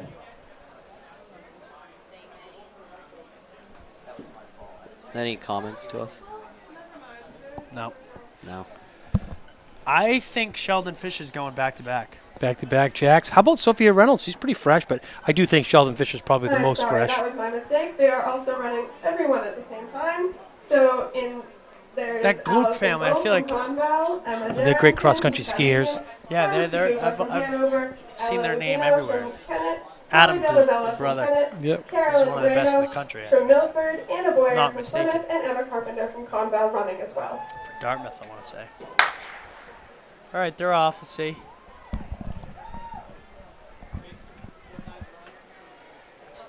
Pace is already faster than it was for the mile. Probably, yeah. Can't see all the other girls. If I only see 8, like it. The two bow girls are going to the front. I'm only going to be able to name half the And then Sophia Reynolds, Sheldon Fisher, Chloe Trudell, and Gluck. So Gluck's pretty fresh, though, right? I said her name earlier. So I believe She she only was comes in. in. The She only mile. comes in with a 12:25. That doesn't really mean anything. She's definitely capable of running a lot faster. Yeah. So, judging, if we're going off seeds, there should be 5 people that break away. But Chloe Trudell doesn't seem to be going with that front pack. She's got to be a little tired. Yeah, she's It's a tough battle. She had to kick in 2 races. Had to really kick. That can save your legs though, because you're not grinding it out. Those races where you just grind it out from gun to tape are where you That's a good get point. exhausted. I'm going to take Maya Sheldon Brochu Fisher. I from really Bow believe. coming She's in the 4 first seed in right here. now. But I think Who you think? Sheldon Fisher. I think so too. Yeah, I think Sheldon Fisher too. I mean, she just proved that. If you want to win, you got to out-kick her. And good luck with that. Or you got to pull away. I don't even know if you can pull away from her. She's good. She's playing with house money now too. She's already got a championship in her belt, so she can run what she wants to run. And plus, it's not like her team. They're letting Trudell right in here, so It's not like it's. Results She for the needs boys, to have a high 800 place meters. for the team In to 6th really place, succeed. She Team can go for that Sneeze haymaker from and win it. River. In 5th, Chris Jernigan. I feel like a lot of In times 4th, people Wyndham's run strategically Baxter to still Gower get Hall. their six In 6 points or 3rd, 4 from points Line, Ryan versus Berger. go out and try to get In 10 or 2nd, 0. From Hanover, Matt Levy. And your champion in the 800 meters, his 2nd title of the day. Makes me Hanover's think back. Pierce That Son, strategy makes me think back to 156.92. Eli Moskowitz in the New England Championships in cross country, where he took a shot at Alex Osberg, Oh boy. went out with him, and then blew up. He didn't blow up too much, but he went out with him, and he posted about it saying, "I'd rather go out for first and die than settle for second." And then that same year in track, ran 8:44. He was right on First Osberg. place with Susanna Zanin also from Bow right behind her. Alex Osberg And being one of the Sophia- greatest runners and for New Sophia England. Reynolds from 8:44 is Merrimack Valley right ridiculous. next to them. That's ridiculous. It'd get you like the 3rd or 4th man on that Newberry Park team. Yeah. And it's still, it's to this day, that time is top Results 20 for the girls' ever. Oh, yeah. Ever run. Wasn't it at the time it was Charlotte top 10 Cousins all from time? Oyster He was River. like 9th. In Yeah. 5th, And he got Brenda 3rd in the Langdon race. from John Aiden Stark. Puffer ran 8:46 the In other day 4th, from Yeah. Connecticut. Murray from Wyndham. Yeah, In he's 3rd, seems to be Catherine doing Lewis better. I from think Plymouth. 8:44 is still In the fastest 2nd, time run in Anushka New England. Chavda from A run Co-Brown. by New England. And your champion, Runner. her 2nd title of the day as well. Yeah, I Yeah, think it I is. bet Gavin From Sherry Kennett, could do it, but 25.62 He hasn't run seconds. all year. Ada Wheat. Do you know anything about that? All spring. that's true. I don't. Spring, should say, yeah. He's a He ran national an indoor. champion. Yeah, indoor he ran. 2 brothers won 2. Yeah. I don't like how they did that for nationals, like splitting all the races up. I feel like that just waters down the competition. No, We've it still becomes got like cheerleading. Brochu, Yeah. Zahn, Everybody can be a Reynolds, national Fisher, and champion. Trudell Yeah. leading the Just way. giving it out. So Brochu leading the way. Teammates here. Zahn,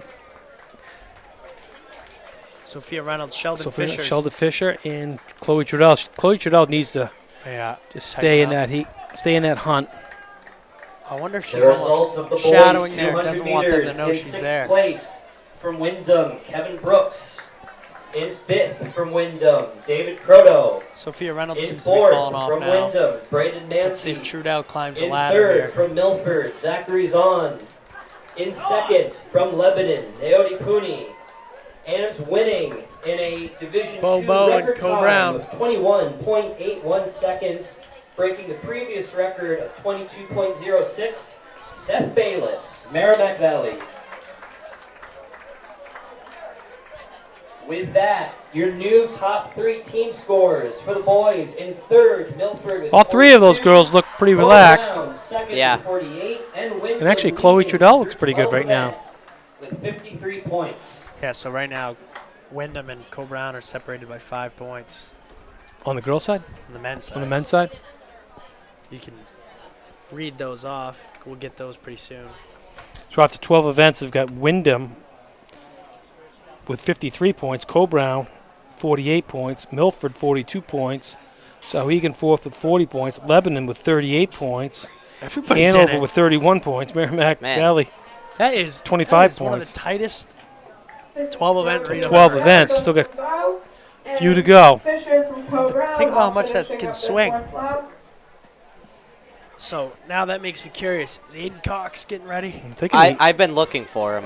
I'm thinking he might have to. He I does saw him have out to. walking around.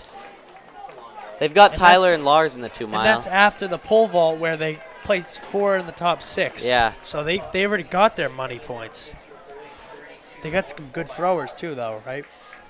I don't want to discredit anyone, but I'm not sure.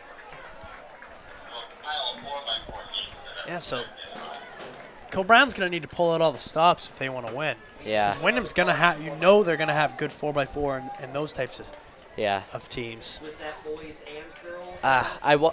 I'm not sure.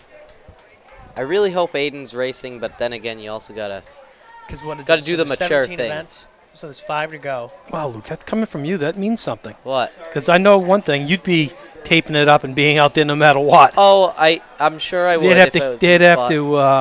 to But incapacitate I you. didn't hear you. What'd you say? Don't run? You know, he was being Mr. Politically correct right now. When in fact, he's not telling the truth. It's like when I used to wish you guys good luck before your race, and they said the next line would be, "But I don't mean it." Yeah. Yep. So here's Zahn pulling away. Yeah, it's kind of stringing out a bit here. Sure that you are checked in. Fisher's at just the got to white tent stay in the there and be a infield. Thank shadow. you. He'll do a thing. I'd like to see Zahn break away. That'd be a good thing for her.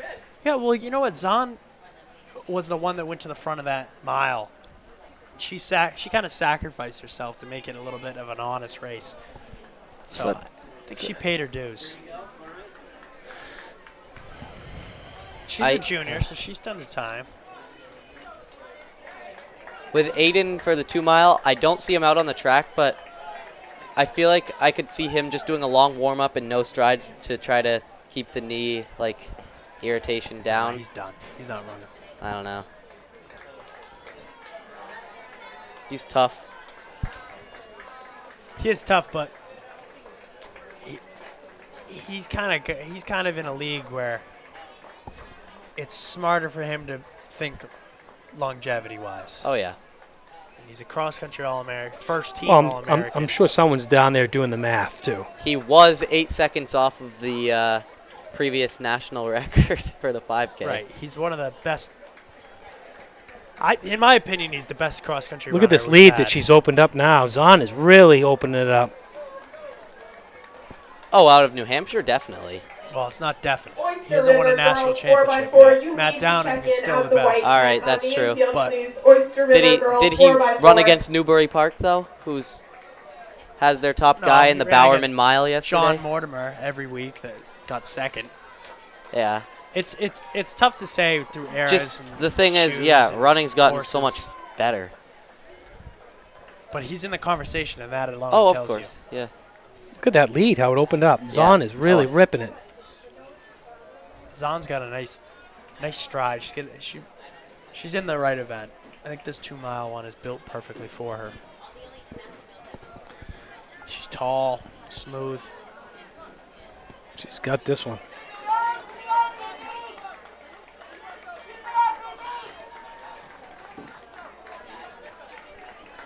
I mean, it's not like she was an overwhelming underdog. No, she's, not an underdog at all. 11:07.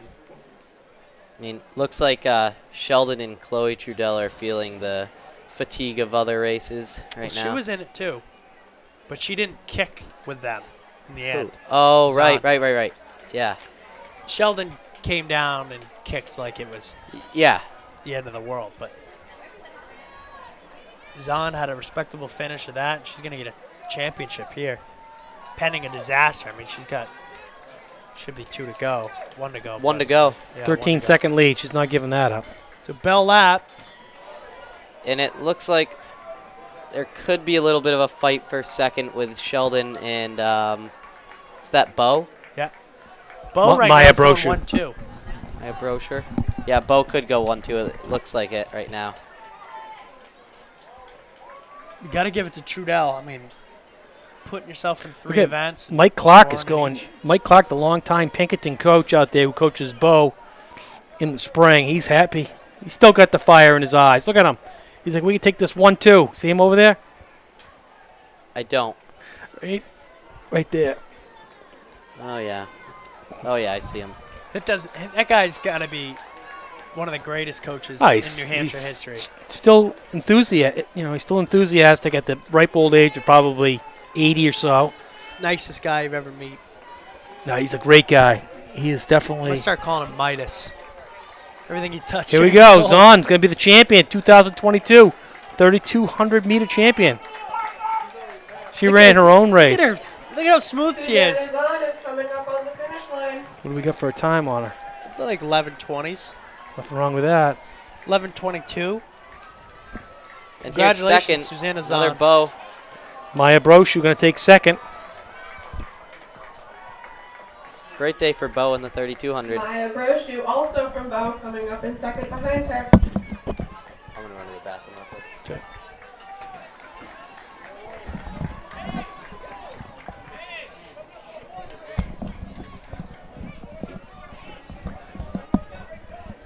Well, Luke said he's stepping out, put his spikes on. He's going to take Aiden's spot. Yep. We've seen. Probably still wouldn't place.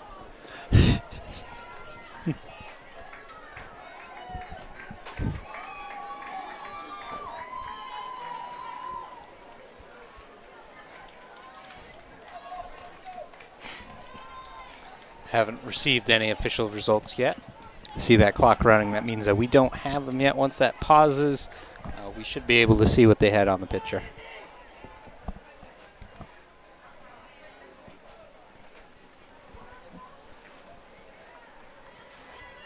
All right, let's try to see these people on the track. See if we can get a good idea of who's there.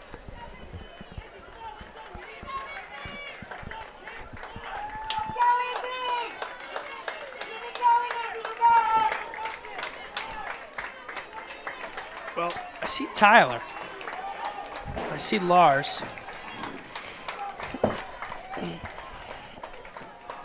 Like I say, I'm sure someone's done the math.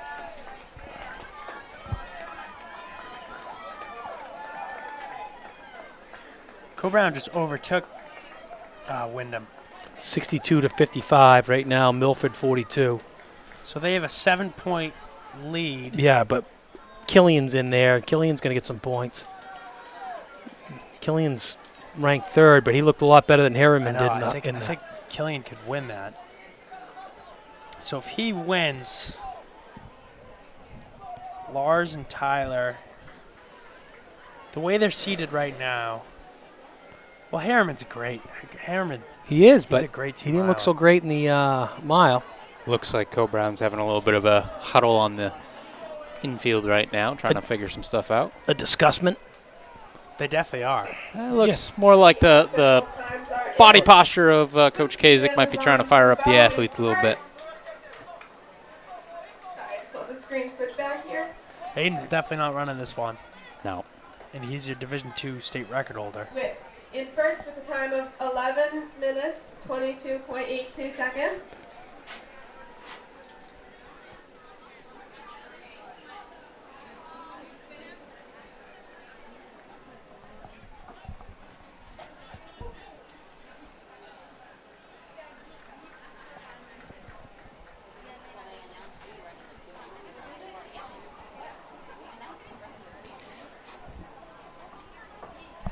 So what does that do for the top guys in the 32? That change strategy at all? Yes. Big time. Absolutely. Killian's one of the favorites. If Aiden's not in there, and I'll tell you what, it will add a lot of adrenaline to Killian. So it means Lars has really got to step up. He did well in the mile. Tyler did good in the 800, but there's really nobody else that's going to challenge that top 5. I mean, Wolf of Lebanon will probably he'll sneak in. And He's already a top 6, but 10, 8, 6, 4, 2, 1. Yeah.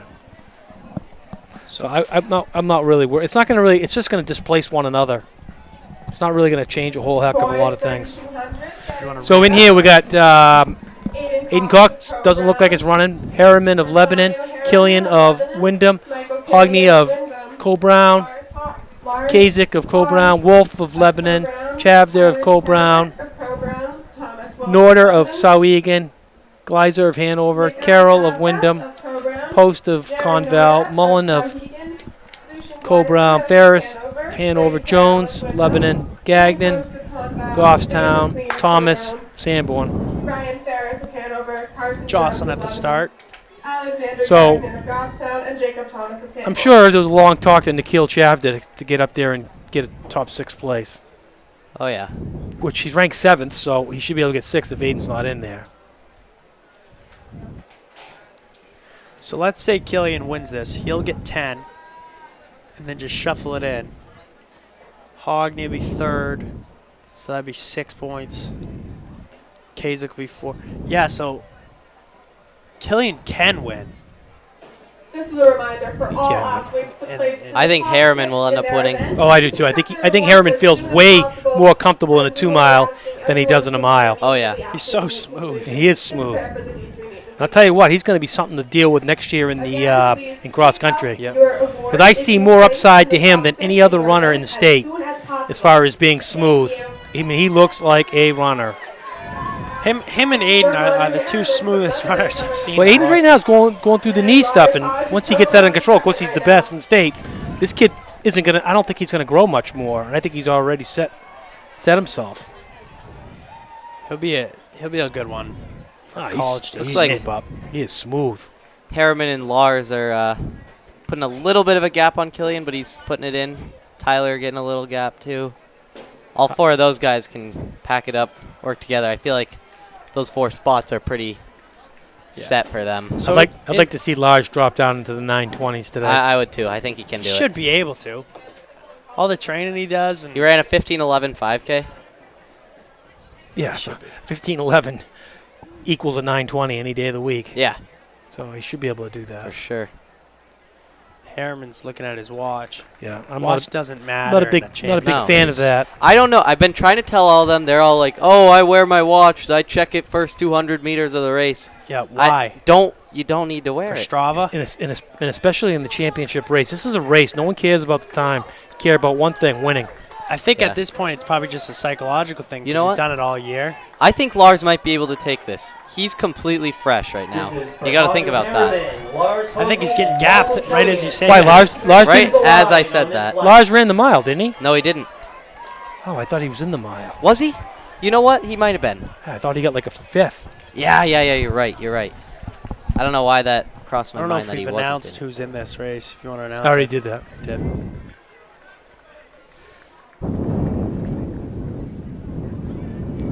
Gap's building.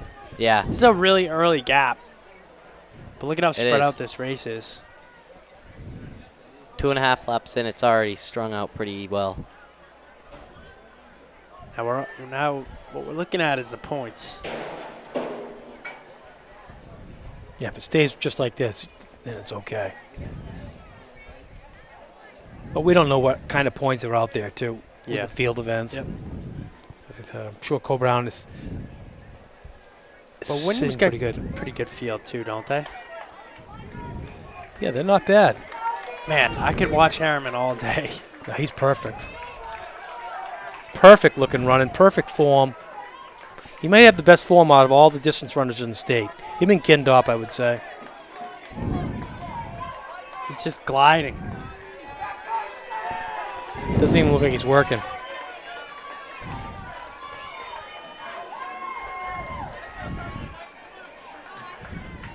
But I don't know if I'd leave Killian right on my butt because I think Killian can out-kick him. Yeah, I agree. I don't know. He had a very great kick at Black Bear? Black Bear, yep. That's what I was thinking of. Who did? Harriman? Yeah.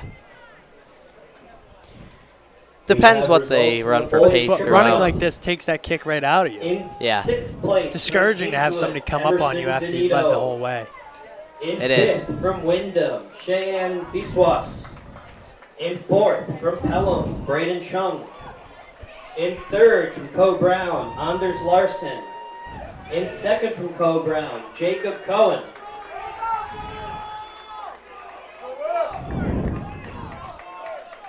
All three of these guys got equal distance between them. So they're coming up on 1,600 meters. 4:47. And your triple jump champion with a mark of 42 feet, 9 Going and a like quarter 9:34. inches from Hollis Brookline, John Catelli.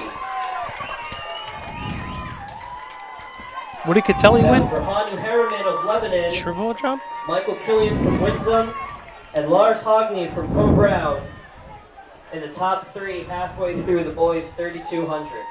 Lars just needs to close that gap up a little Yeah. bit. Yep, Because right now's the Lars race. looks good, but just don't let that gap open up. Lars has got more bounce in his legs than the other two. Yep. Results of the girls. Lars is a bouncy 3,200 runner. Meters. In Jumps. sixth from Hanover, Sarah Gleck. In fifth, from Lars probably got Merrimack the deepest Valley, voice I've ever Sophia heard in my Reynolds. life. In fourth, What? from South I said he's probably got the Chloe deepest voice I've Trudell. ever heard in my life. I know. In third, Lars. from Co Brown, Sheldon Fisher. All right, Harriman's Your still runner-up leading. From Bo, He just got a, 11:40, Maya Lars closed it Rochu. up there. He had to make sure he got his 1,900 meter split. That's Yep. important. And your 3,200 meter It's champion. Harriman and Killian. At a time of 11:22.64. 6:02, from Bo, 1,200 to go. Susanna Zahn. Zahn. I imagine he'll probably run 9:29. Something like that.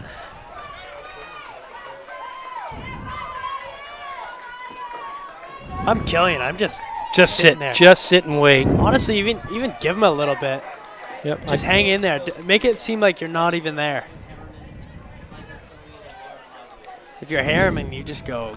He's sitting there talking to him. Ask him what he's got on his watch. Just get him in any conversation you can. Because I just think Killian's. I don't even think Harriman's checking it. I think he's making sure his Tamagotchi's fed, and cared for on his watch. I think Killian's in the driver's seat on this one. I do too, but I'd tuck in more. Don't be in lane 1.5. Nope, no reason for it. Especially for 8 laps. You think about how much room that makes up. He's got his vapor flies on. I don't know why you would do that in a 2 mile. Hanu Harriman from Lebanon and Michael Killian Jake from Winslow won in Wyndham. that. Super close Yeah, right but that. there. I don't And know. Lars Hogney from I mean, Co Brown. I'd be running dragonflies. Yeah, dragonflies, I feel like they're just next percents with a spike plate on them. And they're lighter. Yeah. Killian keeps testing him, you know what I mean? He keeps Your coming up, of the girls' and he shot comes put back in. In 6th place from Condell, Tasha McNeil.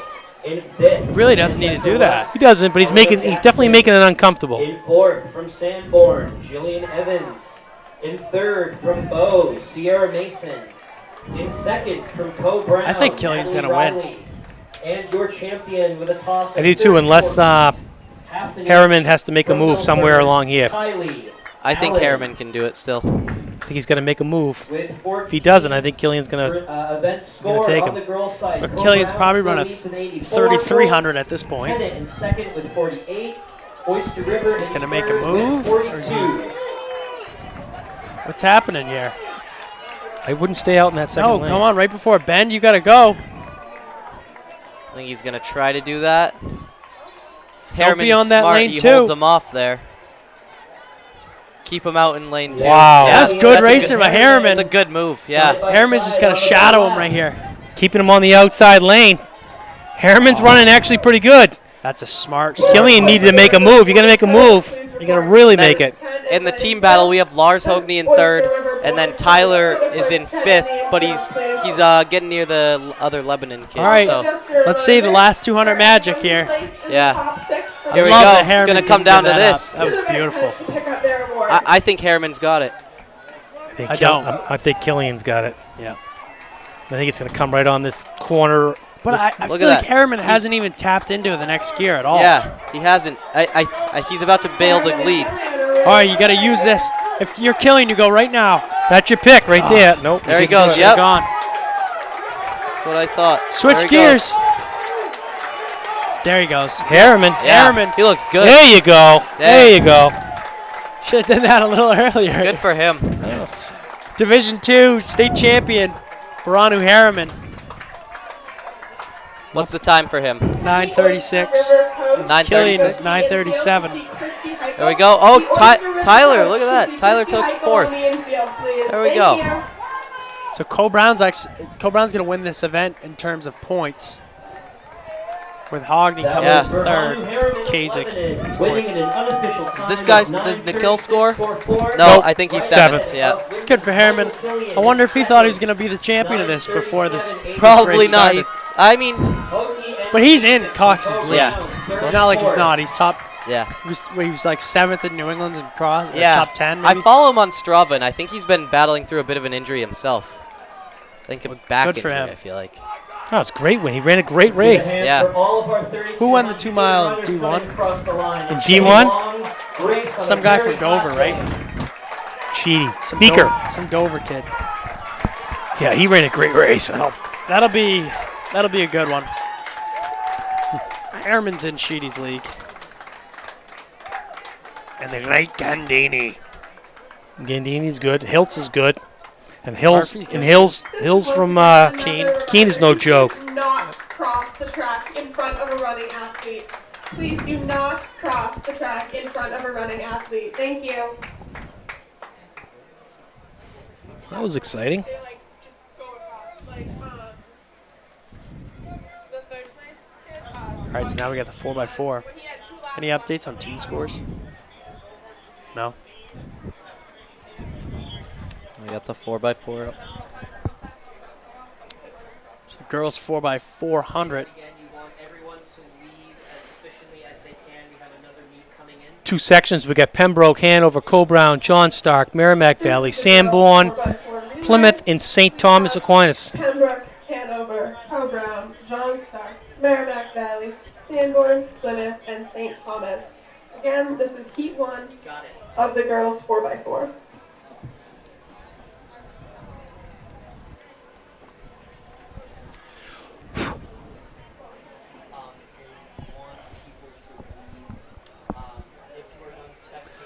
Top seed coming in is John Stark in this section. Interesting. Section 1 of 2. I think this is surprising to me that Co-Brown's in this first heat. If your athlete is with that finished team. competing, we are asking that you leave That team as looks quickly pretty as possible stacked. because we are trying to prepare for the Division 3 meet that is right after this. Again, if your athlete is no longer competing, please Well, leave as quickly I just as saw. possible I see because Sheldon we are over there, trying so to she's not in prepare it. for the meet directly after I know this. that. Thank you. Have a nice day.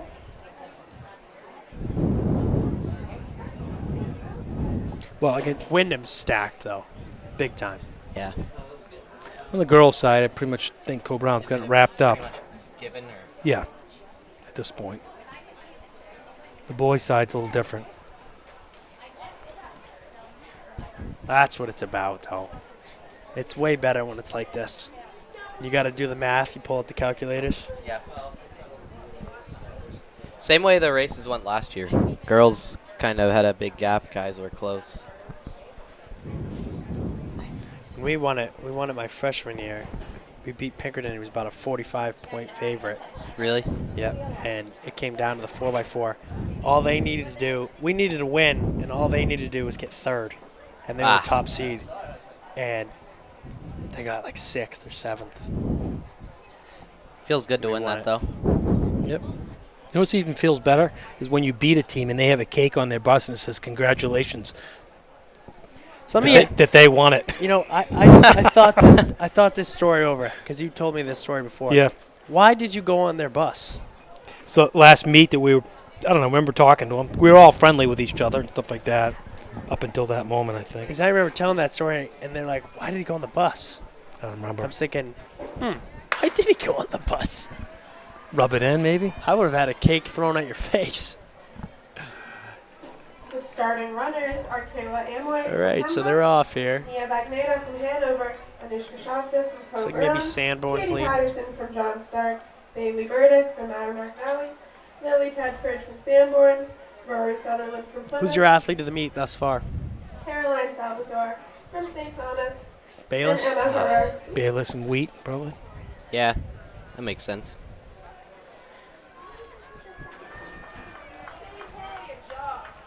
Do they It's give gotta that as an actual award or no? No. I don't think. Yeah. Just unofficial.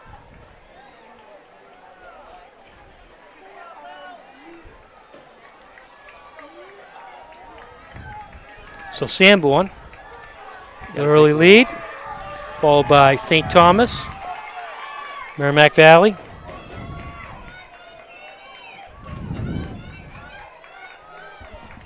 That was a good opening leg right there.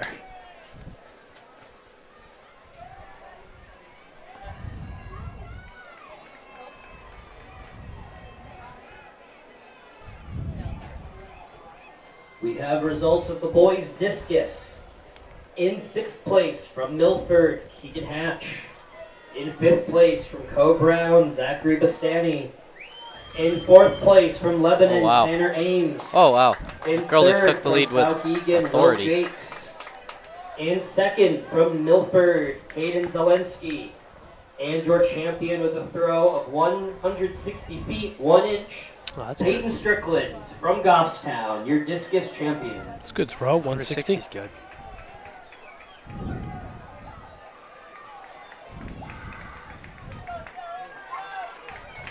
Merrimack Valley opened up a pretty good lead. Yeah. You guys gonna hang around for the D3 Merrimack meet? Valley out Yep. in front at this exchange. Yeah, I can't believe that they decided to squeeze in a D4 meet after. Yeah. You staying for that, Luke? Yep, I'm staying all night. They do have lights here. Yep. That's good. Results of the boys 3,200 meters. In 6th place, Lucian Gleiser of Hanover. In 5th the place, team Thomas scores Wolf updated at of all? Lebanon. In They 4th, should have. Tyler Let's get Kasich read of Co-Brown. In 3rd, Laz Hogney of Co-Brown. In 2nd, from Wyndham, Michael Killian. And your boys 3,200 Still meter 62.55. champion from Lebanon. 9 minutes. On the girls' side, the 36.44 Co-Browns pretty much seconds wrapped it up. For Hanu Harriman.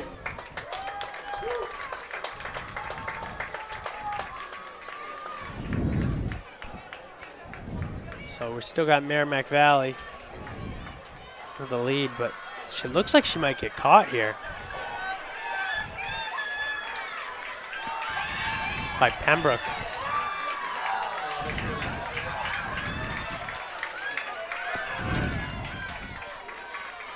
Putting a good little surge there at the end. I love the last 50 meters of a 400 is just an assortment of like the most sloppy forms and people dying. Some of them are really good though. Some of them are good. Some of them are just real sloppy. I know how I look in the last 400. I look like I'm melting into the Sanborn track. boys 4x4 team needs It's to the check in at the worst white event. clerk tent. Sanborn boys 4x4. So let's see if Sophia Reynolds can hold her off. From Merrimack Valley. That's what I think the main thing for there she the goes. 800 and 400. To run a good time, you just have to have good form throughout the end. Don't lose focus. Stuff important. It's gonna be close. Looks like Sophia Reynolds is gonna got run it. away with it.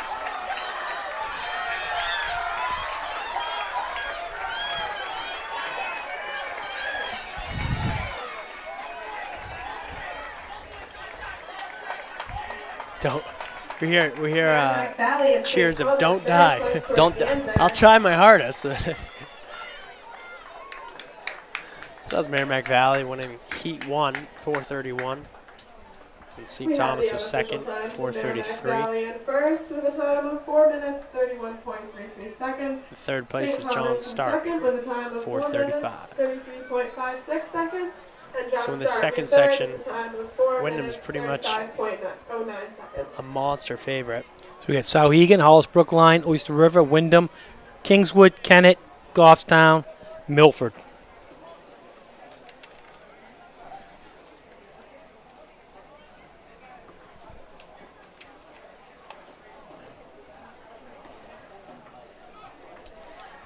We are now getting set up for our second heat of girls 4x4. We have Emma Herrera with Souhegan, Madeline Bordeaux with Hollis Brookline, Erin Carney with Oyster River, Catherine Hines with Wyndham, Lauren McPhee with Kingswood, Samantha Haber-Jack with Kennett, Jelena Trost with Goffstown, and Wyndham comes in a Jonah top time of Velasquez with 4:11. Milford. 4:11, that's a good one. What's the record here? 4:03? Yeah, 4:03.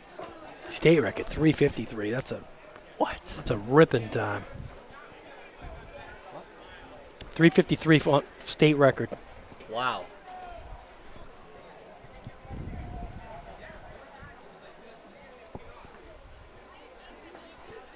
Everyone under 59.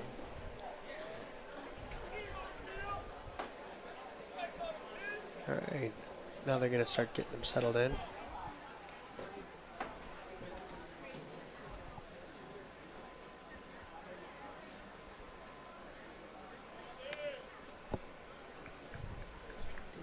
Any updates, scores?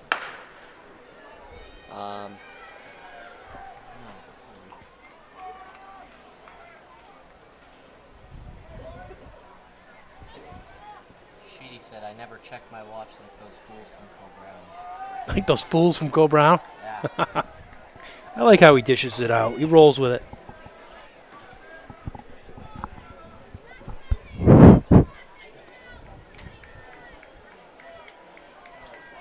It's like Wyndham's going to live up to their seed. Yeah. We got Wyndham at Kingswood, maybe? Right up in there? It's like Wyndham and Kingswood. Kingswood's they're in the ballpark with them in the seeds. Kingswood with the lead. Jeez. Milford and Wyndham. Kingswood every now and then will pull out a great relay team. Maybe this will be it today.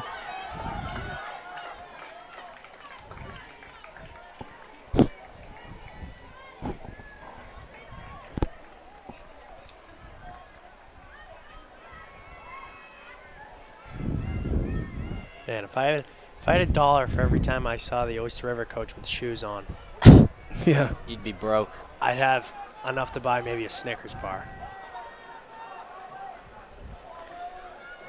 Now they've cut in Kingswood. Now you can see the lead that they've got. About 10 yards.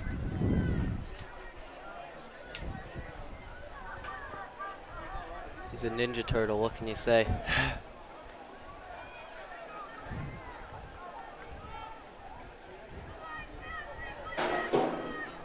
Uh-oh.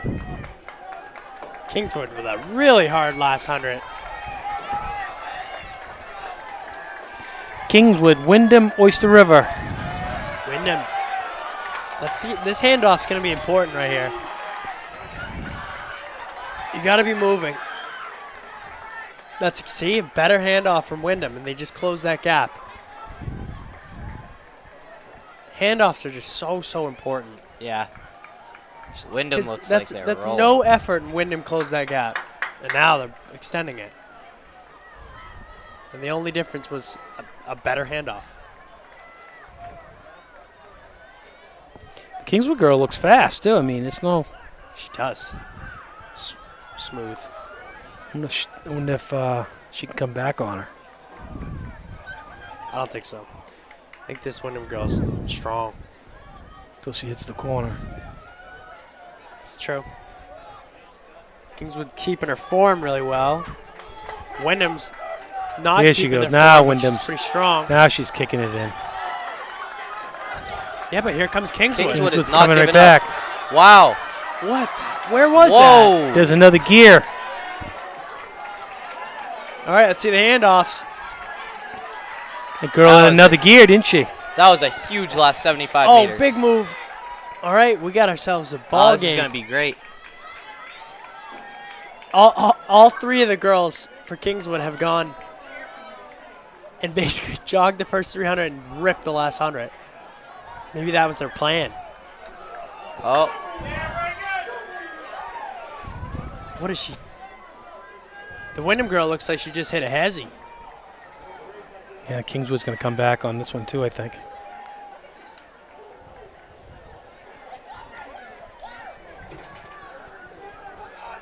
Let's see. Let's see if that might have been the race plan. Wait till 100 to go in each one. Here comes Kingswood. Does Good Wyndham battle. have enough? Wyndham's pulling it out. She's got to get in. Wyndham's going to hold her off. They But tough it out. Wow. great race. Good race. 4:12. So Kingswood stepped right up. Yeah. And they said, hey, let's make it a race.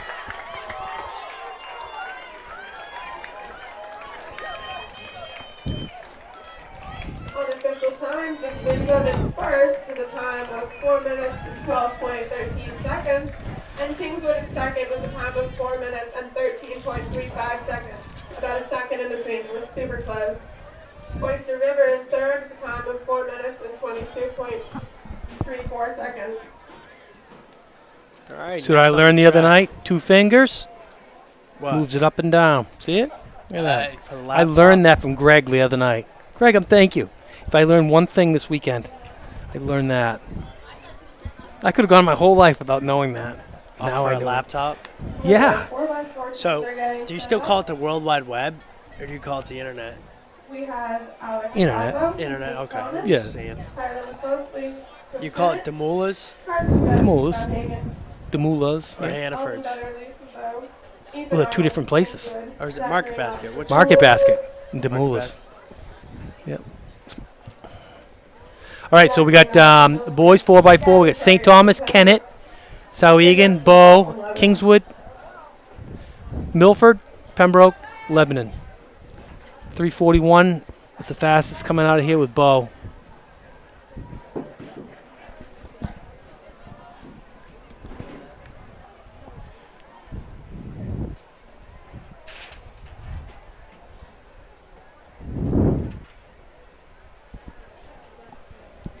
No update on team scores.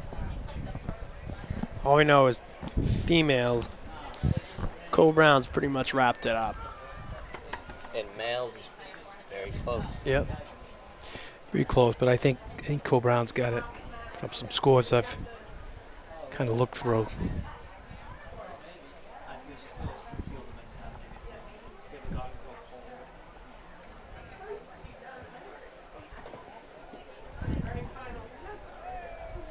.326 is the Division II record. It's great. It's fine.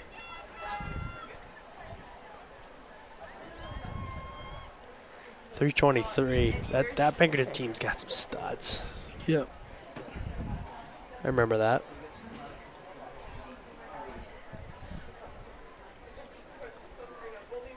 All right, so Section 1, they're getting ready.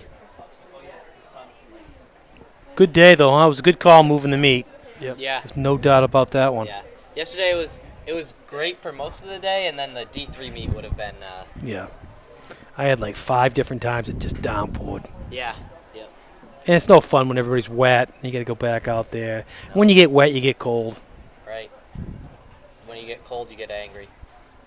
Yep. You get angry. You get slow. You get slow. You get green. No one wants to hear it from you. And you get start making excuses. And Yep. Yeah, but No Patches O'Houlihan would tell you gotta get angry. You gotta get mean. And that might help, actually. So, I don't know. I'll play devil's advocate and say maybe we should have had the meet.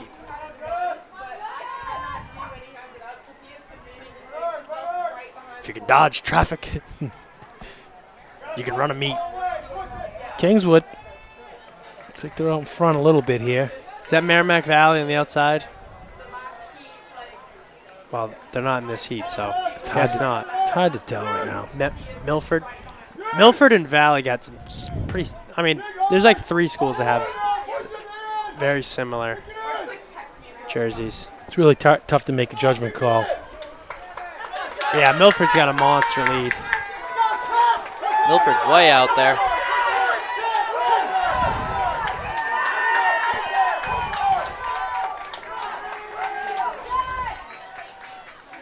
Split like a 50s, 51.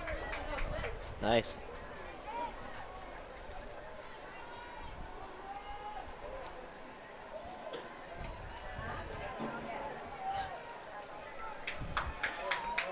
Now they make the break. We can see what they got. See how they stack up. It's Milford, Bow, Sauhegan.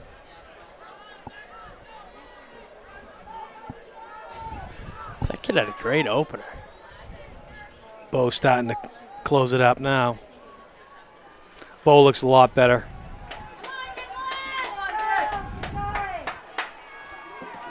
Should be a lead change here. There it is. Milford's holding in there, though. He's hanging in there.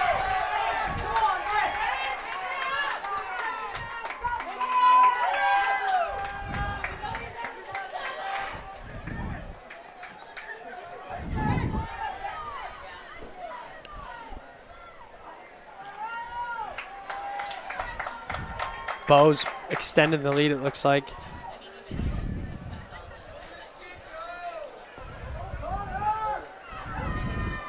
Milford's back in second.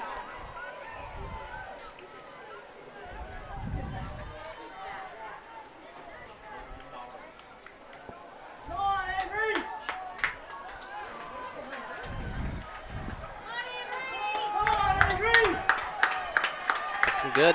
It's a good leg by Bo. Yeah.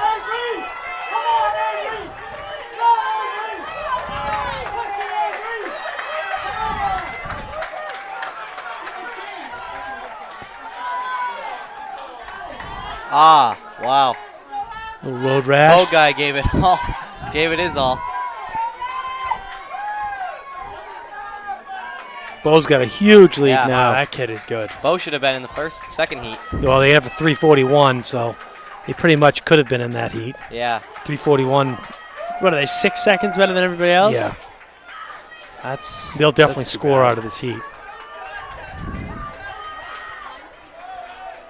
All of the boys 4x4 are on that final lap. That kid is strong Wow. right there. Yeah. Holy.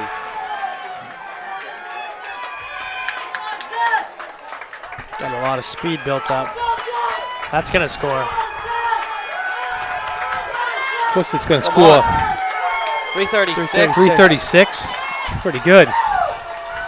My podium. That could, yeah. Bo, could Milford, get close to winning. Kingswood, Sauhegan. I'd love to see that. But there is no tactical racing in the 4x400. It's just go out, go hard. 7 seconds. Milford in second with a time of 3 minutes and 44.64 seconds. And Kingswood in third with a time of 3 minutes and 46.6 seconds. Next heat, we got Merrimack Valley, Hollis Brookline, Oyster River, Co-Brown, Sanborn, Wyndham, Pelham, and Hanover. So the last race of the day for this Division II meet. Merrimack Valley, we have Tyler Saving the best for last. 4x4 most exciting race to watch. What was that, Luke? Said the 4x4 is the most exciting race to watch. Especially if there's something on the line. Yeah. Yeah. And if there's a 336 in the first heat, it makes Yeah. it even more exciting. It's the whole meaning of it. Like, what do you have to do?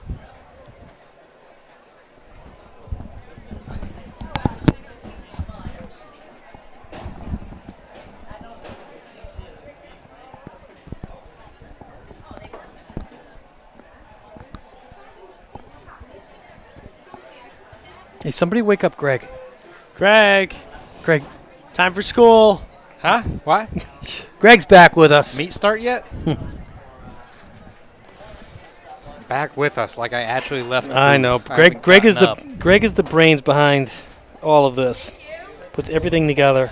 Greg Heat actually two, writes up. Did you introduce Heat 2 yet?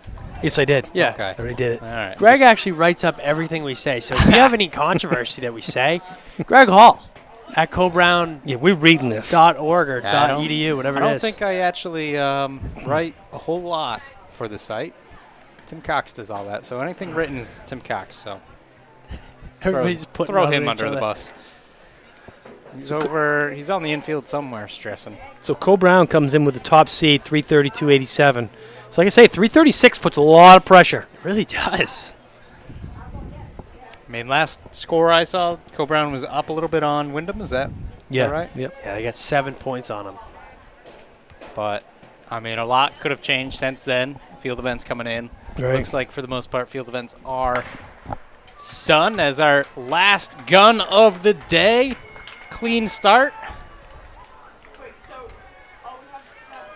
If it ends in a tie, there will be a pie eating contest. The final race of the Division II Is that what they decided? championship on Yeah. the track I heard right that, now. but is it blueberry or is it Results of apple? the Because I heard there was girls' controversy. It is 400 apple. relay. Memorial In Day sixth weekend, I place, heard. Kennett. In fifth, Merrimack Valley. In fourth, Hollis Brookline. In third, Oyster River. So we see Hanover out in lane Kingswood. 8. And winning 3-turn 4 stagger minutes, here, so they'll 12 hand off and points, still have 1 turn to go. Wyndham. Could be a Barfarama. Look at this. This is going to be a tight This is one. close, yeah. Look at Khalil. Look at Khalil again. Just giving it everything he's got. Yeah, look at him go. Can't say he didn't give it all today. Nope. He went That hard. was Hanover leading through that first flank. Truly built different. Girls team scores through 16 of 18 events. Again, That looks only like the through younger 16 Khalil. events. Looks like Tyson, Tied I for think. 7th, Bo and Wyndham with 30. Cole Brown's got to get into this race. 33. They're slowly moving up. He got to beat Milford. 36. We've got a tight battle for runner-up. Kennett with 49, Oyster River with 48, and leading with only 2 events to go. Worst thing they can do is not score. Cole Brown's winning by 35 right now. With 2 events left. With 2 events On the left. girls' side. One of them, yeah, on the girls' side. One of them being pole vault. So we got Wyndham.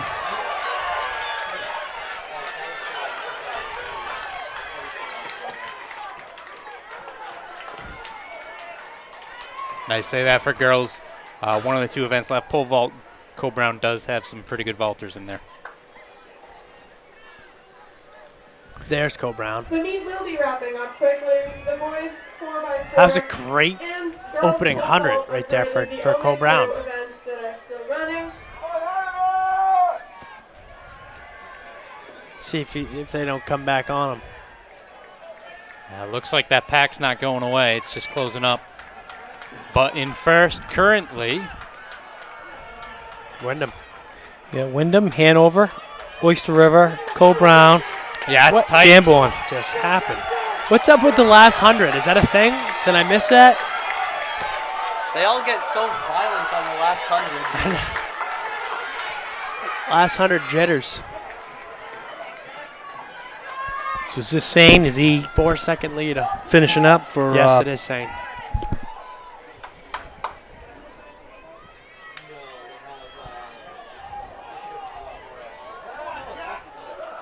Wow, these guys are ripping them up. Look at that. Who's that in second? That's Sanborn in front now. Whoa! Did you see that? What is happening? What just happened? That's. I don't know. He woke up. Look what he did. Playing possum there. Comes Sanborn coming back on him. But looks like Wyndham's going to hold him off.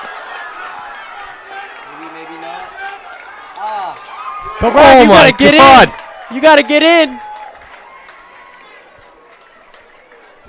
Did you Cole Brown didn't did you Hey, see what? that move? What? Yeah, he Hey. all of a sudden. Camera. And we Luke have the Kazik score steps away from the headset. for Can't focus on the camera. 44.01 seconds. Wyndham taking the last event of the day. 3:34.01. Sanborn 3:34.24.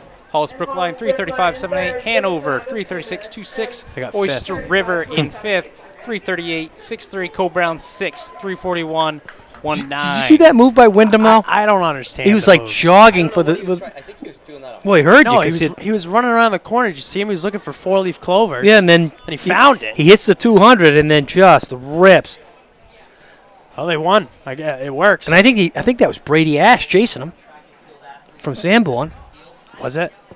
Well, that kid no slouch either. The Wyndham. He was in the 200. He's fast. Yeah, but he didn't look like he was running the But, first 200 very hard. I mean, Could I please have all Pelham That was track weird. and field athletes report to the center of the infield, please? Again, all Pelham track and field athletes to the infield, please. Thank you. So everything on the track has been wrapped up.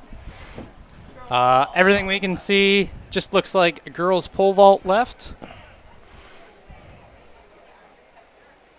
I think the Wyndham kid heard they were giving out free sandwiches at the concession stand. That bar's up to 10 feet. Is that true, though? Believe that's McKenna Lee of Co-Brown. She was our top seed going into today. I don't know. That was weird. I think he just forgot he was racing. Well, but then he ripped it. And we got to see how these team results, because Co-Brown underperformed in that Yeah, 4x400. They didn't even score because You get displaced in And the first that's set. it's funny. I was just saying to you about the Pinkerton. They were supposed to win and they didn't score, and that was the difference between us winning. And they were on huge favorites. So I don't know. And We'll see what McKenna Lee up happens. again. Wyndham was what? 10 Oh, doesn't get it over. She looks good. Yep. Only based off the fact that she's going back to back, I would say she's the only vaulter left. At 10 feet, huh? I think her PR on the season was 10.6, 10.7, something Yeah, like that. 10-7, which comes in. And some clapping, putting How- the pole down, good chance. And how long has Yeah, she been that's doing it for, Greg? That's done. So she started doing it last year. She was a gymnast.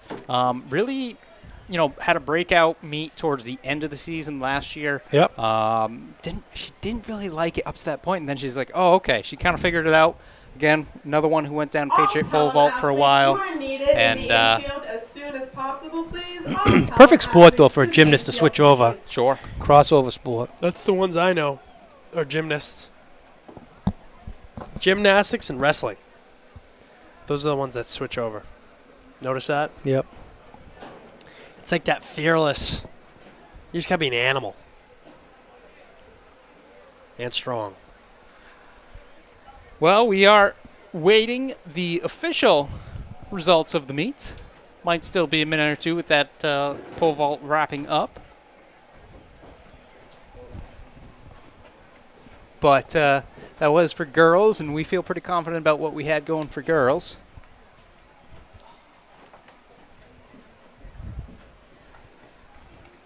Looks like we might have some updated team scores coming soon.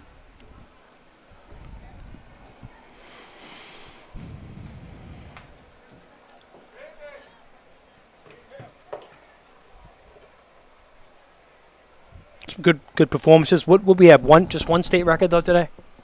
Division record. Division record, I mean? Yeah. That we know of. Not sure if anything happened in the field, but Oh, yeah, that's right. Yeah, that was 200. Seth The Bayless. discus was pretty good, 160, but I think it's better than that, though, out there. 1 point.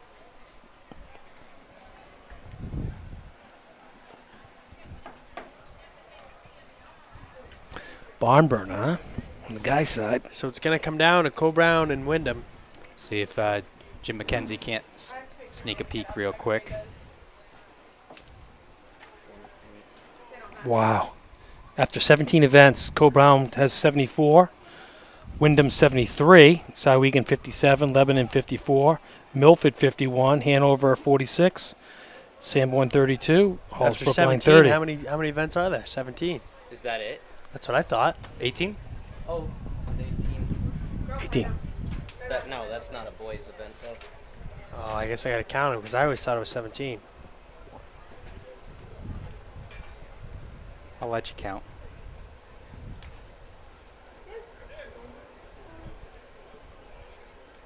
While he is counting, once again, this is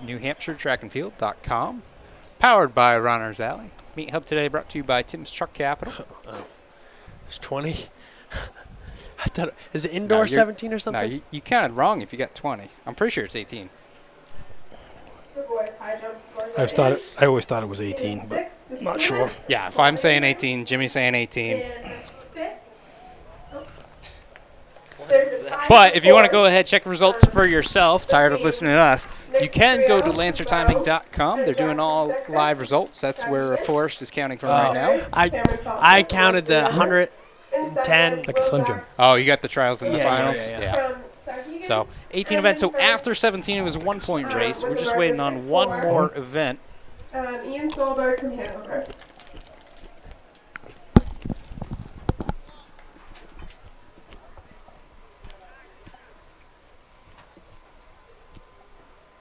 What's the other event then, I wonder?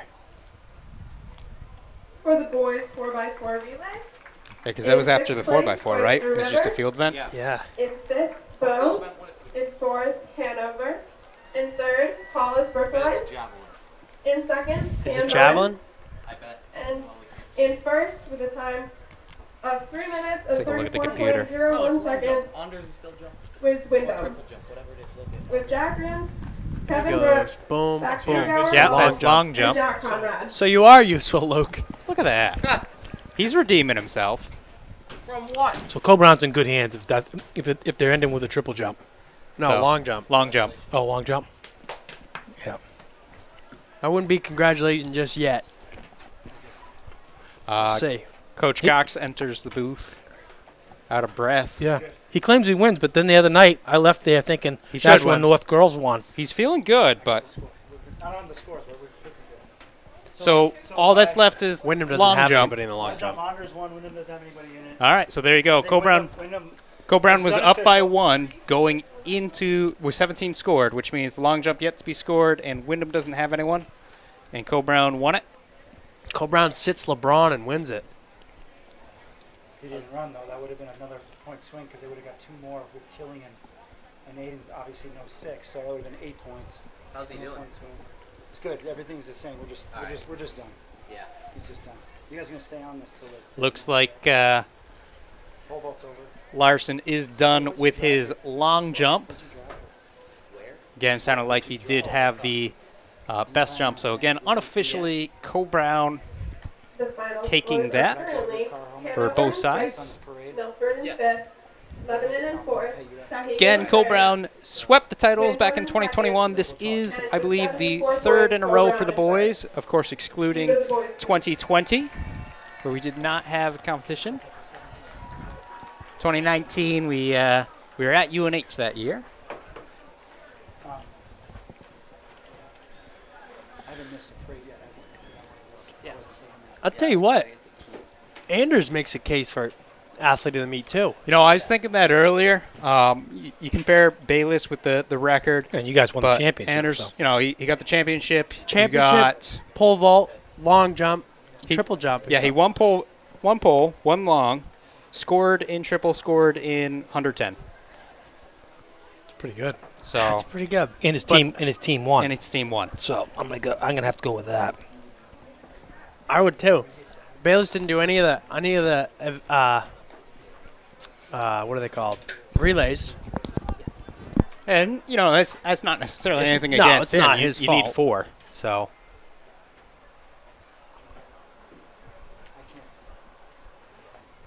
I'll come back and say bye when they're done. so Tim, still where you going? You're not even awaiting a coach the anymore. official results. Yep, this doesn't count. What is that? Want one? Are you eating beef jerky? Yeah, you want one? Surprising, Coach Want Cox one? is still up here when his team is circled on the field. Do you like it? No, he's gone. It's my subtle way of telling him to leave. I think I'm gonna give him some stuff out back in the trailer. Come down and I'll come by and say hi. He said something to me. I don't know Go, what he said. going off points, Anders is the best. I know. You know, at a state meet, that's what you're looking for. Like Points. Bayless has the got the record, Right. but at states, I mean, you're looking for that team title, and honors point wise, you know, it's 4 individual events. But I mean, I gave that to him when he was a freshman. I said something. I had to give a speech on him freshman year, I believe, and you could see the potential back then. And he's grown as a individual, grown as an athlete. So we can see them on the field there, getting a little bit hyped up. Has Bayless done a 400? I don't know. I'm not sure if I've seen one. I'd like see that. to. Although his 100 is definitely better than his 200. I think beginning of the season, I saw his name in there for shot put too, right? Really? Does that sound familiar? No?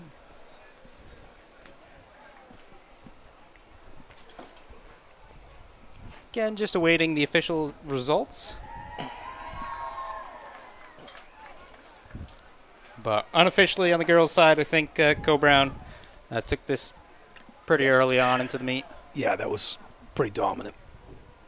Real dominant. And then boys' side was definitely a bit closer. And, I mean, Wyndham did, that 4x4. They did everything crazy. they could. Yeah.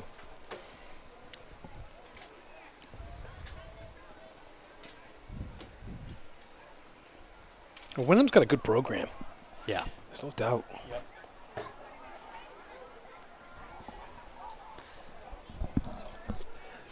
Thing about Wyndham is they're good everywhere. Yeah.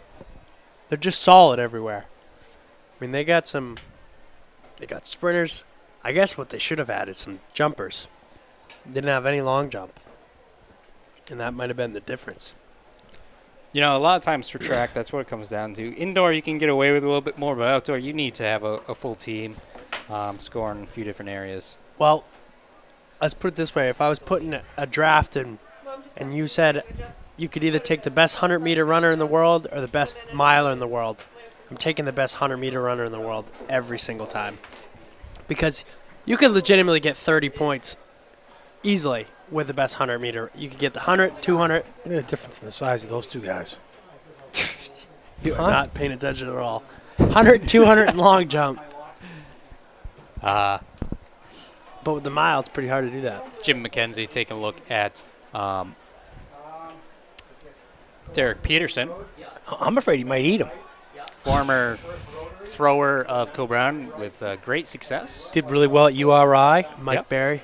Yeah. Mike Barry, one of the distance/pole vault coaches. Co-Brown's rare has 2 pole vault coaches, which kind of explains some of their success. I don't think I've ever seen Mike Barry walk anywhere. He's like Forrest Gump. Oh, I see a water jug coming. Derek Peterson with the water jug. Who's getting it? Is he going to club it over his head? I'm just curious who's getting dumped on it. This is Lucas Fisher's first year as a head coach. He's with co-head coach Brent Kasich. Coach Cox stepped down. I stepped down. Let's see. Let's follow. Hence why I might know some of this stuff. Coach Cox still very much involved.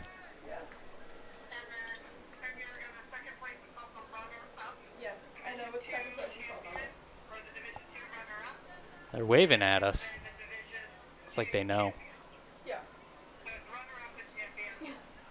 Again, that's Derek Peterson there. You just put that down. Maybe they're waiting for the official. Well, that's what it is. That's a vet move. Same thing last year. We had calculated it all out. We knew where we stood. And just waiting for the official, which we should be getting momentarily, I believe. I think that's what Mike Leifert does at Bournemouth. He's a math teacher, so he's got it all plotted out. And he does well because he finds the areas that there are points to get. Yep. And that really makes a big difference when you're trying to win state championships. Oh, yeah. I mean, you can tell when teams do that and when they don't going in the seating meeting. Especially, when we used to have it in person, just the reactions of coaches we will be getting the based final off of some of that scores stuff. shortly, and I will be announcing them as soon as I get them. Thank you. See Co-Brown team on the infield there. Shout out to the super fans behind them, though. I'm seeing a bunch of Co-Brown's fans just along that fence line there.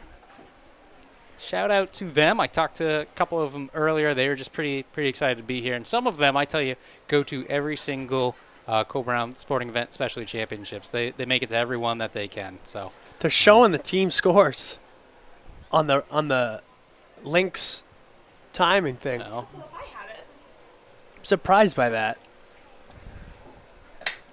Well, Lancer timing, you know, it's a nice new feature, nice new board. So, Well, they're showing the girls, but that was always out of question, I guess. But yeah, Again, Lancer time and best of the business. it really is. yeah, they're pretty quick, huh? It's like it's So- first runners pass the line, and you're looking at the second one, and the first time's already up there. Oh, it's unbelievable. And they don't make mistakes. No, and like I noticed after Bayless's record, it took a little bit of time, a little bit longer from that race to the next one, and I'm looking down, and it's held up by timers. I guarantee you they're measuring that out perfectly. Yeah. They're vets.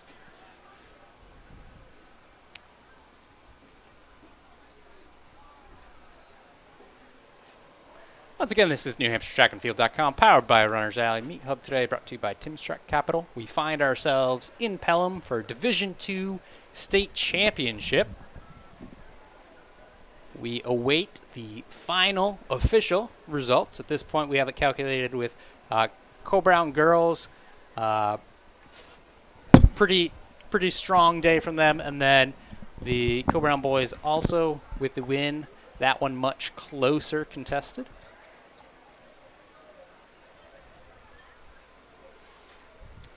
So, defending champs defend quite well. Wasn't last year their first championship in a long time for the men's? So the boys, this is their third in a row because they won in 2019. No championship 2020, and then they won again last year. Girls won last year, and it had been a few years since they had before. But they, the girls definitely have more championships than the boys. The boys' first one was in 2019, so they got a taste of winning. And they that was their first ever. First They've never won. Yep. Oh, that's surprising. Yeah, we've been runners up a lot. So like Oyster River or something like that. Wyndham. Portsmouth for a while. Lebanon before that. Yeah. No, it's. Yeah, Portsmouth won a bunch there. Yeah. And now they go up to D1 and they win a bunch there. Probably going to win a bunch there. Just won Division 1s on Friday. Handedly. They win by 30? Yeah, at least. Put it this way. When we won it and we beat Nashua, I think we beat them by 1 point every year. If you added up both Nashuas, they still wouldn't have beaten Portsmouth this year. When Nashua was one school, we just have to battle them.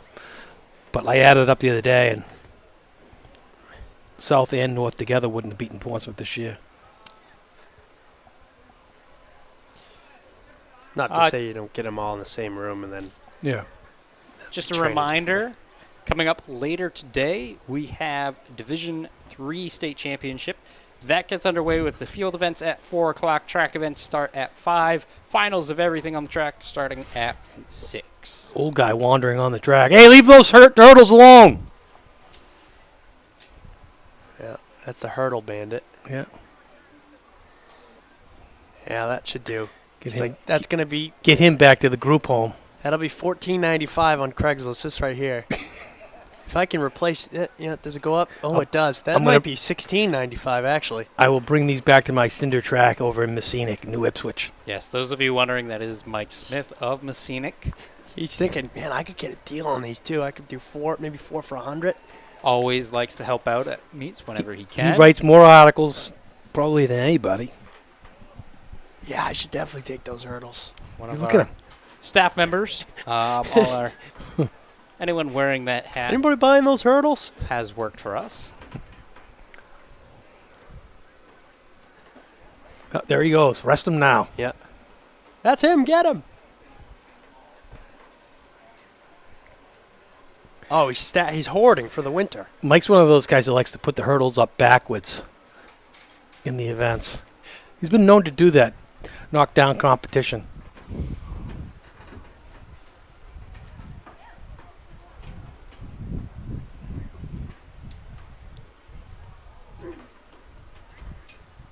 What a beautiful day, though, huh? You can't beat today. Oh, pretty good. It's nice for everybody. Thank you. It's not too bad for distance runners, and it's... First cloud of the day coming over the track now. Yep. been sunny. I have a question for you, Dad. Why did they switch from Class L to Division 1? The nomenclature. Large, the medium. Why'd they do that? It used to be L, I, M, and S. I don't know. And that just doesn't seem like that. Then I you think get it on was more aligning it with other states. And Yeah, but kinda- you get down to Connecticut and they got L, double L, and all sorts of weird things. Well, it's one of those things. If you just look at it, Well, part of it was too with the other sports. We had Division 1s, 2s, 3s, 4s. They had several divisions like football. Yeah. So I think it was just getting a little bit out of hand. Huh. Where L standard for large, I mean, but that is what it is. It but it's makes not. sense. It's not always across the board. There's a lot of teams that jump back and forth. That's true. Like we talked about earlier Yeah. with Wyndham And now there's a lot of mixed matching of schools. If you look at hockey, there's like the Oh, yeah, you Oyster got the River. combined, yeah. Yeah, you have Oyster River and Portsmouth. That's and you have true. all these other things or the that are skiing. going on. Yep. Kennett's a Division 1 school in skiing. Yeah, so how powerful you are. traditionally, divisions is done by school size. Schools can petition to go up a division or down a division, depending on what their program looks like. For the most part, there's not a whole lot of petitions. Usually there'd be one or two, either going up or down. Can they do it within sport, or does it have to be how does it work within sport? So I imagine it's within sport, because if you look at football and having different divisions there, yeah, it's not just 1, 2, and 3. So I wonder if a team's just dominant. Do they vote them out or something? I mean, for the most part, I think it's pretty good. Yeah, I agree, but I think Portsmouth moving up into, because they were Class L, right? Yeah. And then we had Pease Air Force Base closed down. Portsmouth's a very, I'm not going to say, it's a very rich town. So a lot of the older people are there. They don't have kids anymore, so the population dropped down. We lost Pease and you lost that. You don't get new blood. They don't get a lot of it. But now but they're just so successful that they're a Division I school, you know? Not to say Division II schools aren't successful, but Portsmouth's right on that borderline, and they're just so dominant in so many sports. I tell you, that's one of the things I really like about Meet of Champions for cross country, because track, it's a totally different nature where you're competing to try and qualify to get to New England. You're not competing for a team score. Cross country, your team's running. It's that straightforward. And you can score even though it isn't necessarily team scored. You know who's who and where they were. So yeah, and this year non-Division I was way better than Division I. I mean, way better. Look at New England's. You had D2, D2, D3 was the top 3 guys, and they were like what 7, 8, 9 or something. Right there. The biggest thing I'd like to see changed is I'd like to see a Meet of Champions in indoors. There's too big a gap between. Oh, absolutely. Between No the finish doubt about it and then New England's, and it's not right. I mean, that's always been New Hampshire's issue is just facilities.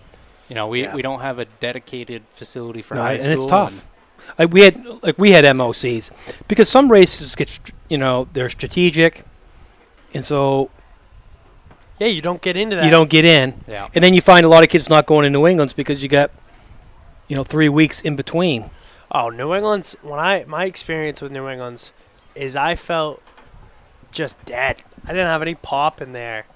And it's because, what are you going to do, taper for a month? Yeah, you can't do that. Yeah, no, it's definitely tough. I mean, I went down, did a couple meets at BU to fill the gap of time, but when you're training, I mean, outdoor, it was very obvious for me. I'd start peaking 400 at states, and then it kind of slowly worked down 200 Meet of Champions, 100 at New England's, and it just for indoor, we're talking it's longer than that.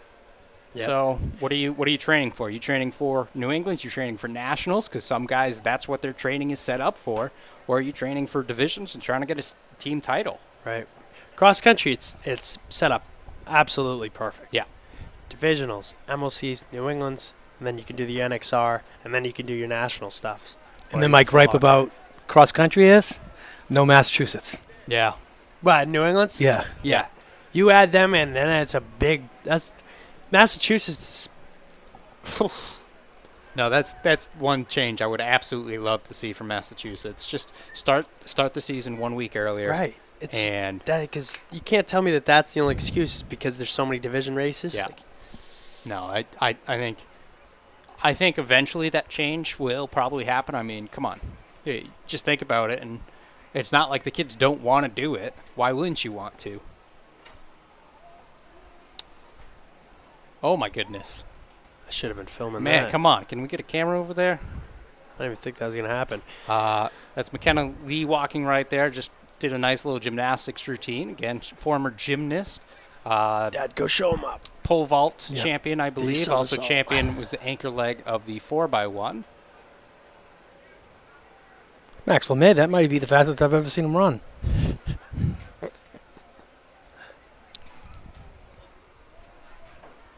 One of my former runners. Maybe next year. All the talent.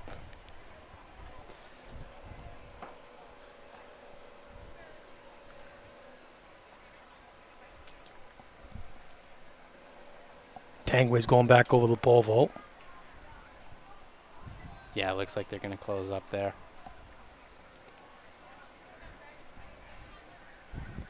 We should be getting some final results soon. Nope. Just Luke with food.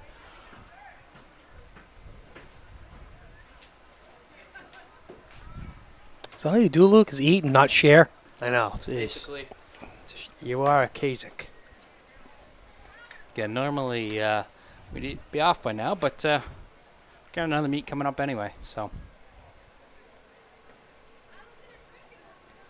I think they're definitely making sure, double checking everything.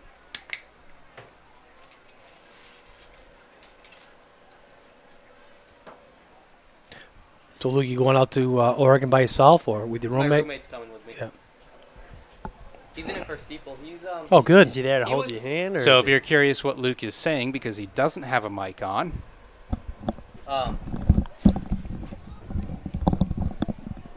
There we go. So basically, my roommate and I qualified for U20 Nationals this summer out at University of Oregon in Eugene. So we'll be going there. I'm going to be running either the 5K or the 3K. I'm probably going to sign up for both and just see which one I'll be feeling more.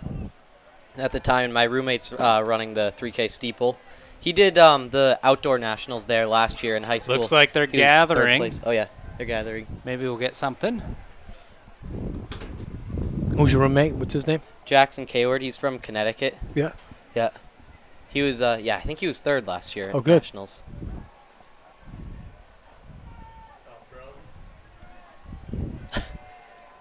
Is it? I don't think that's Broden. I that think is that's not. yeah. That's DeRuiter.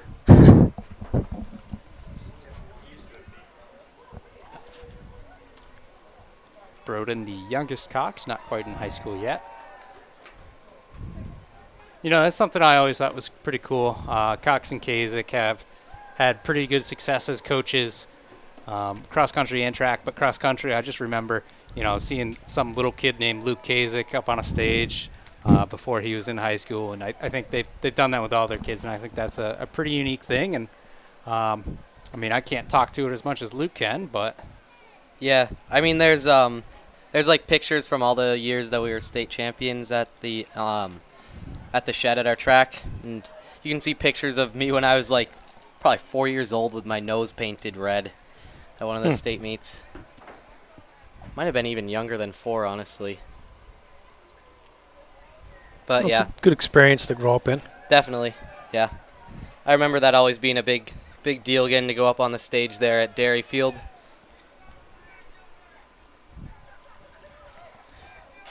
Got up there once or twice in high school. Yeah, you did pretty well for yourself. Co-Brown, not Well- the only team hanging out. Today, I noticed one thing about you. What? During the 1600, when you were you went silent and you were, I don't know, it looked like you were saying a prayer or something. I don't say prayer. No, I think you were looking up in the sky, saying a prayer, and say, "Please don't break my record. Oh, Please don't come break on. my record." Yeah. I'm not like that. If he got it, he got it, Yeah, right. I had my moment of fame. He's over. Oh my God! Look at his fingers crossed. Nah. Yeah. No. Wait till next year when. Wait, is he? Is Yeah, he's Zane? a He's senior. but there's another kid named Aiden Cox that. Yeah. Oh. If he's healthy, he could break 4. It'll be interesting next week in the 1600 to see who does what. I mean, Kindop, Sane, and Hiltz. Yeah. There's three guys that are You know, pretty fast. I was at the D1 State meet just watching as a regular spectator, and I saw Hiltz almost won the 2-mile. He was coming up. If he made a move a little bit, I asked Sheedy. I said, hey, Sheedy, I said, if it went another lap, would you have won? He goes, no. I don't think he had any idea. Yeah, that was it. No way I'd ever say No. I know. There's no way. No, he put everything into it, but he led the whole time. He did. You know. Yeah. They went out a little slow, and then his second lap, he just gunned it. Yep. Hey, he ran a 9:13 this year, so that's pretty good. Yeah, that's good. Is that Laux Games? Yep. Yeah. All right, we've got our announcer coming to the booth, some pieces of paper. One can only assume one thing.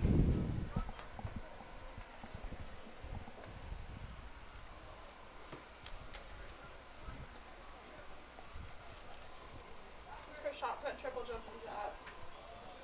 Some field event results.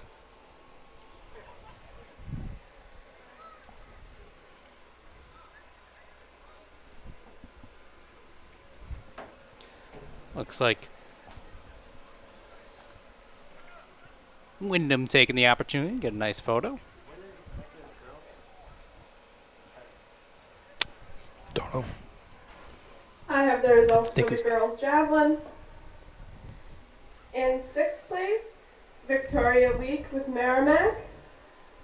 5th is Sarah Sawyer from Milford.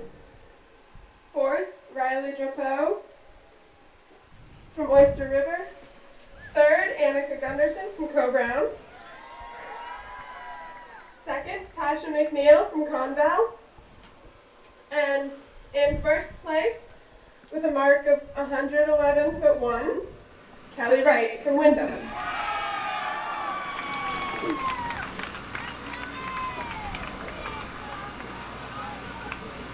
I also have the results for the girls' shot put. In 6th, Tasha McNeil with Conval. In 5th, Helena Jackson with West. In 4th, Jillian Evans with Sanborn. 3rd, Sierra Mason with Bow. 2nd, Natalie Riley with Co-Brown. And in 1st place, with a mark of 34.5 feet, 34 feet and a half inch, sorry, is Kylie Allen with Milford.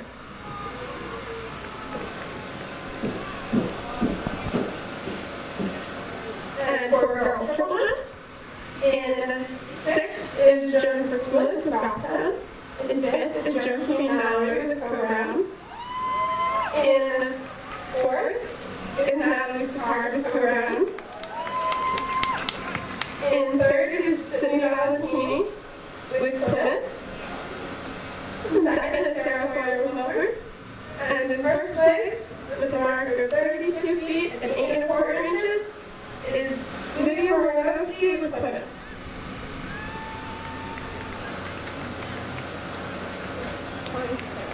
She's over there.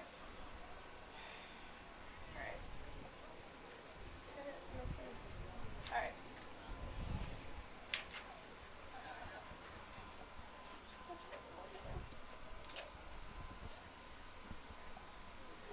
And the final scores for the girls' teams. Final scores on the girls' side being announced now. Just a minute, sorry.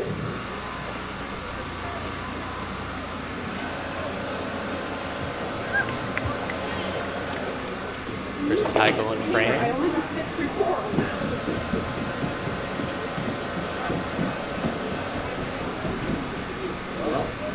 Cliffhanger there. I think the paper. Tune in next week. Yeah, paper might have been missing a team or two on it. It looks. Oh wait, they have.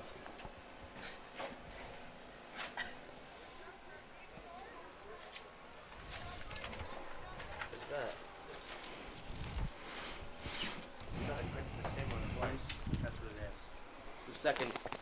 page of it.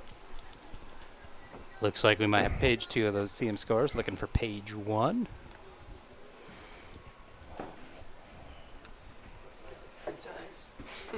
Again, if you haven't got enough track action this weekend, it continues in a little over an hour. 4 o'clock start for field events for Division 3. And then 5 o'clock on the track. 6 o'clock, we'll get some finals underway as well.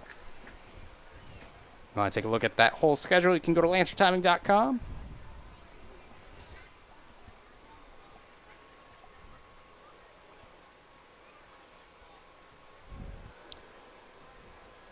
It's over 50 people watching now. I'm curious how many are actually here.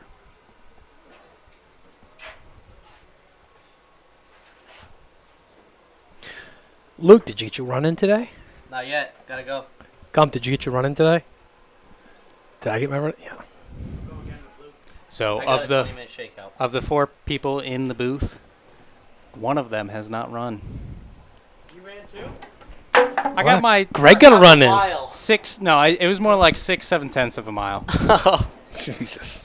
All right. Well, the thing is, this is only my 3rd day of running, and I've been running like every other day. Take a couple days off. So Luke, I'm gonna tell you not to sit on the mixer. That would be ideal. Is that yours? No, that's theirs. That's so theirs, huh? we could No, be it's here, mine. We could be here waiting a little bit longer if he pushes the wrong buttons. So. All right.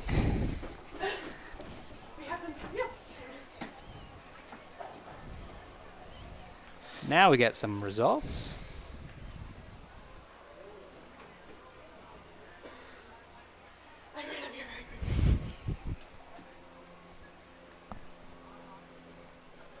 Final scores for the girls. In 6th is Wyndham with 40 points. Tied for 4th is Milford and Kennett, both with 49. Tied for 2nd is Plymouth and Oyster River, both with 52. And in 1st place, with a score of 109.5, is Coram girls. That may be one of the biggest wins ever right there. More than double. 2nd is 52 and 1st is 109.5. Alright. And now for the boys teams, in 6th is Hanover with 46 points. Tied for 4th is Milford and Lebanon with 54.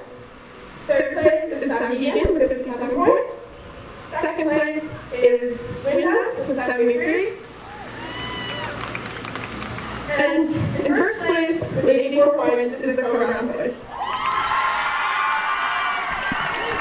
And there you have it. Officially, Cole Brown, 2022 Division II champions. Yep. Tied for 4th with Kennett. 2 years in a row, both boys and girls win. Congratulations. Congratulations, Cole Brown. 3 on the boys' side. 3. Oh, right. 2019. Forgot about that. Yeah, no season 2020. So, very impressive day from the Cole Brown Bears. Very impressive from a lot of our athletes. I'll go ahead and say all of them. Yeah. Yeah, congratulations to everyone who competed today. This was a great day for everyone. It was very hot out, and you all did very good. Thank you all so much for coming out, and congratulations to everyone who competed. So we're going to go ahead and take a little bit of a break before D3. Once again, this is NewHampshireTrackandField.com, powered by Runner's Alley. We're coming to you from the 2022 Division II State Championships. Today's Meet Hub brought to you by Tim's Truck Capital. Cole Brown with the sweep. Back-to-back years of both teams winning it. Congratulations to them. D3 action coming up next.